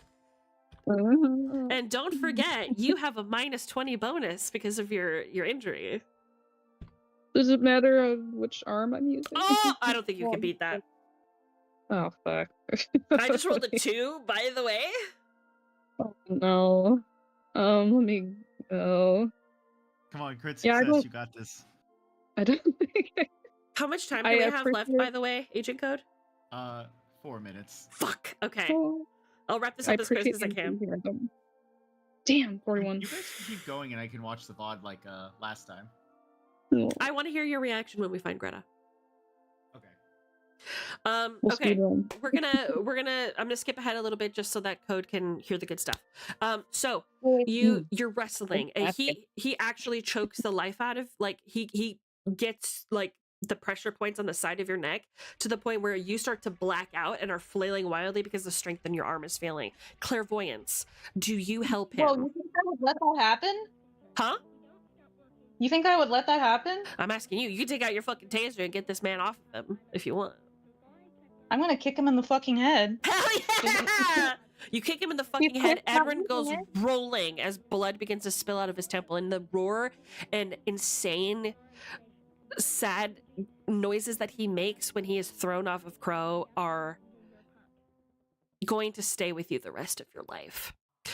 How this all wraps up into a nice bow is you guys found Edwin. He is muttering nonsense. So you drag him out of the basement, arrest him. I'm assuming take him into like the police department, right? To like be in a cell or whatever. Oh, we take him straight to a hospital, I think. He's emancipated and out of his mind. Whoever that is, that's not my brother. Perfect. You take him to a hospital. He gets treatment. Yeah, it is over the next few weeks, it is discovered that he is absolutely insane, criminally insane. And there's evidence all over the house once you and other officers of the law do investigations that have a diary that he kept in a little red book with the yellow sign on it that had a account of everyone that he drowned and murdered. And there was one victim who he says in his own words, he will only speak to his sister. So he says this directly to Clairvoyance when they have their conversation. He says that he kidnapped Greta. She was going to be the next victim. And he found his way to her through what he calls a portal, but he doesn't describe it. However, there was a knock at the door before he could finish what he was going to do, which is the drowning. And he decided to kidnap her and take her somewhere else instead before he was discovered and stopped. So he dragged her through what, again, he describes as a portal, and she fought him and got away, and he lost sight of her in what he describes as the bookstore. And then he doesn't see her again. He emerges from the portal back in New York City, and he continues what he describes as his work. He is there for thereafter. He is, again, criminally insane. He is put in the Dorchester House for the insane, which is a little place in New York City that Delta Green actually uses, and you know this because when you try to put him up there, Delta Green actually checks in with you and goes like, hey, just so you know, this is where some of our agents go when they're struggling with stuff that they've gone through. So it's the perfect place for him. He's convicted, of course, of not only being guilty of the quadruple homicides, but also the kidnapping of Greta. And then 5 years go by, and Greta is discovered in Raynard, Montana, alone, walking on a road with a little Elmo backpack.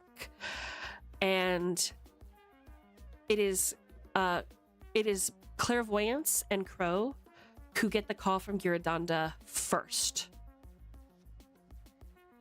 So now I have a question. Yep. Does she look the same age? She went through the time portal like we did, where we were gone for 2 months. Like, is she still? That was my girl? question too. Love that question. She looks exactly the same as she did when she left.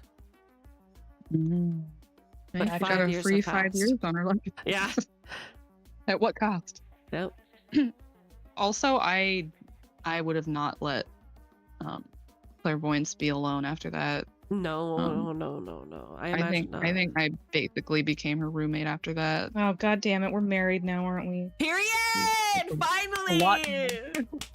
No, they're just roommates. Just roommates, just like my OTP, Bill and Greg. So don't get wrong. We're all just roommates. So, you guys, I imagine, Oh. tell Code that Greta was discovered, right? Oh, immediately Excellent.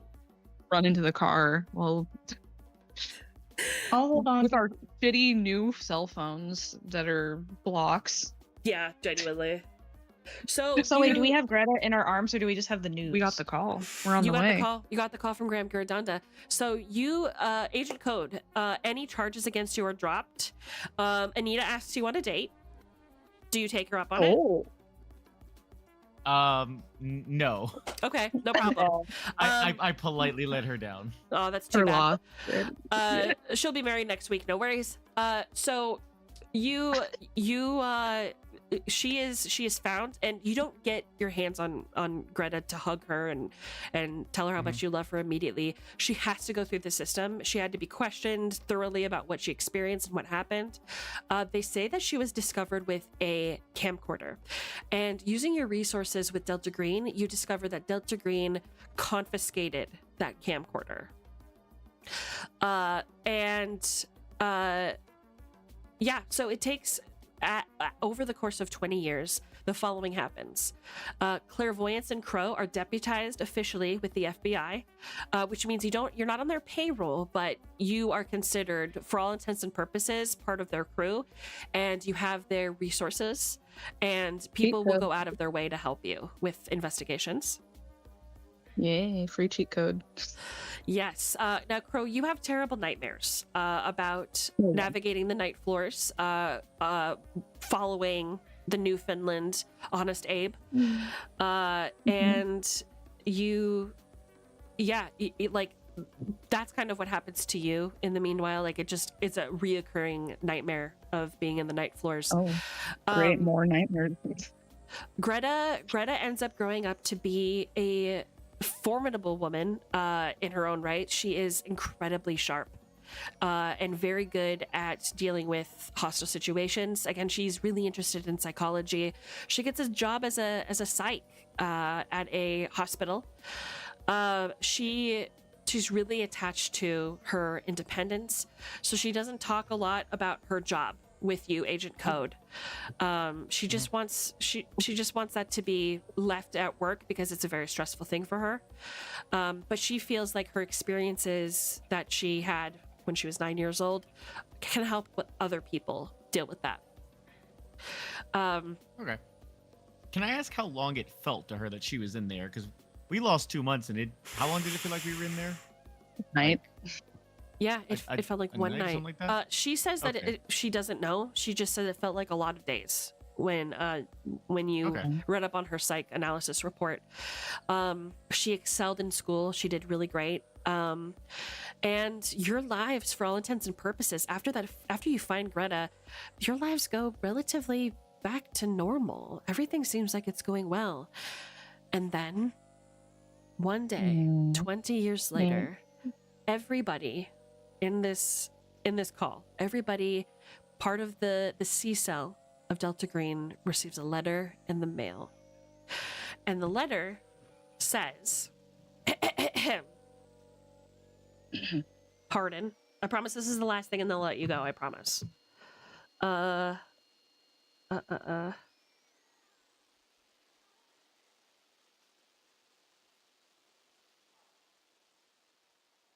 Where are you?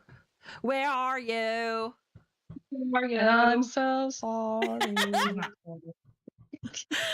I had to do it. It says, please join us to celebrate the 51st birthday of our friend Richard Zaloni at the Gateway British Restaurant, 9011 Paris Street, Boston, Massachusetts, 02121. Phone number 617-218-099. And it looks like this.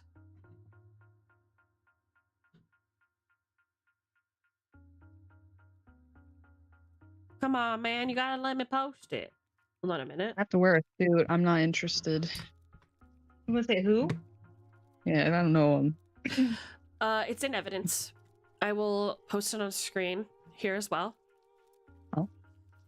Get a good look at that. Get a good look at that motherfucker, for sure. Interesting handwriting.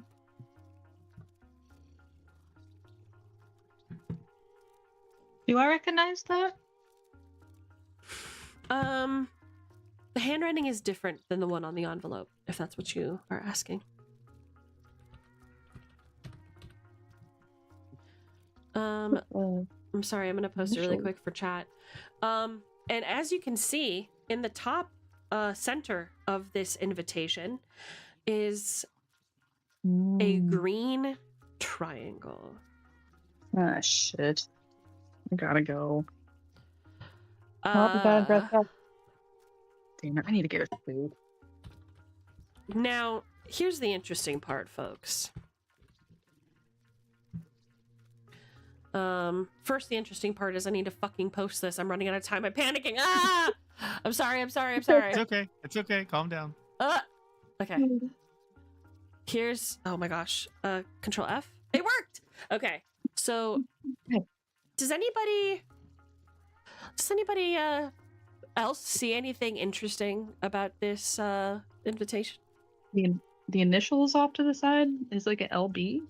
Looks weird, right? Looks like somebody was testing their pen, maybe, or something like that. Okay.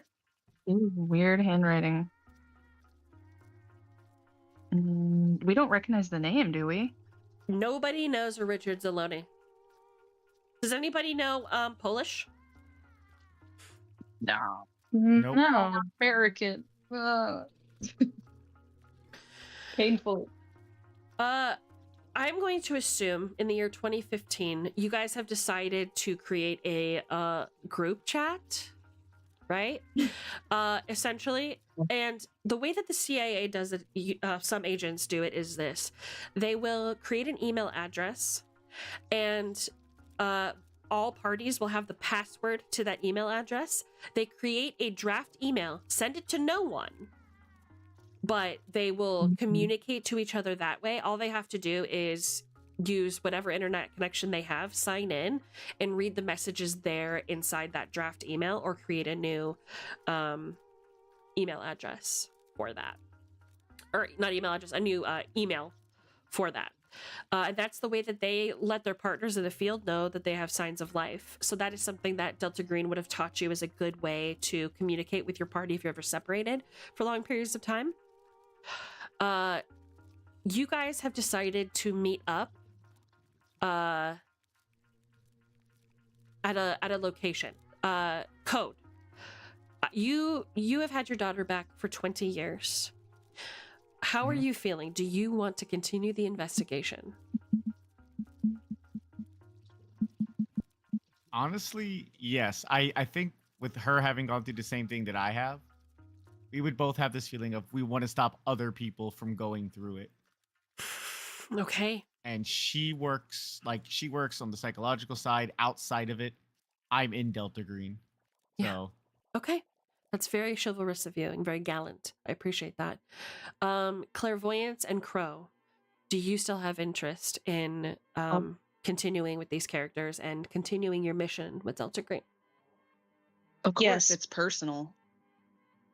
It's absolutely It's personal. really personal. I don't think anything gets more personal than this. and I also think you said, Esme, that like the Delta Green is not necessarily optional, you know? Right. So you can So- choose to retire your character and I will play as them. Mhm. If it's something that you're not comfortable Okay. with. But especially with like U Code, for example, like there's so much history and so much like mystery surrounding you and your daughter that I feel like Yep. for the audience we would be doing them a disservice if we didn't try and answer those questions. Yeah, So and I would rather and that's why I roleplay want to than- keep going too. Awesome. Yeah. I appreciate that a lot. Thank you for your trust. I promise I won't let you down. So you guys all meet up at the meetup spot. You have all, up until this point, for all intents and purposes, believed Clover to be dead. You hadn't heard from him, and you heard that where Greta was discovered in Renard, Montana, that there was an incident where all of the townsfolk were either killed in this massacre or disappeared entirely. No bodies discovered. And Greta doesn't answer a lot of questions about that, but she does talk about how she was rescued by what she describes as an army man. But for all intents and purposes, Agent Clover is dead. Until you meet up in Boston and he walks up to the group. Oh, he died off screen. Wait, so he's not dead. Did he look the same? Does he look the same? I don't know, Clover. back then? What do you look like? I believe I sent you a picture. Though actually, I suppose I could just send the picture of myself into the Discord. Well, I mean, we should say you see. We'll do it in who general. do you see? Is the You right see- question. You see this man walk up to you and give you a nod, and And you guys are like, who the fuck is this guy? I know those glasses. yeah, You it's sure the do. same glasses. How's They're the arm, pink. Crow? Oh my god, you're alive! You asshole! I punch him in the shoulder and I give him a man hug. I thought you were dead, you son of a bitch. Yeah, It I hurts like to a keep little it that bit. way. My god. Wow, this calls for a celebration and drink. That explains why you never answered my summons. He I don't also want- looks when you like touch him, he kind of like recoils a little bit, and you see him take a little step back, and you see that he's holding like in one hand, kind of at his side, he's holding a shotgun. Oh, You brought that to a party? I brought mine. You don't put a shotgun away in your pants. We're Delta Green. You never know. You think this is a party? Kind of exchange glances. Wait, wasn't this for someone's party? It's never that simple, is it? I really have to go though. Is it okay if I catch the rest of this on the Yeah, vlog you're good. after? You're good. You're good. Or- Okay, sorry. Thank you. Oh, Bye, everyone. Have fun. Bye bye. Bye. I'm so happy you're alive. Oh, you saved my arm, man. I'm glad you're alive.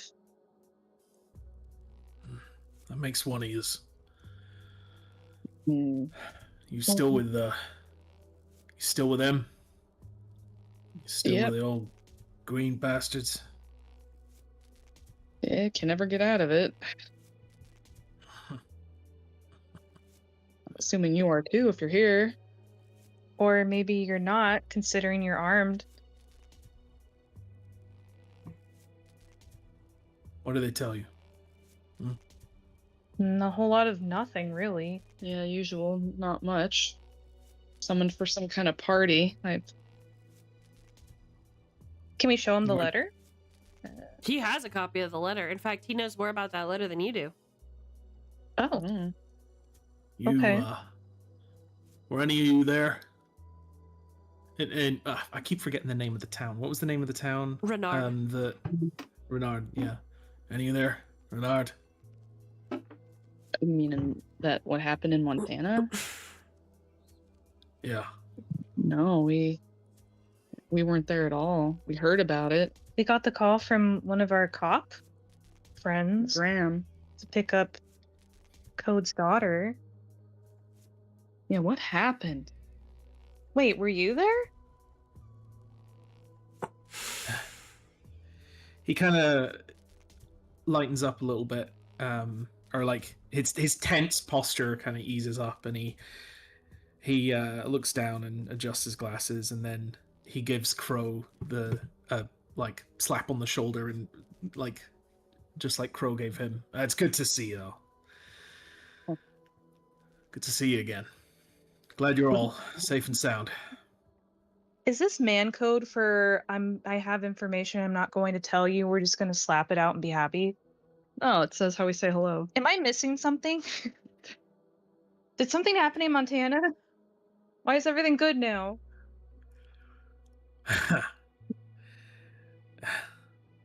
A lot happened. You A lot aged a happened lot. in Wait, Montana. is this 20 years in the future or Yes, this is Yeah, the 20 years. this is the after No, the I'm 20 just. years. Clover's just 65 years old. Yeah. Well, we're all Okay, 20, so I'm okay. 30 something. Yeah, For some reason, Clover I- was 40 in or 40. He was like 44, 45. Yeah. Got it. My brain During the like before the time skip. Yeah, no, that's fair. my brain shut down because I think Esme was going a mile a minute, and I'm like, wait, is it 20 years in the future or sorry. it's 12 old?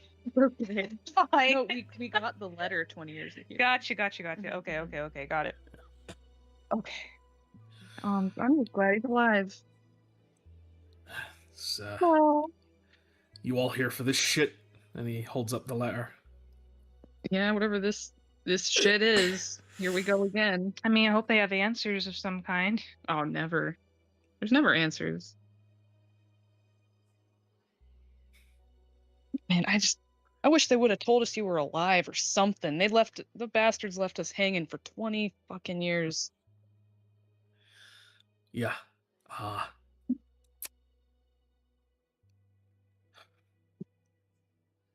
Definitely days Okay. I wish I wasn't, but you know, here we are. So, are you here for them? Yeah, unfortunately. Will they figure out the message, send you over? They didn't mention anything about a message. Just got this letter that looks like someone doesn't know how to spell sent it, and here we are. You don't believe this shit's from Della Green, do you? I don't know who else it'd be from. That green triangle at the top is pretty telling. It sure as fuck ain't from them. What do you know? You think it's the cult? Listen, I've been off the grid for how long now? What, 15 years? Damn about right. And then I get this through my door? Nah. If this was from Delta Green, I wouldn't be getting a letter through my door. I'd be getting a fucking 45 caliber bullet.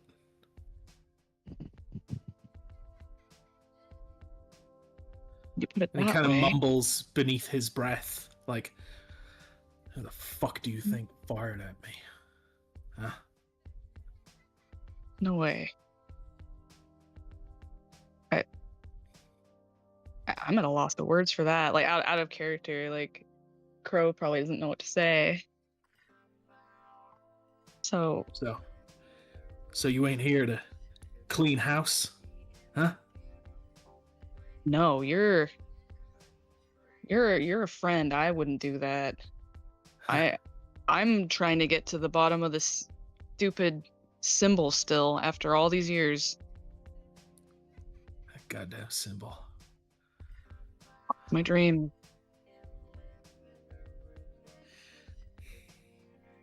We're on your side. I don't care what the hell is going on here.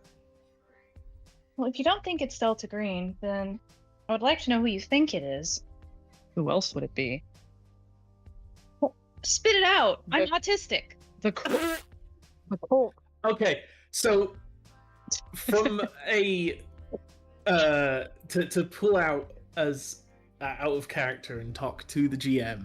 Uh-huh. I know I don't want. Okay, shall we just give them a week to because I know, right? I know, but I don't want to just tell them. Should we have Okay. it so that Sonos is here and everyone? Like, it seems like this is pretty important. Pause for a Mhm. second before. You're honestly shooting way further ahead than I thought you would on that, Sparrow. I thought you were Well, going you to said- tell them about the message inside of the invitation. That's well. You haven't I actually told them anything about that yet. I know that's what I'm talking about Yeah, tell them because about that. Not Well, not I mean, not the sure. other stuff that we talked about. I mean, we can talk about that later, but you kind of are dancing around the invitation thing a little bit. yes, because you know what, I'm just gonna private message you. Oh. Oh shit.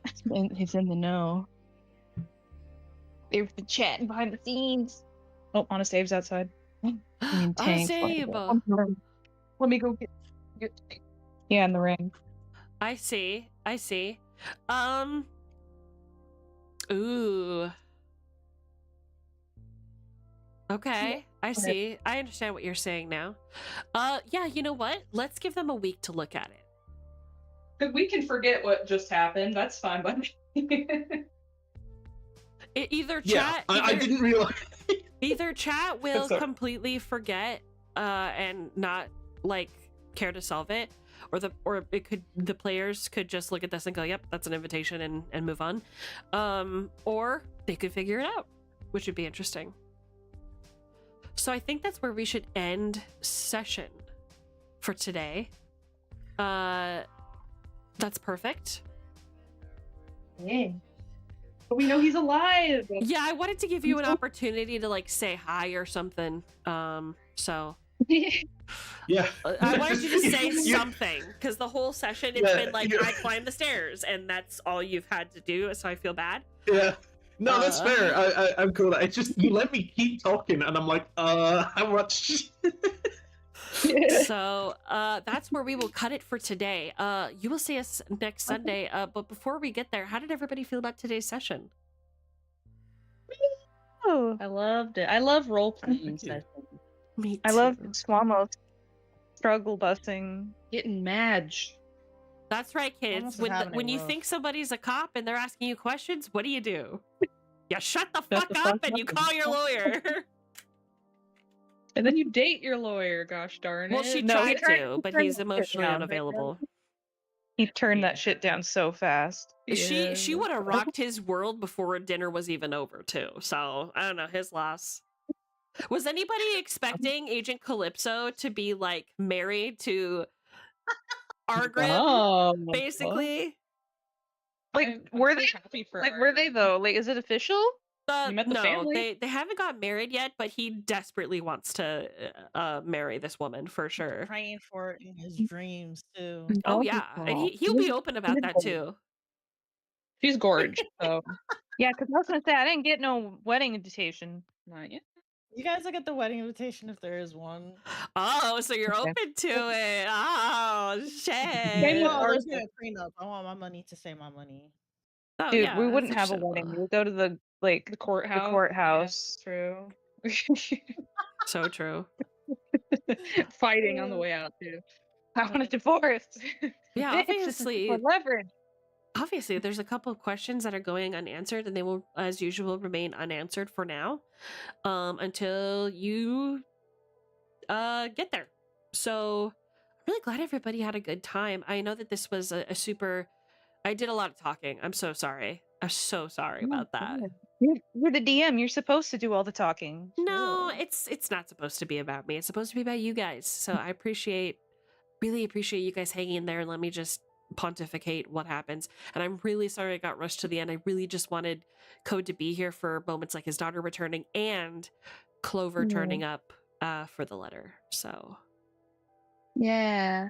Oh, I'm so glad my savior's alive. Oh man. Yeah, your bud just, committed fake death. I was devastated. He died off I've screen.